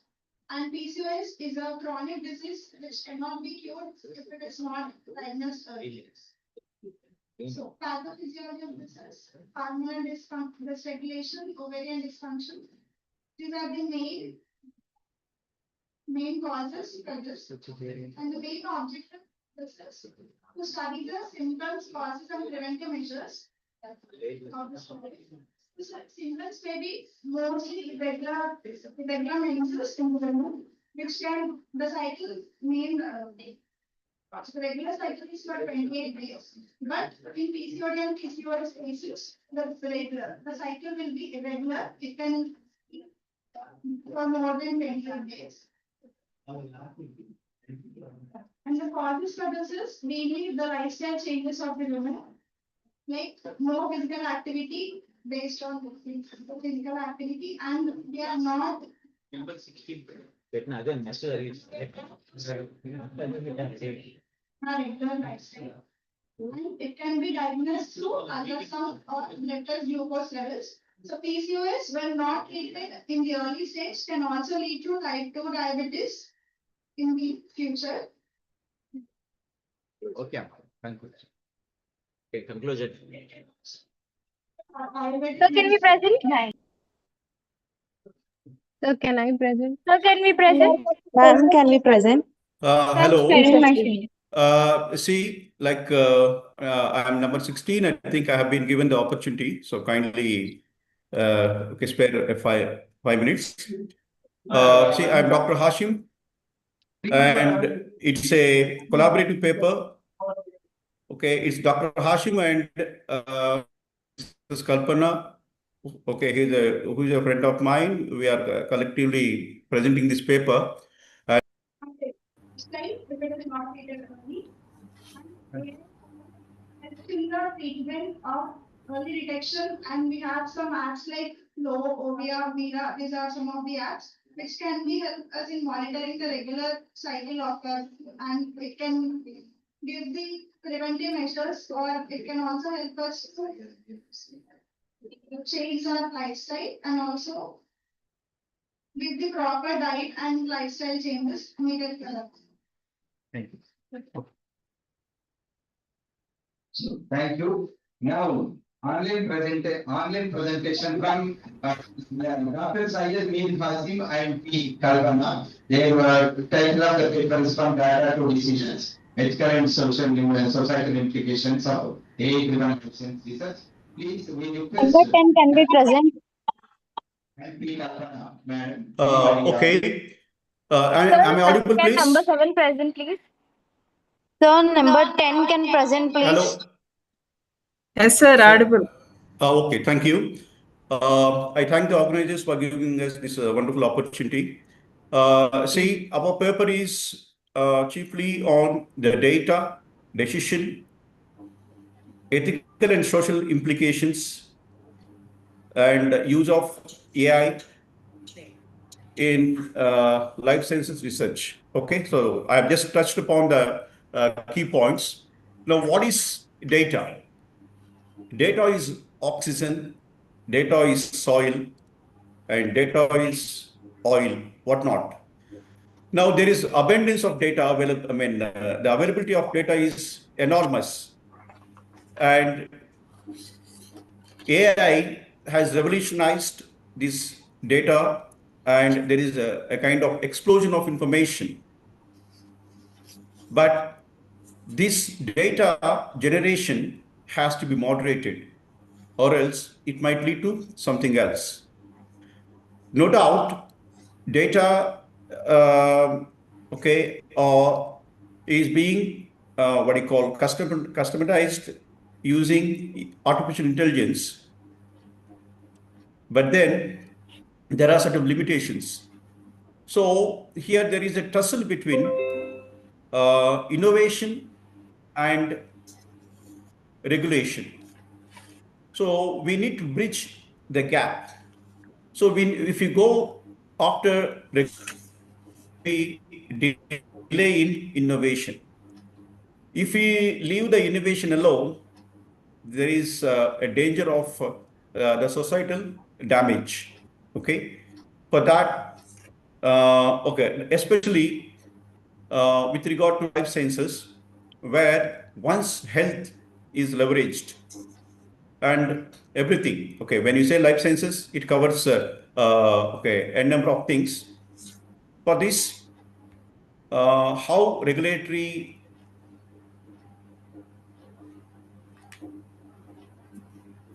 So that is the crux of our paper. And I have just set the ball roll on. And from here, my friend, Mrs. Kalpana will take on. Ma'am Kalpana, please. Good afternoon, everyone. This is Kalpana. AI in life sciences, a contemporary overview. AI applications in life sciences have expanded rapidly in recent years. In genomics, machine learning algorithms assist in identifying gene patterns and predicting diseases susceptibility. In pharmaceutical research, AI model accelerate drug discovery and analyzing molecular structures and predicting interactions. Medical imaging technologies use deep learning to enhance diagnostic accuracy, while predictive analytics support epidemiological modeling and disease surveillance. These advancement, these advancement demonstrate AI's ability to transform large data sets into decision support systems. The transition from data analysis to automated recommendations, however, signals a shift in the nature of scientific practice itself. AI systems increasingly influence how hypotheses are generated, validated, and interpreted, thereby reshaping traditional research methodologies.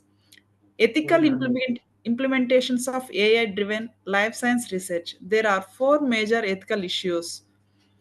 First one, algorithm bias.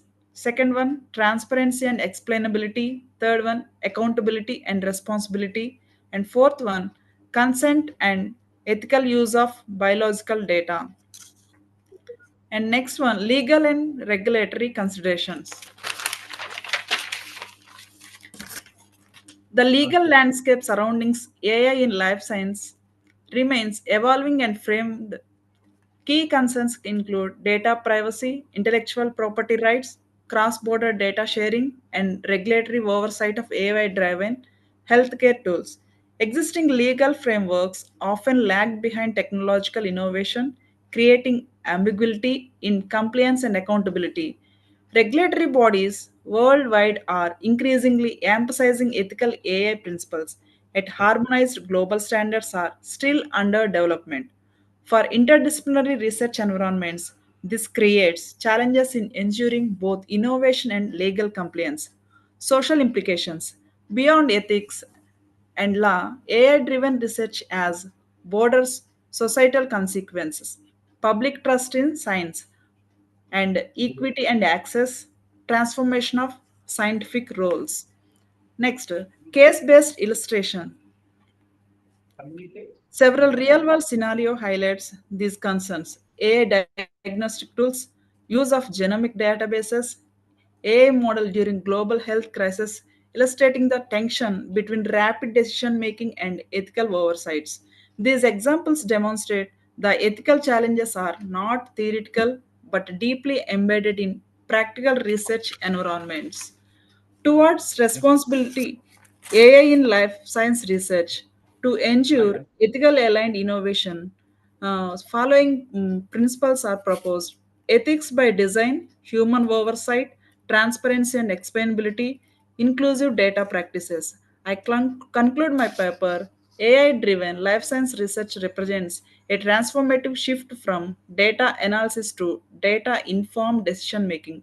While AI technologies enhance efficiency, accuracy, and innovation, they simultaneously introduce ethical, legal, and societal complexities that cannot be overlooked.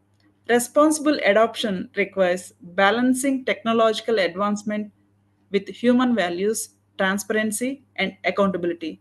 The future of AI in life sciences will depend not solely on algorithmic sophistication, but on the ability of researchers and institutions to cultivate ethical awareness and interdisciplinary collaboration.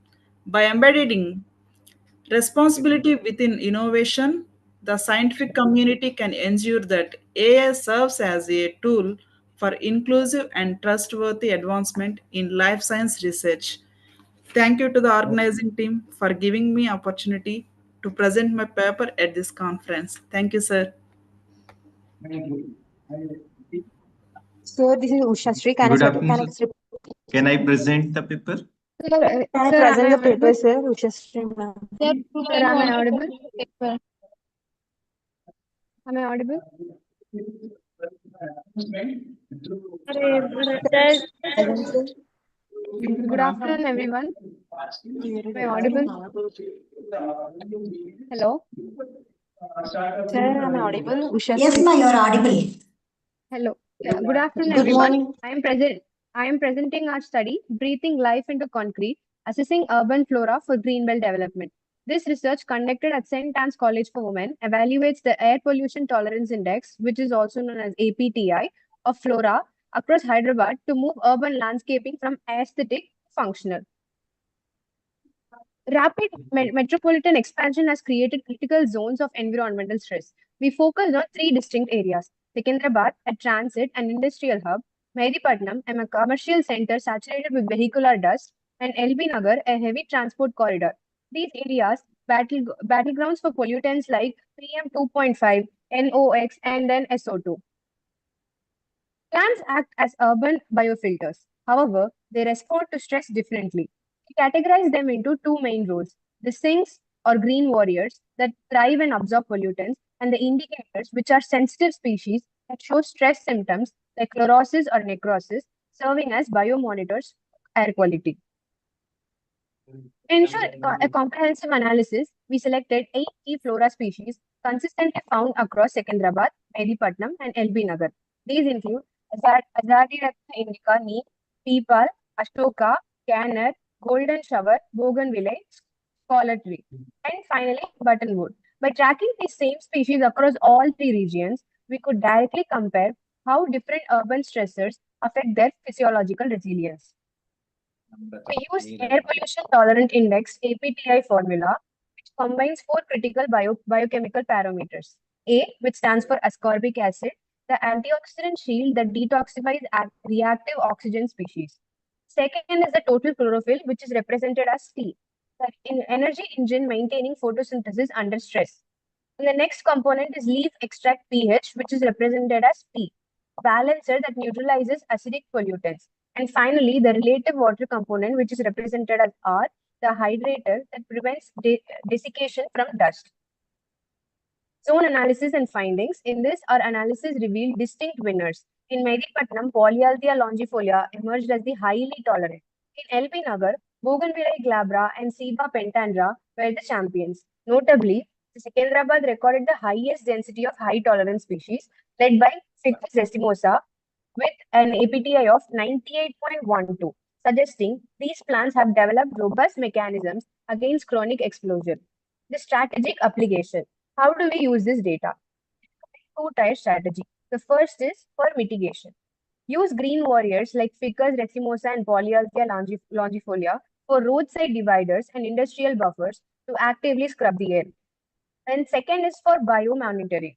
Place sensitive species like Dracaena red in parks as an early warning system. Their visual stress signs act as a low-cost real-time indicators of air health.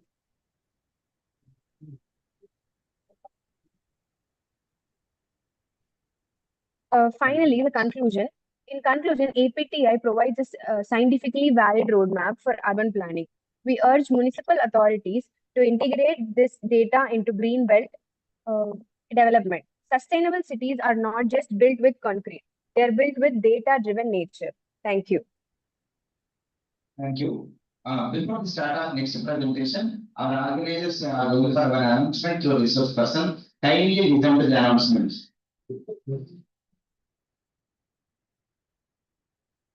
Good afternoon, all. Because time constraints and many people are in new presentation, and also for practical implementation, we are looking the time constraint as 5 minutes. Need all the way practically. Okay, what is your plan of work as a future presentation? Please 3 minutes. confine to the only 3 to 5 minutes. Please confine to the 3 to 5 minutes time. Your objective is 3 to 5 minutes Good morning, one and all. Our topic is viability of pollen grains in angiospermic plant species. Let me introduce you what is pollen. Pollen grains are microscopic structures produced in the anthers of flowering plants and is the first cell of male gametophyte that can produce male gametes. Pollen grains, often simply called pollens or microscopic structures, are tiny structures produced by male reproductive organ of flower and another anther sac. These contain cytoplasm, a tube cell that develops into pollen tube and generative cell that forms the sperm nuclei. What is viable pollen? Viable pollen are the ability of the pollen to transfer male gametes to embryo sac for successful fertilization. This functional property of pollen after this releases from another anther varies greatly from species to species, and its quality is assessed on the basis of its viability. Pollen viability is an index for its quality and vigor. Pollination. Pollination is the essential botanical process of transferring pollen grains from male anther to female stigma of flowers, facilitating fertilization, seed production, and plant reproduction. It is a crucial genetic diversity and for cross-pollination and ecosystem stability occurring through the biotic insect, animals, and abiotic water regions. Objective for pollen viability is to evaluate pollen viability in selected plant species, to compare viability percentage among species, to determine environmental and biological factors affecting viability. The materials and methods we use for these are glass slides, paper slips, Evans blue stain, distilled water, centrifuge tubes, filter paper and beaker, microscope, and fresh flowers. We use the method Evans blue staining, and the procedure is prepare stain for the dissolve 1 gram of Evans blue in 100 ml of distilled water, which is 1% of Evans blue solution. The sample is fresh pollen from the freshly collected plants. Staining is done through the 1% of Evans blue stain, and we have centrifuged it for 10 minutes in the centrifuge machine. Washing is done through distilled water and using filter paper and beaker to rinse it. Generally, we have rinsed it pollen with distilled water and remove excess dye. Microscope observation is done through the viable pollen is unstained and well-shaped. Non-viable pollen is stained and disoriented.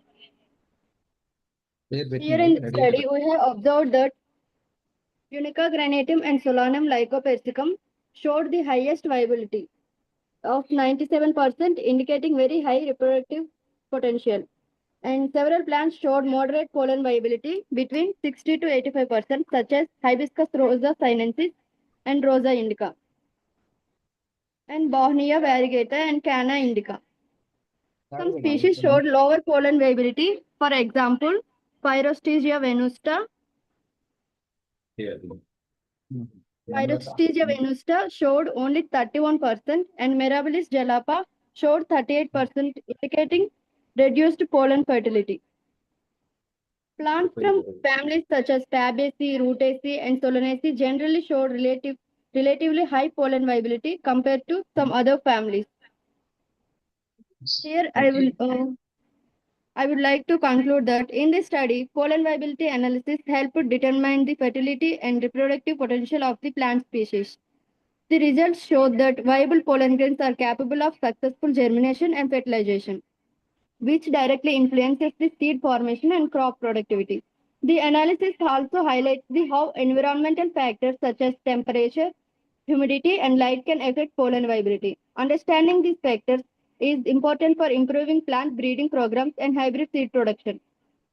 Furthermore, pollen viability studies are useful in agriculture, conservation of rare plant species, and climate change research, as they help scientists understand how plants adapt and reproduce under changing environmental conditions.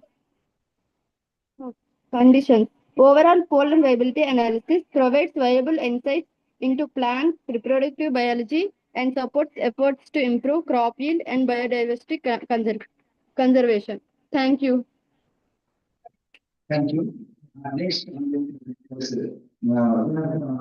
is the instant process in Andhra, now you see from same time starts growing in the problem. And it is start. Just try to conclude in this, please.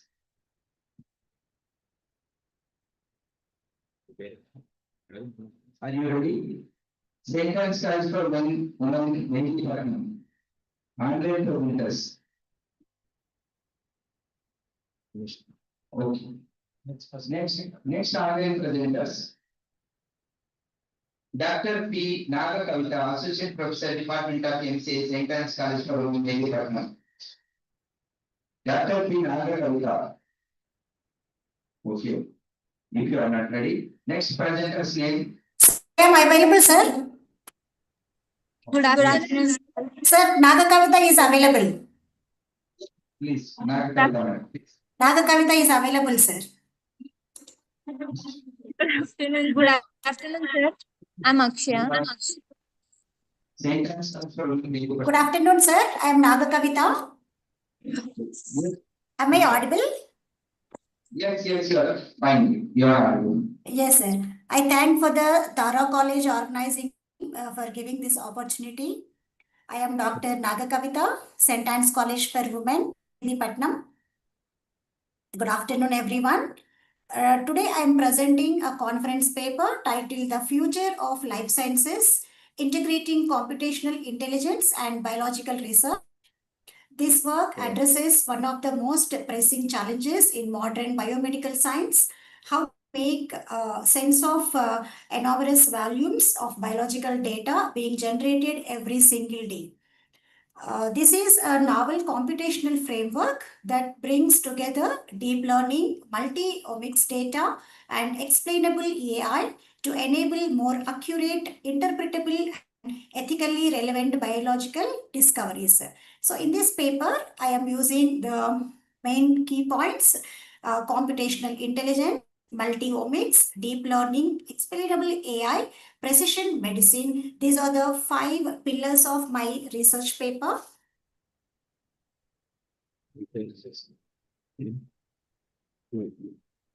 This presentation is structured into 5 sections, mainly introduction. We begin with the problem statement and highlight the key research gaps that this study addresses.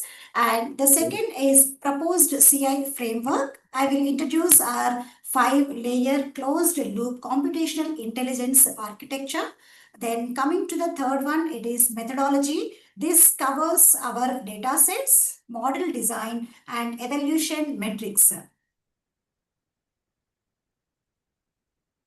Sir, my PPT is not visible. I am sharing that, but still it is not visible, sir. Hello. Hello, sir. Sir, I am not able to see my PPT. I shared already. Okay. Now it will come. Yes, sir. I was already since, but it is invisible now. Now you try. Again, you can send it. Again, share the PPT. Yes, sir. Visible. Then coming to a fourth section, that is results and discussions. In this paper, we compare model performance and discuss shape-based interpretability insights. Then coming to the conclusion, in this we will wrap up with the key findings, current limitations, and exciting future directions. Firstly, we'll begin with the introduction. In this, modern life sciences have undergone a revolution throughput biological technologies such as next generation sequencing, high resolution imaging, and electronic health records. These are generating data scale and complexity that is simply beyond what traditional statistical methods can handle. So if you see this slide here, 95% and greater than 10%. AUC we can see here.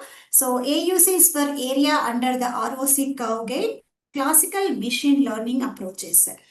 By integrating these omics modalities together, that improvements reflects just how much biological signal is being missed by single modality or traditional methods.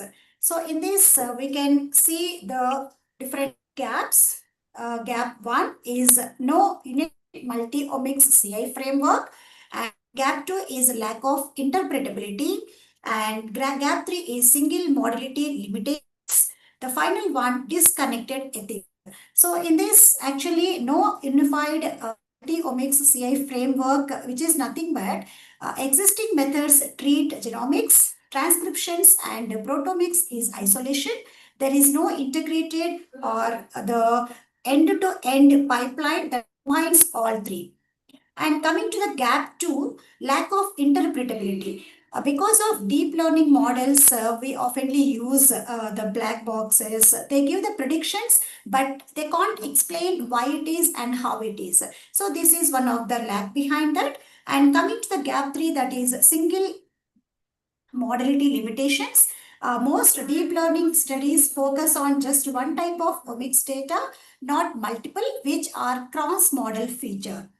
And coming to the last one, that is disconnected ethics. Ethical governance is often treated as an thought. In our framework, it is embedded from the first research.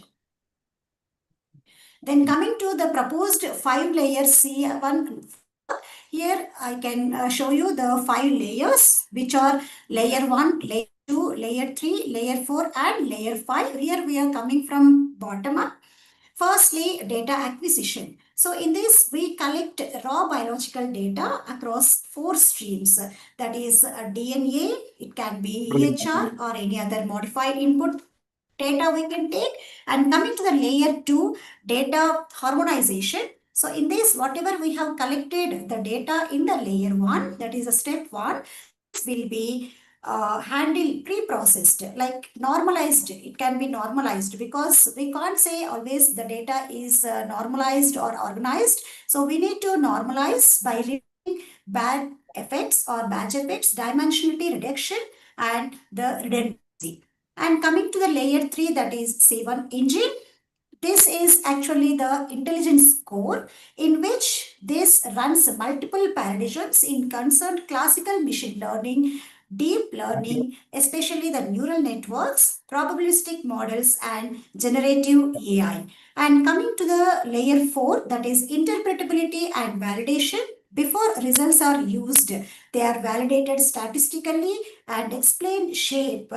This layer also ensures ethical compliance to check systematically. And the layer 1, which is the output layer.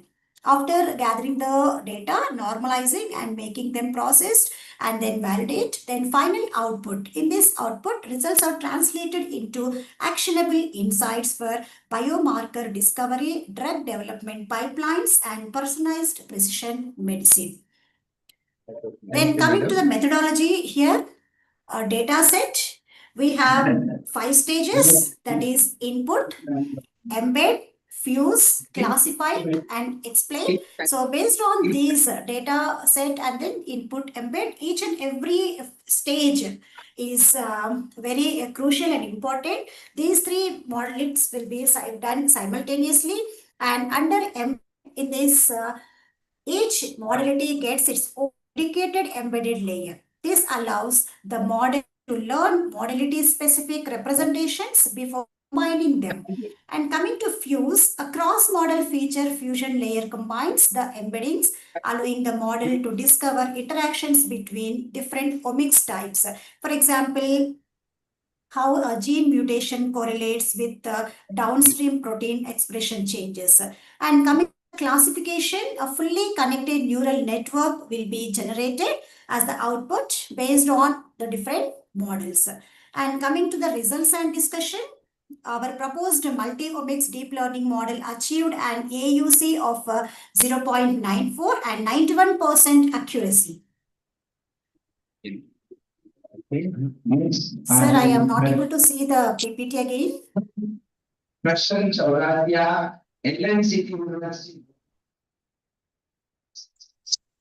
Good afternoon, sir. We are from St. Anne's College. I'm Aksh.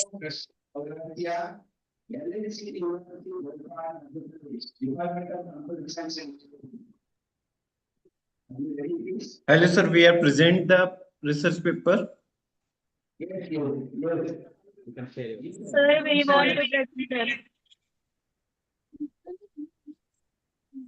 You can start your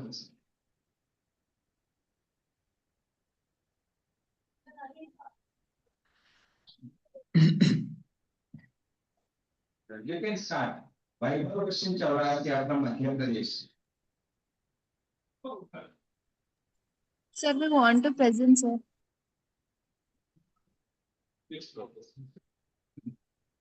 Artificial intelligence approaches for disease prediction. Sir, I'm Akshaya. We want to present the. When we are calling out, you are not responding. That's why you are going for the next number. Just please wait for a couple of minutes. You will get your opportunity. Sir, I am Vibhav Prince here. We present the paper.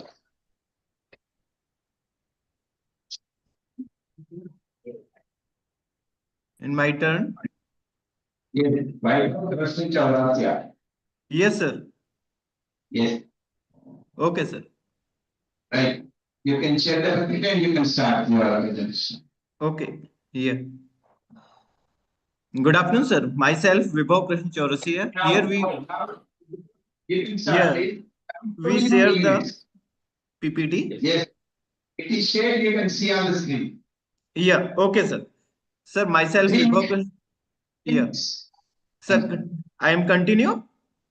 Yes, yes. You can Yes. Myself, Vibhav Krishna Chaurasia. Here we represent the research paper for artificial intelligence approaches for heart disease predictions. Here we some outlines for my research papers. So first we discuss the introductions part.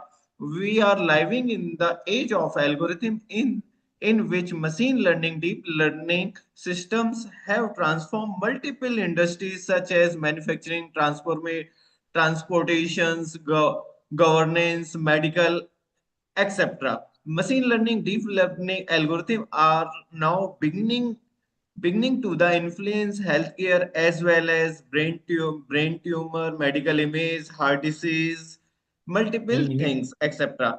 So it is highly expected that the intelligence software will assist the physician examining the patient in the near future, and machine learning revolution the medical research as practice. So in this paper we present a comprehensive survey of existing literature on the security, robustness of machine learning, deep learning model, etc. for the healthcare, heart disease predictions and systems. So we present the overview of diverse literature on applications of machine learning, deep learning techniques, multiple things. So machine learning for healthcare, we use the supervised learning, unsupervised learning, semi-supervised learning, reinforcement, etc. techniques. Application of machine learning in healthcare are the medical image, medical records, internet, environmental data, social media data, mobile data, etc. These process data are deployment phase are the data collection, data annotation, feature extraction, models, real world, diagnostic, testing phase, etc. So my methodology are we start the problem statement and collect the data set, heart disease predictions, and detections. Then identify the important variable just like blood pressure, sugar, BP, multiple things, expect multiple parameters, then preparing the data for analyzing and data is then splitting. We trained the data set or for multiple different machine learning, artificial intelligence and machine learning algorithms, KNN, random forest, GB boost, etc. Then testing the data set, we represent the classifiers, then we detect the problem, disease is disease are detected, disease are not detected. So this is the methodology or model for our research work. So applications in machine learning clinical workflow are the disease prediction and diagnosis, machine learning in computer aided detection or diagnosis. So conclusion and future scopes, So CVD is one of the leading cause of death happening worldwide, making early detection and intervention crucial for improving patients' outcomes. To address this needs, a machine learning technique were used to deploy the model using the patient medical history data to predict the probability of fatal heart disease detections. The data set includes variables such as chest pain, sugar level, BP, which are the important indicators of healthcare. So this paper is represent the heart disease predictions for machine learning, artificial intelligence. Okay, thank you, sir. Thank you. Now, request. Good morning, sir. This is Ushashree. Anita, and request entrance calls for women. Please start your presentation, madam. Kindly start your share your PPT.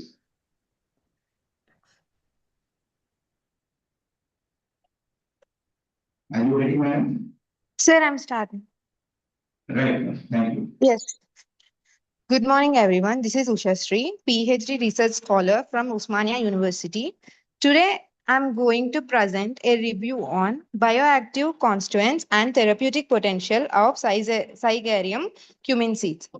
Zygarium cumin is commonly known as jamun or Indian blackberry. This presentation mainly focuses on the chemical composition present in jamun seeds and their role in managing diabetes and other metabolic disorders.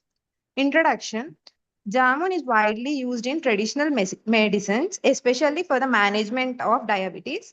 Among different parts of the plant, like fruits, leaves, and barks, the seeds are considered most important because they contain many phytochemicals. These compounds help pharmacologically properties such as anti-diabetic, antioxidants, and anti-inflammatory effects. This review mainly examines the bioactive components in jamun seeds and their therapeutic potentials. Methodology. To prepare this review, researchers collected information from scientific databases such as PubMed, Google Scholar, Web of Science. They selected studies related to photochemical analysis, laboratory studies, animal experiments, clinical studies in humans. These studies helps to understand chemical composition and medical effects of jamun. Phytochemical composition. Jamun seeds contains many important phytochemical compounds which are responsible for their medical properties. Some major compounds include alkaloids such as jamosines, which helps regulate carbon dioxide metabolism, phenolic acids like garlic acid and ellagic acid, which acts as antioxidants, flavonoids like quercetin derivatives, which controls blood sugars by inhibiting digestive enzymes. These are the components together contribute to therapeutic benefits of jamun seeds. Metabolic mechanism. Jamun seeds helps to control blood glucose through several biochemical mechanisms. First, they inhibit digestive enzymes like alpha amylase and alpha glucosidase, which slows down carbohydrate digestion. Second, they activate AMP, activated protein kinase, which increases glucose uptake by the cells. Third, they help protect pancreatic beta cells, improving insulin sensitivity. Finally, their antioxidant activity reduces inflammation and oxidative stress. Clinical evidences. Some clinical studies in humans have also shown beneficial effects of jamun seeds powder. Supplements with jamun seeds powder results in reduction in fasting glucose, reduce in post-meal blood glucose levels, improves in lipid profiles. In some studies, improvements in HbA1c levels are also seen. Research gaps. Although many studies have promising results, there are still some research gaps. These include lack of standardized extraction methods, limited pharmacokinetic studies, insufficient large-scale human clinical trials, lack of long-term safety data.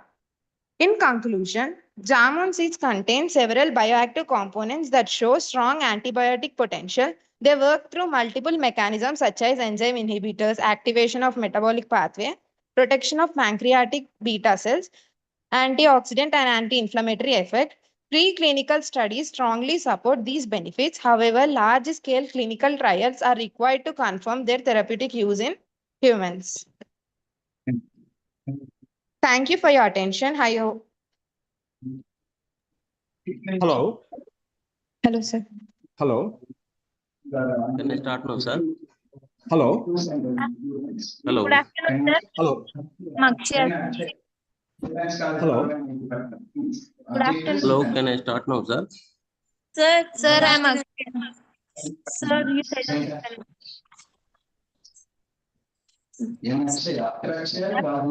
Hello. Sir, can I start my presentation? Sir, please allow us to share. Objectives and conclusions. Sir, I'm Akshaya. Please allow us to share screen. We can share. Yeah, you can share it.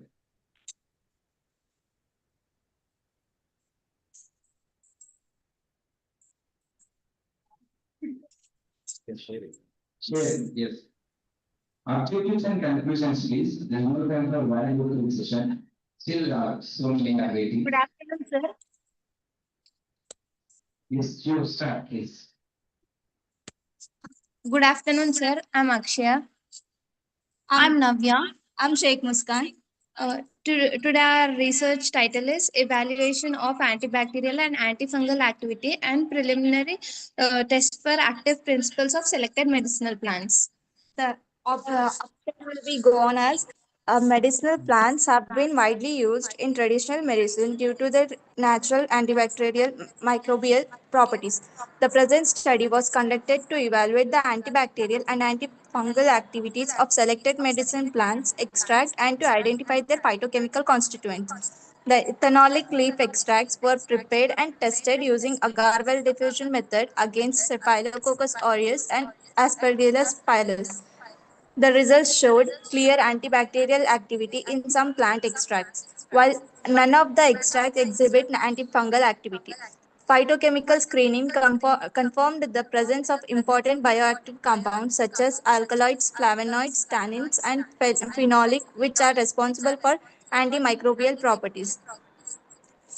The introduction plants have been used for certain medicinal system of medicinal plants such as Ayurveda and various diseases. These plants are easily available, cost effective, and generally have fewer side effects compared to synthetic drugs. They contain important phytochemicals such as alkaloids, flavonoids, tannins, phenols, saponins, and terpenoids, which possess antimicrobial properties.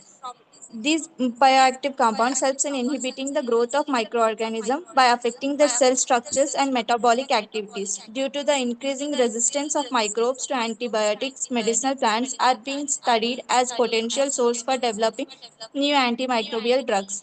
Therefore, the present study focused on evaluation the antibacterial and antifungal properties of selected medicinal plants along with preliminary phytochemical screening. The objectives will be like to select the medicinal plant based on the traditional medicinal use, to collect plant materials and prepare crude extract using the maceration method, to evaluate antibacterial and antifungal activity using the agar-well diffusion method, to measure and compare zones of inhibition produced by plant extract, to perform preliminary phytochemical screening to identify active constituents, to correlate antimicrobial activities with phytochemical compounds, to identify the most effective medicinal plant extract against microorganisms. Next will be continued by the Akshaya. Materials and methods. First is collection and preparation of plant materials. Fresh and healthy leaves of selected medicinal plants are taken.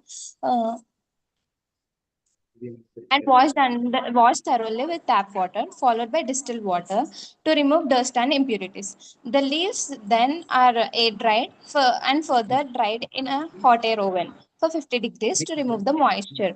After drying, the leaves were grinded with using mortar and pestle and stored in airtight container for further analysis. Next is preparation of plant extracts. Plant extracts were prepared using the maceration method. 1 gram of powdered leaf material was mixed with 10 ml of 70% ethanol and 10 ml of distilled water. Shaken well and filtered using filter paper to obtain a clear extract. These extracts were used for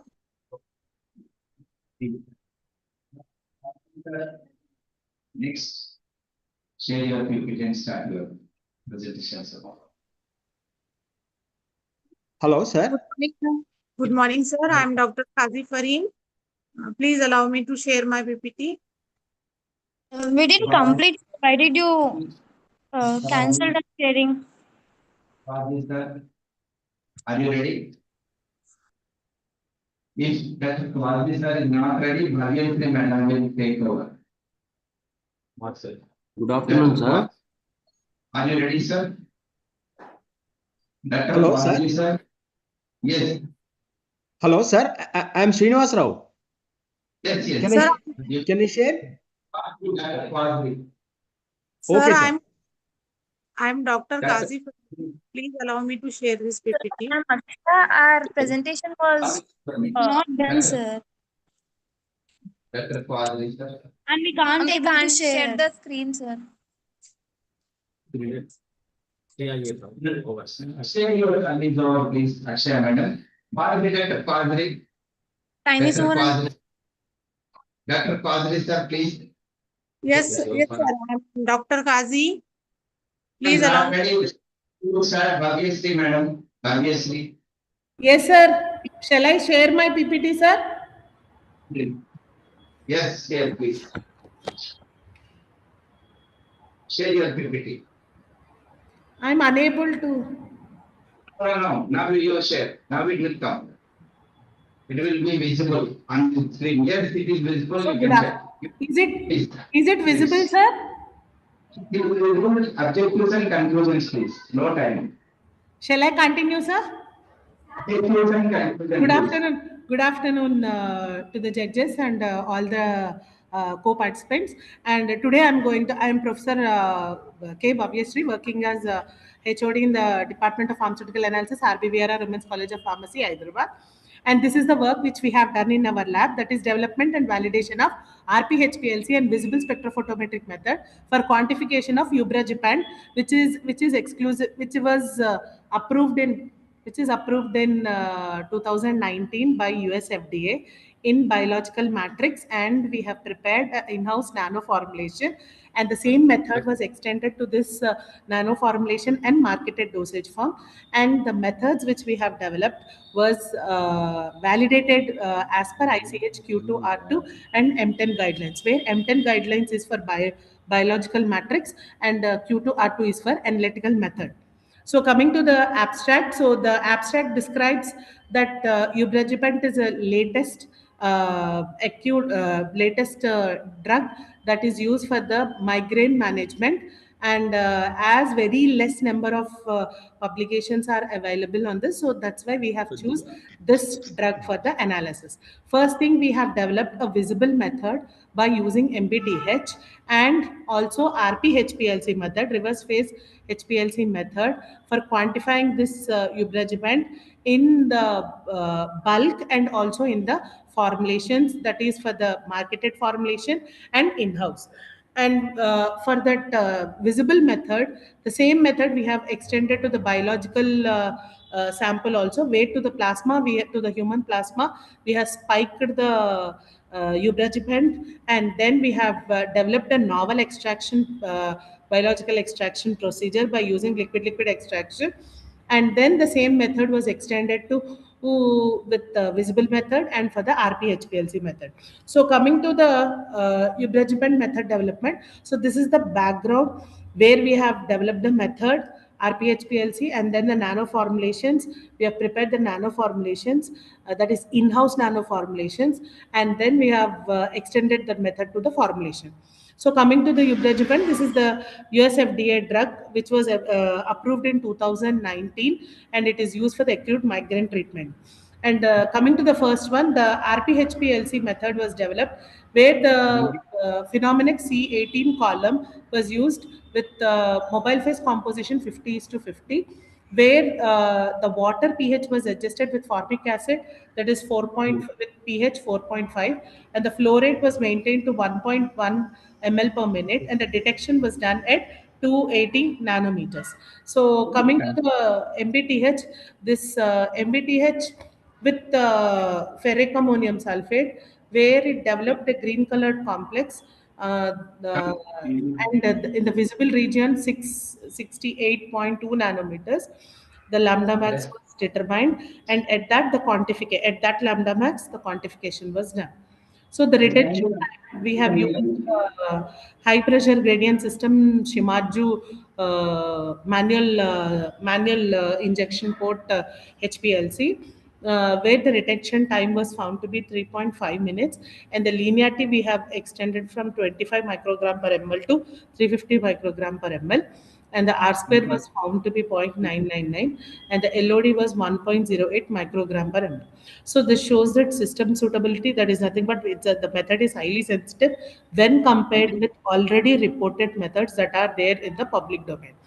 And the same method was validated with different validation parameters which are noted under Q2, that is nothing but specificity, linearity, LOD, LOQ, accuracy, robustness, and all the percent RSDs were found to be within the limits, that is 2% as per Q2R2 guidelines. So that's why this validated method was extended to quantify the content of this Ubrelvant in in-house nano formulation and marketed nano formulation and marketed formulation. So the percent SA was also 99.9 and 100.01% was found.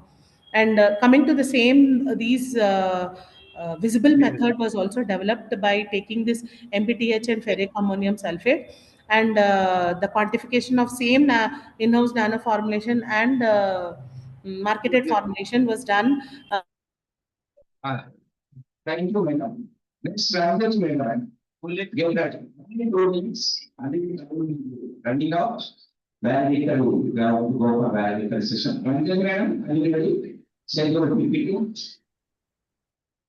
No, sir. Yes, sir. Yes, sir. Good afternoon, sir. Subjects and conclusions, yes. Right. Sir, Now, can I start, sir? Say your PPT, start. Please only specify your objectives and the conclusion. Yes. Madam. Okay, sir. Can I start, sir? Yes, you can start. Ranjani, madam. Yes, sir. Give me a minute. Ranjani, please start. Yes, sir. Yes. Sir, is the screen visible, sir? Can I start? No. Ranjani, madam. Now you can share. You can share and start. Yes. Objective conclusion 2 minutes, madam. Time Okay, is sir. Sure. Sure, sir. Is my screen visible, sir? Can I continue?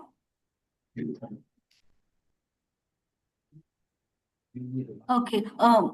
Very good afternoon, sir. This is Sri Ranjani, research scholar from Geetham School of Pharmacy.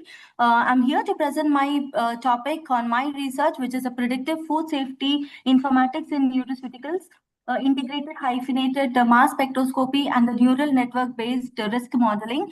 So my work is completely based upon the food analysis, which through the rapid global expansion of our nutraceutical sectors has intensified the concerns regarding the product safety, particularly due to the presence of the chemicals, environment, and processing charges. So due to which, excuse me. due to which the global expansion has been done, and by which the protein powders, which is from a different analytical sources, the heavy metals contamination, impurities regarding the organic and inorganic impurities, and also the glycation derived impurities are seen most high in these nutraceutical products. So my complete research was to identify and quantify these impurities by using a hyphenated technique such as LCMS, GCMS, and ICP-MS, and the complete data was integrated with a high dimensional impurity databases and was integrated using an exploratory data analysis. So here my data was demonstrated with the help of an exploratory data analysis with the help of a neural networks modeling demonstration. So this is the introduction to the topic, where multiple protein samples were taken and the impurity profiling was based for contamination detection using a multi-platform analysis such as LCMS, GCMS, and ICP-MS. So over more than 40 samples were analyzed, and the data integration using an exploratory data analysis was done and determined to determine the risk factor. So the multi-assessment was done with the help of a modeling through neural networking, and neural converging was done for intensifying the data, and the visualization was done using the PCA detection, that is the principal component analysis was done. The materials that I have selected, different materials, the integration was done using the hyphenated techniques, and later the quantification was done using a computational frameworks with the help of a different data analysis. So the data analysis was done by designing 3 design studies: missing data point analysis, missing analytical modeling analysis, and the computational strategies for handling the missing data among multiple samples. And this was the data that I have taken. Multiple data were selected, over which with the help of a missing networking, we have computed missingness of these samples, and the model performance gave us a concentration of the samples over which the sample was analyzed and determined. So based upon the impurity profiling that has done with the multiple nutraceutical products was integrated, the samples which are safe was removed, and the sample which were of a high risk was integrated in according to US FDA. The limits was determined, and the accuracy have been proved based upon the relative performance losses. And this was a pair plot that gives us the information regarding the correlation heat maps, and the correlation has stated that there are many numerical features which determines the skewness and the modality of the process. And this dimensional plots has the scattered plots gives the variations between the multiple products. And this is also the neural tones, which gives the information regarding different protein powders selected. So I would conclude that this method has helped me to derive an exploratory analysis to determine the skewness of the contaminations distributions and the matrix developed clusters, based upon which a high impurity profiling associated the risk was used. And this method will be applicable, which is an AI-driven approach which focuses on the food safety and the surveillance in the food market. So the decision making of this is very much liable. So I am thankful for giving me this opportunity. By this, I conclude. Thank you so much for this opportunity. Please share your pick. You can start in concluding 2 minutes, please. No time. Sure, sir. Sure, sir. Okay, sir. Thank you.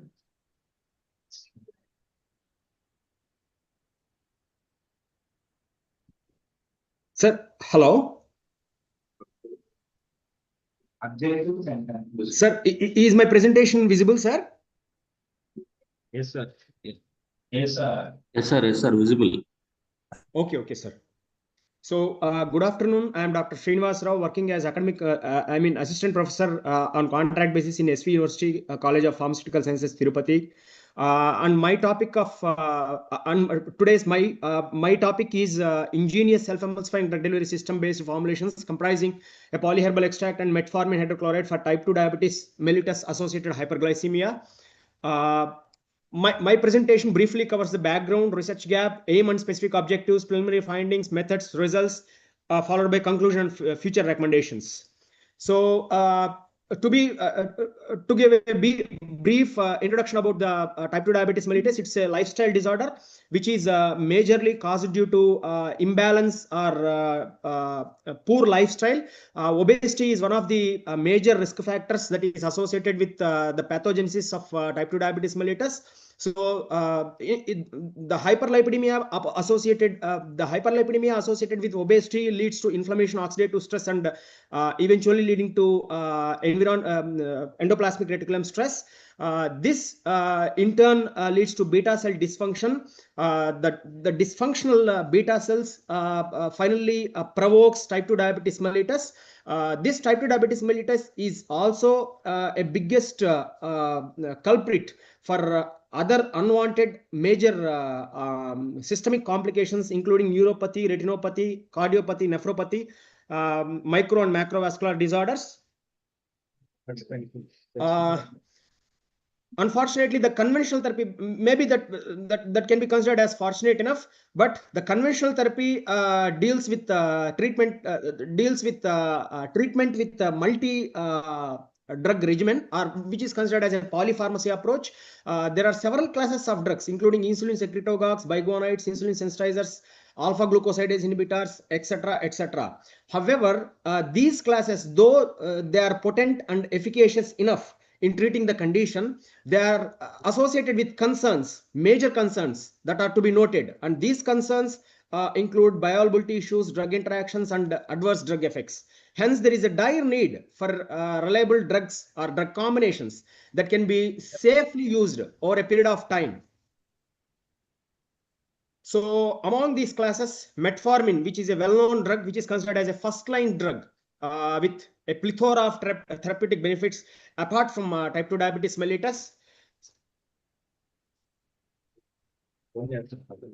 So there are several claims apart from allopathic therapy. There are several claims with regard to Ayurvedic treatment because of their ease of procurement, cost effectiveness, lower toxicity, reliable safety, potency, etc.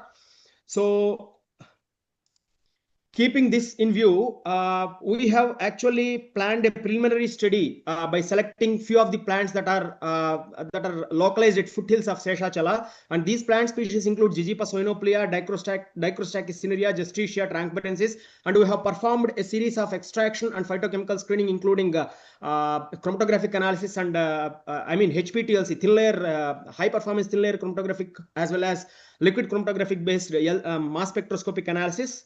So there are plethora of compounds which are known to be reportedly bioactive. We have also performed docking studies.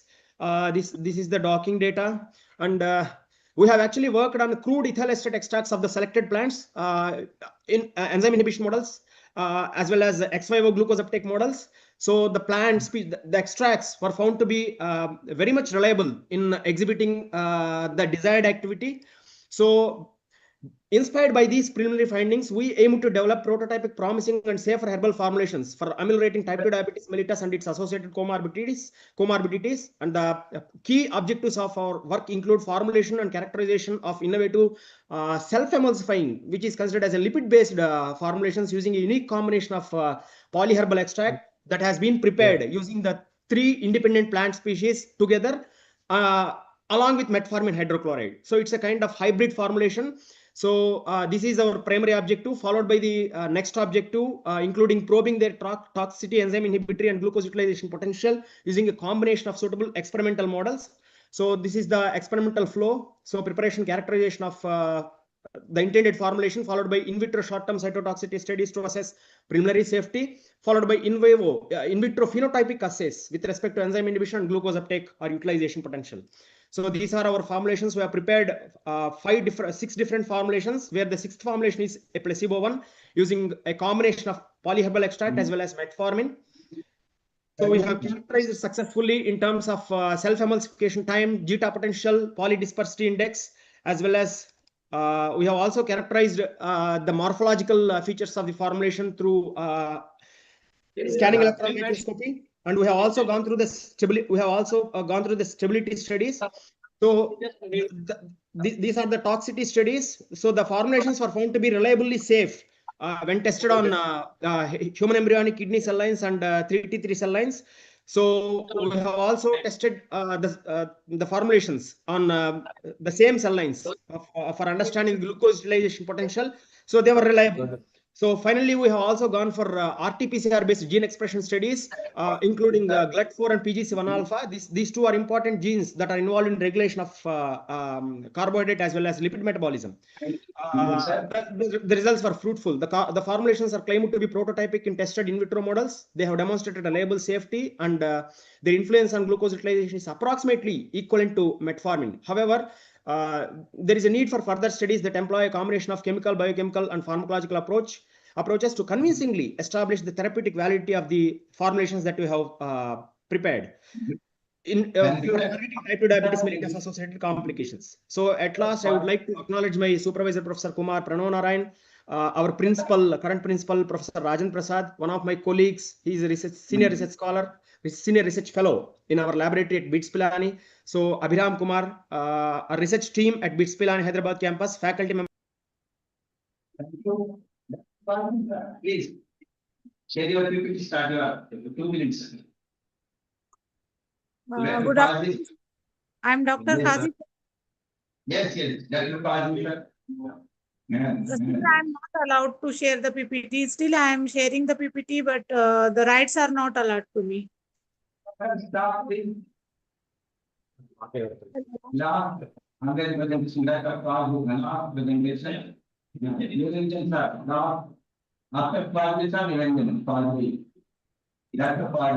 I audible, sir? Yes, I'm here, but I'm not allowed to share the PPT.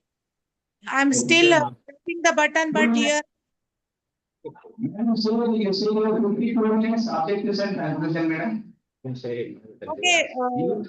just I will read out this without the PPT because there is some technical problem is there, I think. So, Sir, am I audible, sir? Dr. Kazi Fareen, today I am giving the this paper announcement onto the Zero Trust Security on the Cloud Splitting. Cloud computing has the organization storing to the data and the application online. So before giving on to the introduction and all these things, I'm just concluding my research work. The research work is on the cloud computing that is mainly used in IoT and big data application.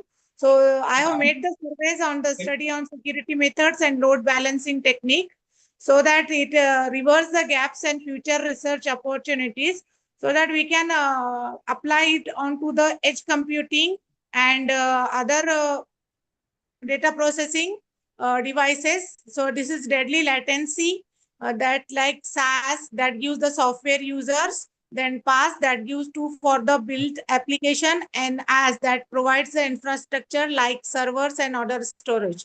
So edge computing processes that closer to the devices, and this includes the delay and latency. So all in one that the comparative analysis is done between these two research paper and different technology. Some improved security is required for more the computing power, and some still methods are need to better testing and with real system. So we have made the gaps and graphs between these architectures. So we find that the real world testing of service arrangement is limited and future system must be prepared onto the quantum computing. So now into the conclusion, cloud computing needs strong security and efficient resource management. New technologies just like AI and edge computing will improve the cloud system, and collaboration between the researcher and the industry is important for the future. Thank you very much for giving me the opportunity here. Thank you, sir. Sir, am I audible, sir? Yes, sir. Objectives and conclusion. Time is running out for validation system. Just 2 minutes already. Yes, Am I audible, sir? Objectives and conclusion. Just about to start validation. Objectives and conclusion. Timely conclusion of 2 minutes. Your presentation. Sir, my screen is visible, sir. Yes, sir. Now it is coming. Sir, myself, Niranjan Rao Podili, working as an academic consultant in SV College of Pharmaceutical Sciences, SV University. And today, my I would like to give oral presentation on Hyperlipidemia. A review of anti-hyperlipidemic activity of Combifera mucul, Hibiscus rosa sinensis, and Tamarindus indicus. Next, what is meant by hyperlipidemia means it is a condition characterized by elevated levels of fats in the blood, mainly cholesterol and triglycerides, commonly referred to as high cholesterol. Lipids are essential for normal body functions, including hormone production and cell membrane formation, but excessive amounts can lead to serious health problems.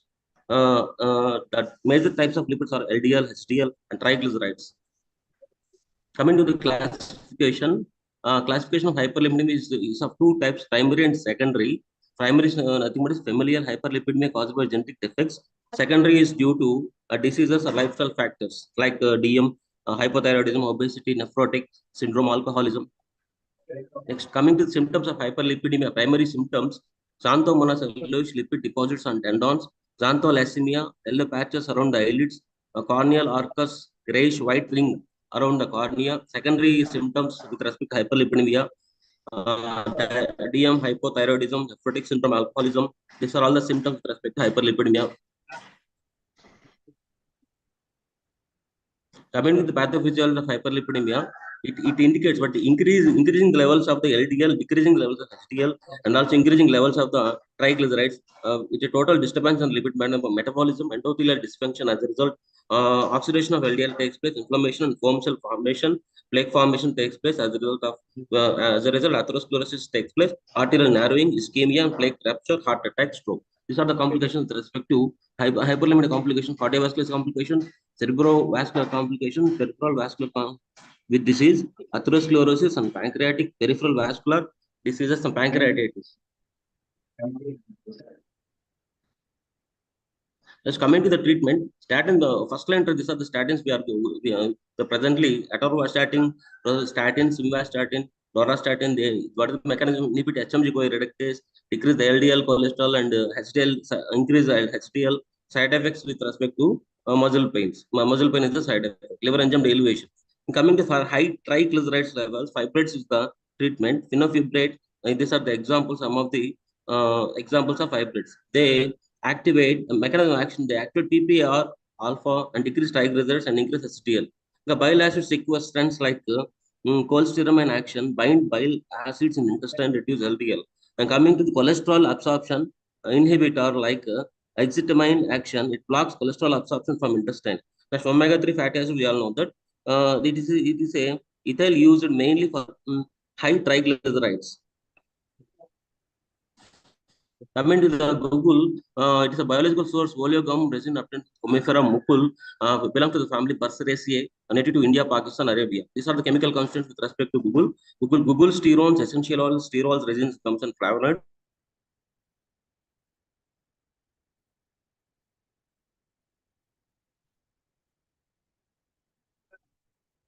Okay, thank you. Thank you, sir.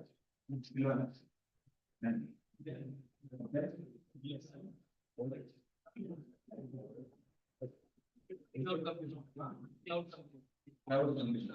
computing.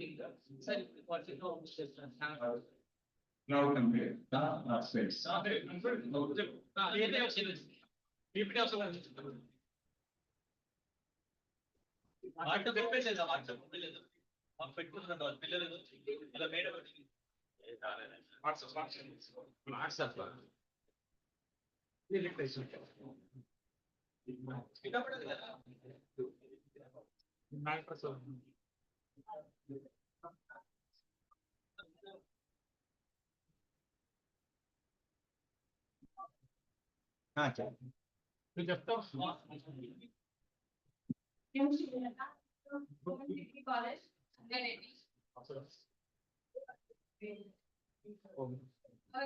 The topic is cloud computing. Introduction to cloud computing. Cloud computing delivers computing services over the internet. Includes services, storage, database, network, software, and access services on demand without owning infrastructure.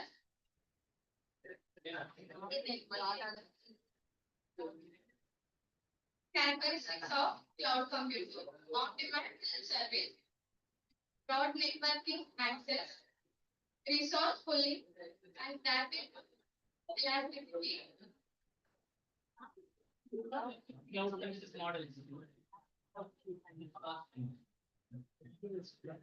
are the three models in cloud computing. Infrastructure as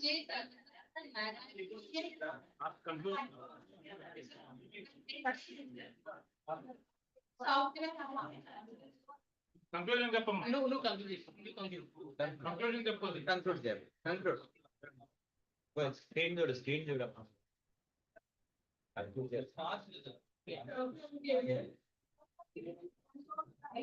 The infrastructure provides flexibility, scalability, and cost saving. Essential for technologies are modern business and education. Thank you. Thank you for giving us this opportunity.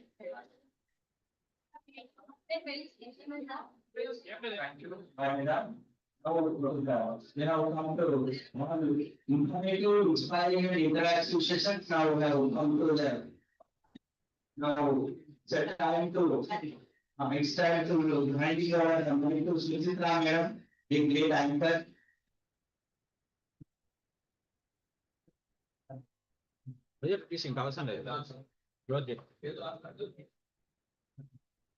అన్న record అవుతున్నా ఇది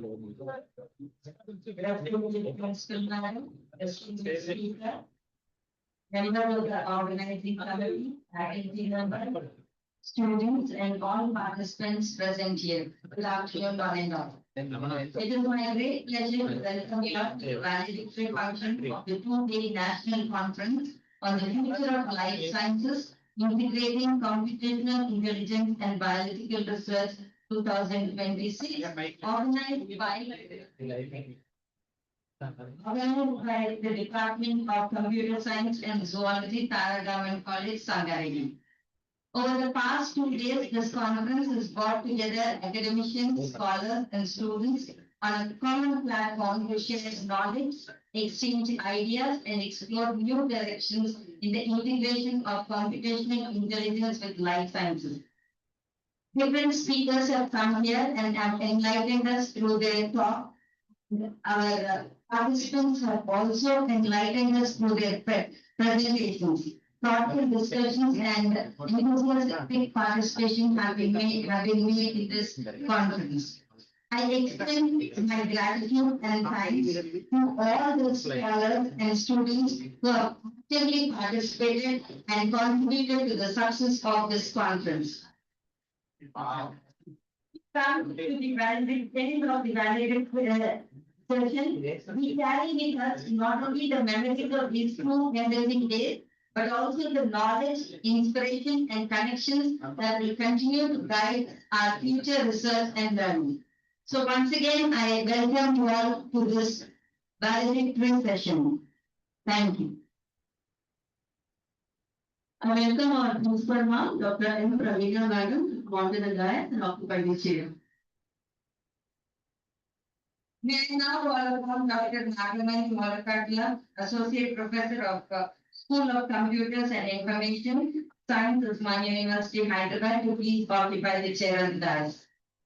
Thank you so much, ma'am, for being us for the whole day and encouraging our students. Thank you very much.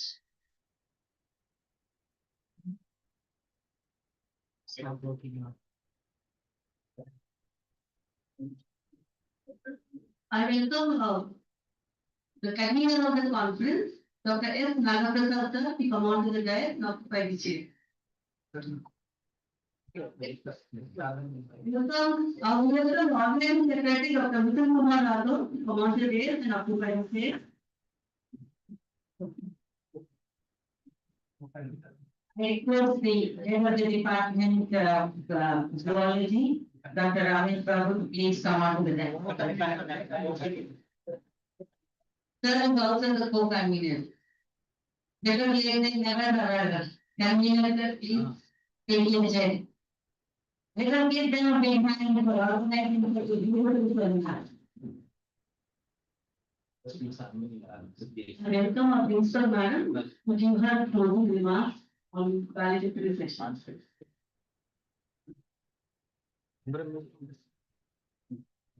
Very good afternoon to all. And it's going that for the last 2 days I have been talking and talking and talking. I would like to congratulate both the departments, zoology and computer science. And I profusely thank all the other teachers who helped to make this program successful. And I appreciate and I proudly be part of with you all. I appreciate my students for being so patient and listening and for the past 2 days. Thank you so much. Thank you, ma'am. Now I request Dr. Nitin Kumar Rathore sir to present the 2-day conference report.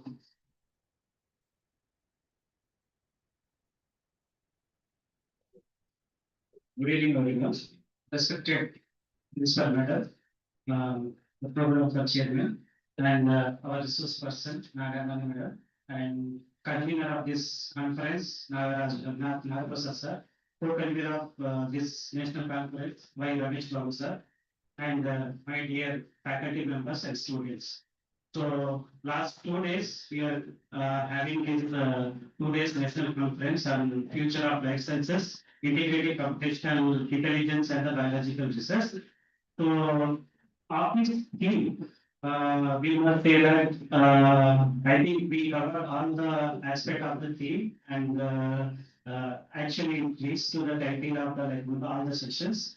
So with the of this conference, begin with the inaugural session with the keynote of our esteemed joint directors, both Professor Balabhaskar as well as Professor Rajendra Singh sir. They have inculcate their output for this conference in the beginning of the inaugural session. And day one, technical session started with Professor Manjari Kiran from University of Hyderabad. Our topic was the focus on systems and computational approach to modern biology, emphasizing mathematical models and networks approaches to understand the complex biological system. So we cover this one in the technical session 1 and technical session 2 by Dr. Shashi Kiran, University of Hyderabad, Department of Biochemistry. He was mainly focused on genome editing like CRISPR-Cas9 technique, and he has taken the complex system or the cancer biology. So I hope this one reached in the title. And third technical session by Professor S. Vishwanath Raju, Principal and Senior Professor of JNTU Health Sultanpur. He was highlighted artificial intelligence, machine learning, deep learning to understand brain network and biological systems. On the day 2, technical session 4, Dr. Nagamani Madam, University of Hyderabad, Associate Professor of Computer Science.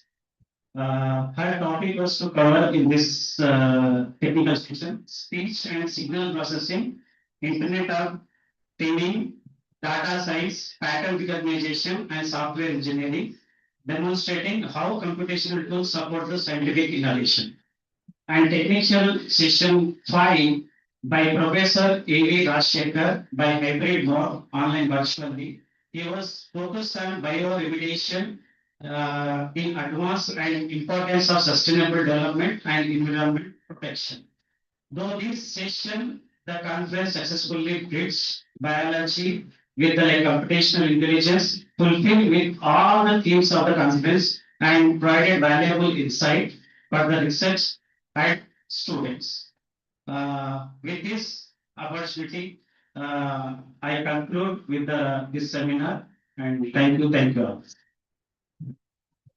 Thank you, sir, for the report. Yes, indeed, the whole 2-day session was very fruitful. I think we should appreciate the whole team that has organized it so well, very meticulous planning and good speakers were on. And most of all, we should thank the students. And listening who want the speakers were enlightening your workers. So never give up the spirit let us take advantage of every seminar or every workshop that we do for the benefit of students as well as just. So once again, let us go behind to the room for our proceeding. Thank you. Now, it's time to listen from the participants.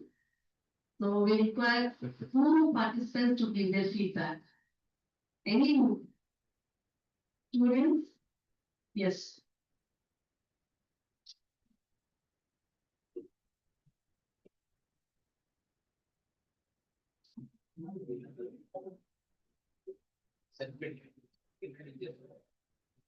Good evening all. This is Rahul from MSc final year. Respected principal ma'am, teachers, once again good evening everyone. This program or the session was very nice. Basically, when I started from my hostel, I thought that it was like common program that was not useful much. But when I entered, like the speakers, whatever the session was conducted, it was incredible because we are the 4th-sem students. We came to know that what is AI, what is biology, and what is upcoming researchers we can do it, and what are the perceptions for the main causes of these program, and everything we came to know that. Thank you very much for organization, and really it was very great and incredible program. And I wish there are many programs for this all the students that we will be in a good position that enhance our knowledge and skills for everyone. Thank you so much. One second. Next, one more speaker. Anybody? No one? Participants, teachers. Well, though we had one speaker, very beautifully you have given your feedback. Thank you. That shows the spirit that how well we organize the conference and how it has reached to the students. The most important thing is it should reach the students, and that they have fulfilled. So thank you so much. And I would also like to audience to give a big clap because very beautiful lunch was arranged for 2 days. Usually they arranged only for teacher, but students also were involved in it. So thank you so much for taking care of the students also. And now certificates. Yeah, now it's time for certificates distribution. Yes? Okay, before that, I request the head of the department, Dr. Certificates. We'll go with the certificate distribution. We call out the names. Please come and take your certificate from Principal Madam and the resource person and the speaker, Dr. Nagavani Mittal, and Ramesh Officer as well. Haripriya. Please. Mufassira Fatima Ansari. Fatima is there. Children. No.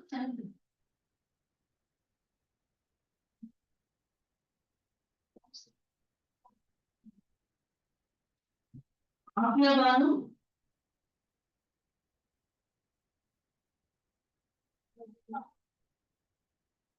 P. Arshida Gaur.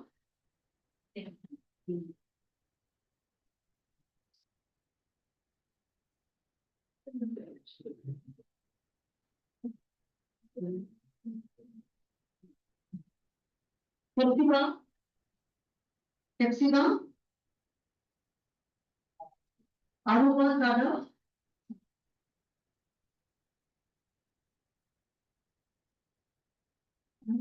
Rakshita, next Rakshita is Rakshita.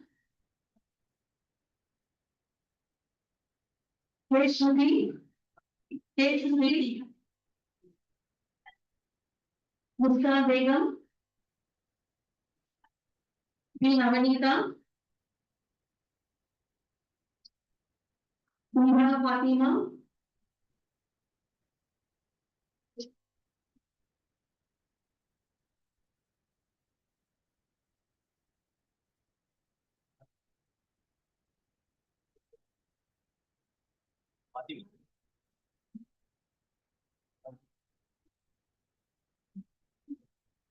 Remaining students and participants can collect their certificates. Now it's time to close the valedictory function. So I request Dr. Ramesh Babu to propose vote of thanks.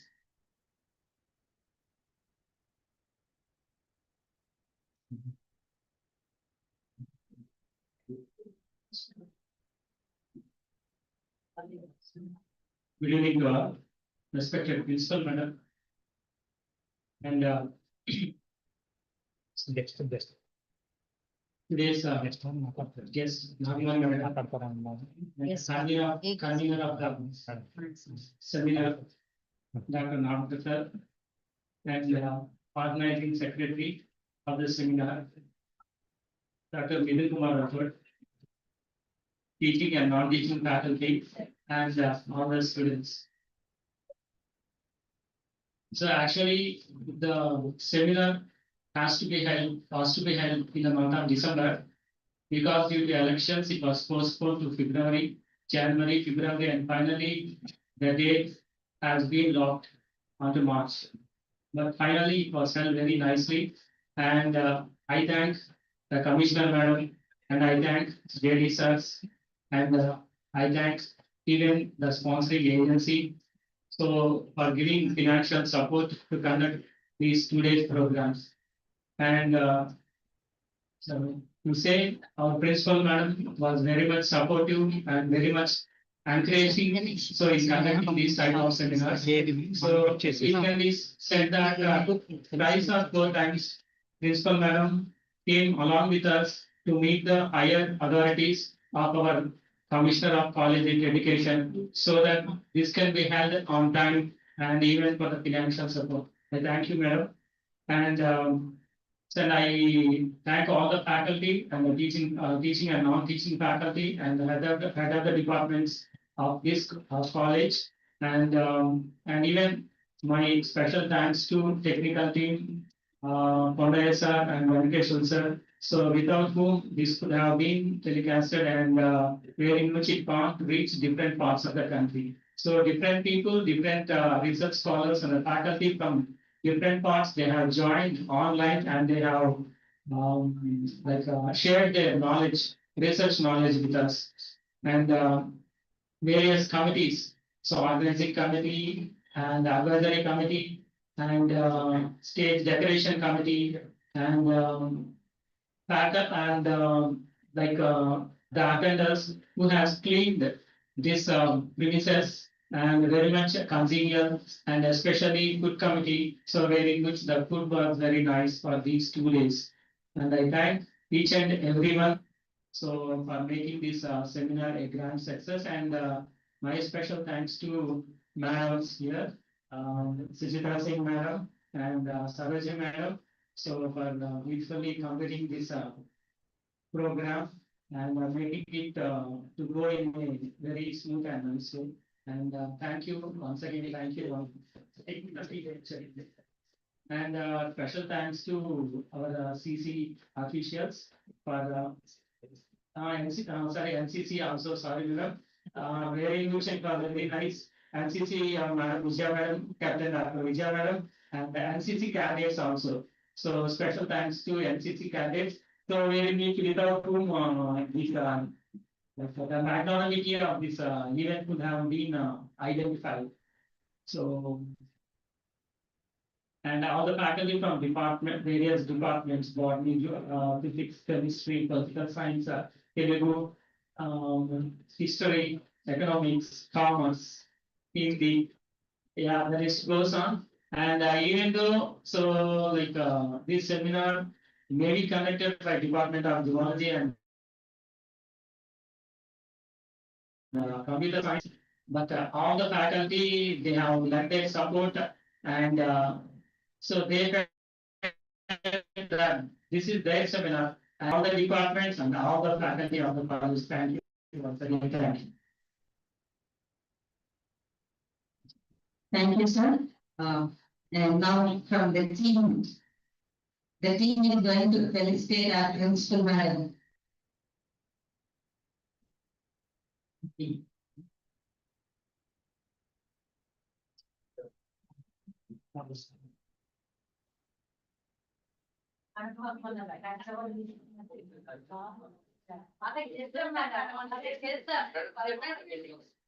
Definitely, madam, please.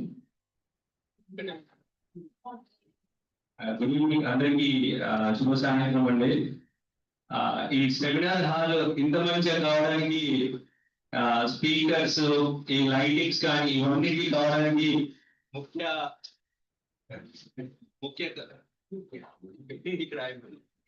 కారణం principal గారు initiation తీసుకొని compulsory seminar hall ని మనం ఒక seminar hall చేద్దాము, ఎలాగైనా మీరు కష్టపడి నాకు నమ్మకం లేదు కానీ నాకు సెమినార్ హాల్ మాత్రం చాలా బాగా కావాలి అని చెప్పేసి పర్టికులర్ గా 2-3 days నుంచి వర్క్ అయిందా కాలేదా కరెక్ట్ గా కావాలి అని చెప్పేసి చేపించారు. Thank you madam, thanks for your support for that seminar.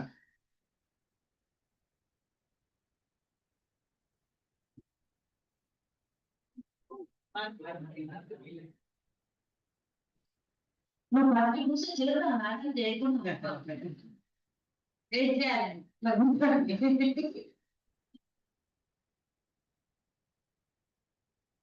President, give a big hand to Nagaprasad, the man who has been working throughout to make this program successful.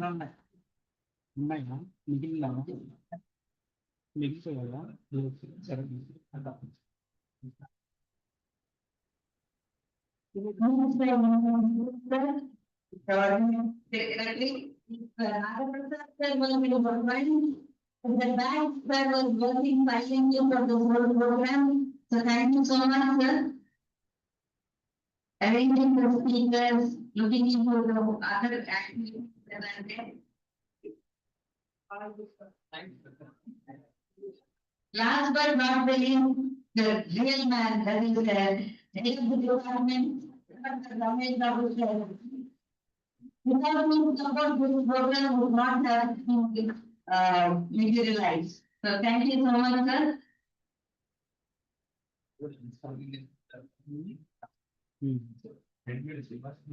Zoology department. Zoology department. Please come forward. Computer science department. Yes, please come forward. Computer science, yes, faculty. Not there. Please come forward. It's your department, the man come forward.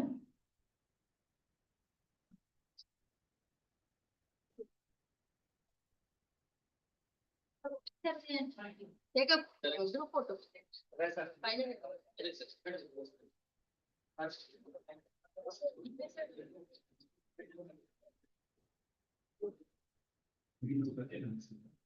Ramana sir, Randy. Now we presented Ramana sir. Hello. Sir, please clap the hand, sir. Get up, sir. What's the sir? Petrol and Japan. Petrol like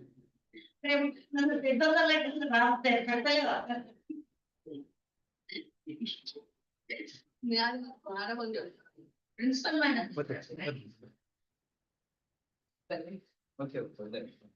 Okay, now we'll felicitate principal madam. All the faculty, please come. We'll have to felicitate principal madam. Chalo, give a big hand.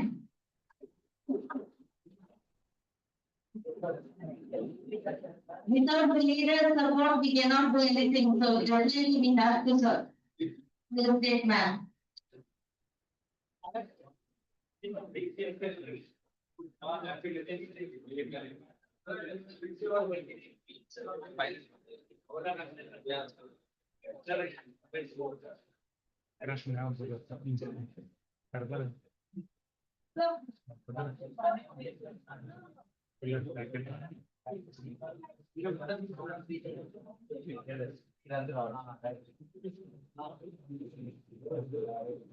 Tender program can summarize this.